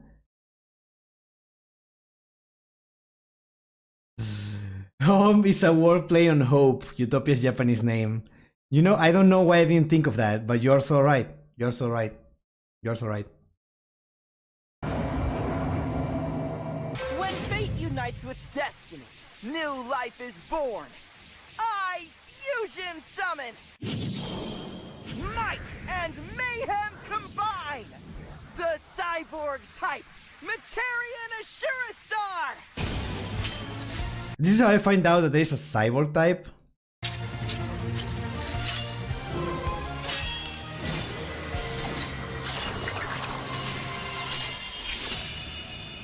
I hate that design, but I guess that's it, right? I guess that's it. Hold on. Is the next one for The Celestial Star. Oh, okay.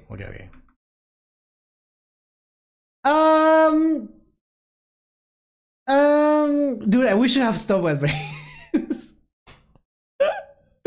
We really should have stopped at brains. I don't know. I don't like most of this. I don't like most of this, honestly. I'm for the memes, honestly. I'm gonna go for this. This was just so unexpected for me, and I really like it. Other than that, most of them are just correct.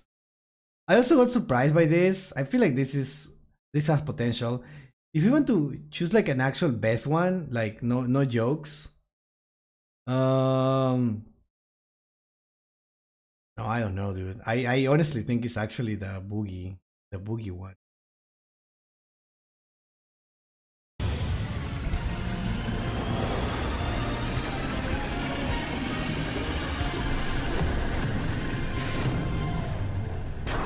It really is this. This is actually the best. Baseball Utopia is peak. But it's not real, it's a joke. I think this is the one for me. Yeah. I'm sorry. I'm sorry. I'm sorry. Let me know if I'm wrong, chat, because I don't buy with this. The ones from 7, like, not even that is. I hate the designs, but I'm trying to be objective and think about the animation. The animations are also not that good. Waiting for Jersey Devil. Oh yeah, wait, is that in this? Is that in this? Hold on. Okay, well, let's go for the next one. Let's for the next one. Let's for the next one.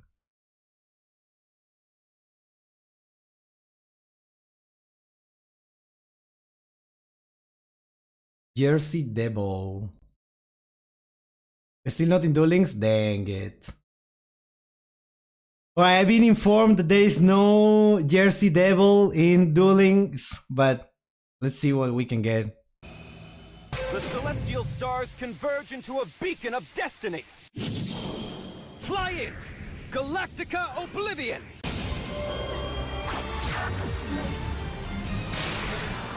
Okay.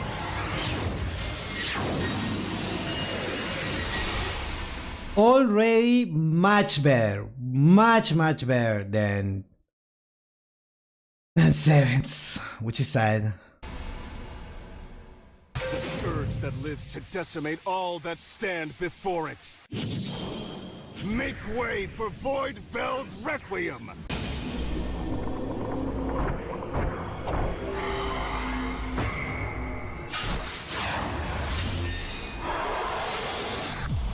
Alright, now we're talking. Now we're talking. Like, this already carried so hard, so far beyond whatever happened in 7s. Now, this is what we're talking about. Join with heart. Join with courage. Join with endless power. Join Tech Rex. Join with heart. Join with Huh? courage. Join with endless power. Join Tech Rex. Characters play the same thing.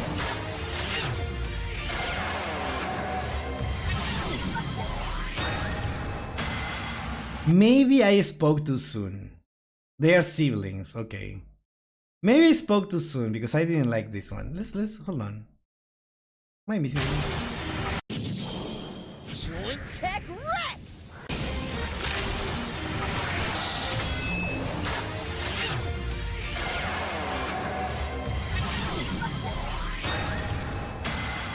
I guess it's alright. It's alright. Data surges wirelessly into an ocean of electrons.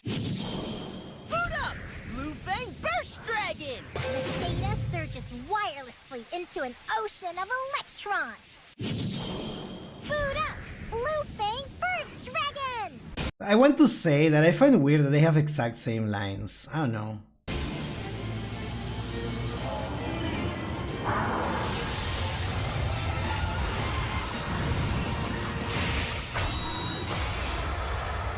Ooh, this looks it looks so naked. This just looks naked. Look at it. Don't you feel like it's missing an armor or something? This it looks like a toothpaste dragon and it's naked. Bluetooth dragon.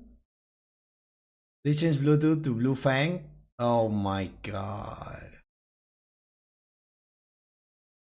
Blue naked dragon? Don't look at it. It's alright. Emerge from the circles of lore to bring the flames of yore. Roar! Chemicalized salamander! Hold on, I really like this comment. It's like it's like I'm not wearing anything at all. Yeah, I'm so sorry.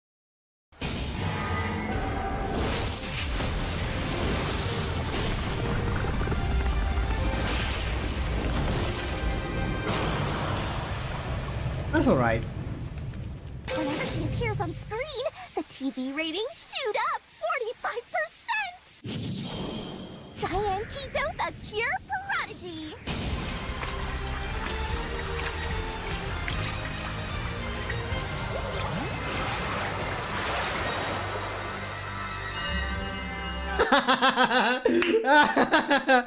Thank you for showing us AI Land, dude. Subscribe right now. Thank you.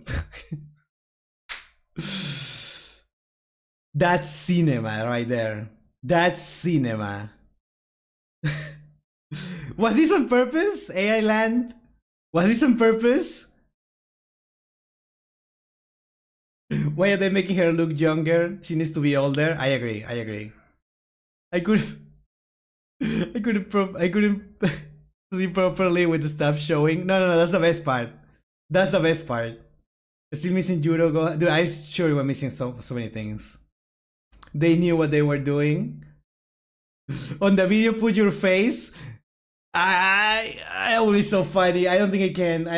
This is too funny. Oh my god. Okay, well, I guess we're done. Yeah, I don't know. I guess these were better than 7s. There is so few. I feel like we saw more of the chanting or whatever rather than the actual animations. They are fine, I guess. If I have to, well, this is the last video, right? So I have to say something. Thank you everyone for for watching this with me. I had a lot of fun going to the different animations, more about the aces rather than anything, and the voice acting was really cool. And I know some of you don't want the English one, so we're gonna watch more in the Japanese version, okay? And then we're gonna decide, now that we know everything and there is no recency bias, we're gonna watch everything again and make a tier list, okay? We're gonna make a tier list now. We're gonna make it, we're gonna rewatch everything in Japanese so we have a little bit of something to talk about, but also making a tier list, okay? That's what we're gonna do. And we're also gonna watch the ones that we're missing, okay? I'm gonna watch the ones that we are missing in a video. It's gonna be a little longer, okay? It's gonna be a bit of a longer video. So yeah, thank you so much for watching this with me, and I hope you like it. I hope you like and subscribe for that video. So yeah, thank you.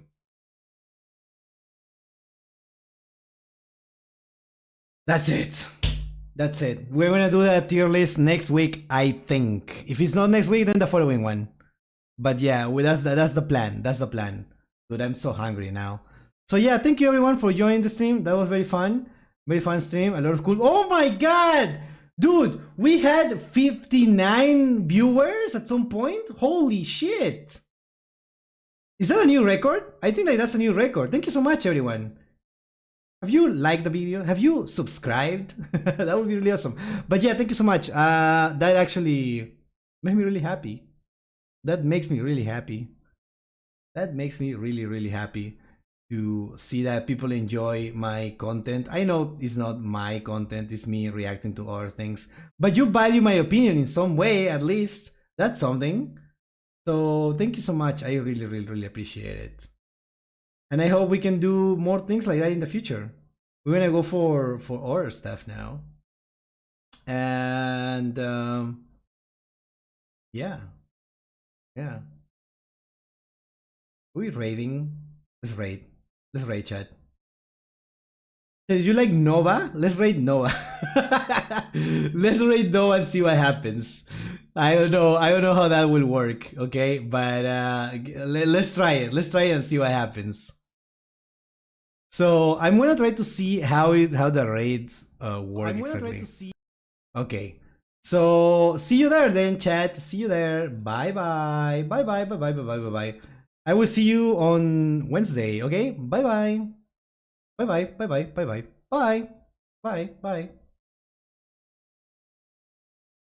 Wait, hold on.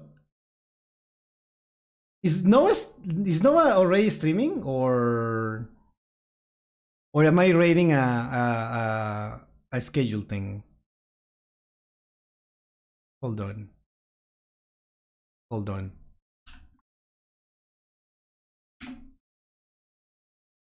Yeah, she is. Okay. Then see you there. Bye. Wait, what is it? Alright, bye!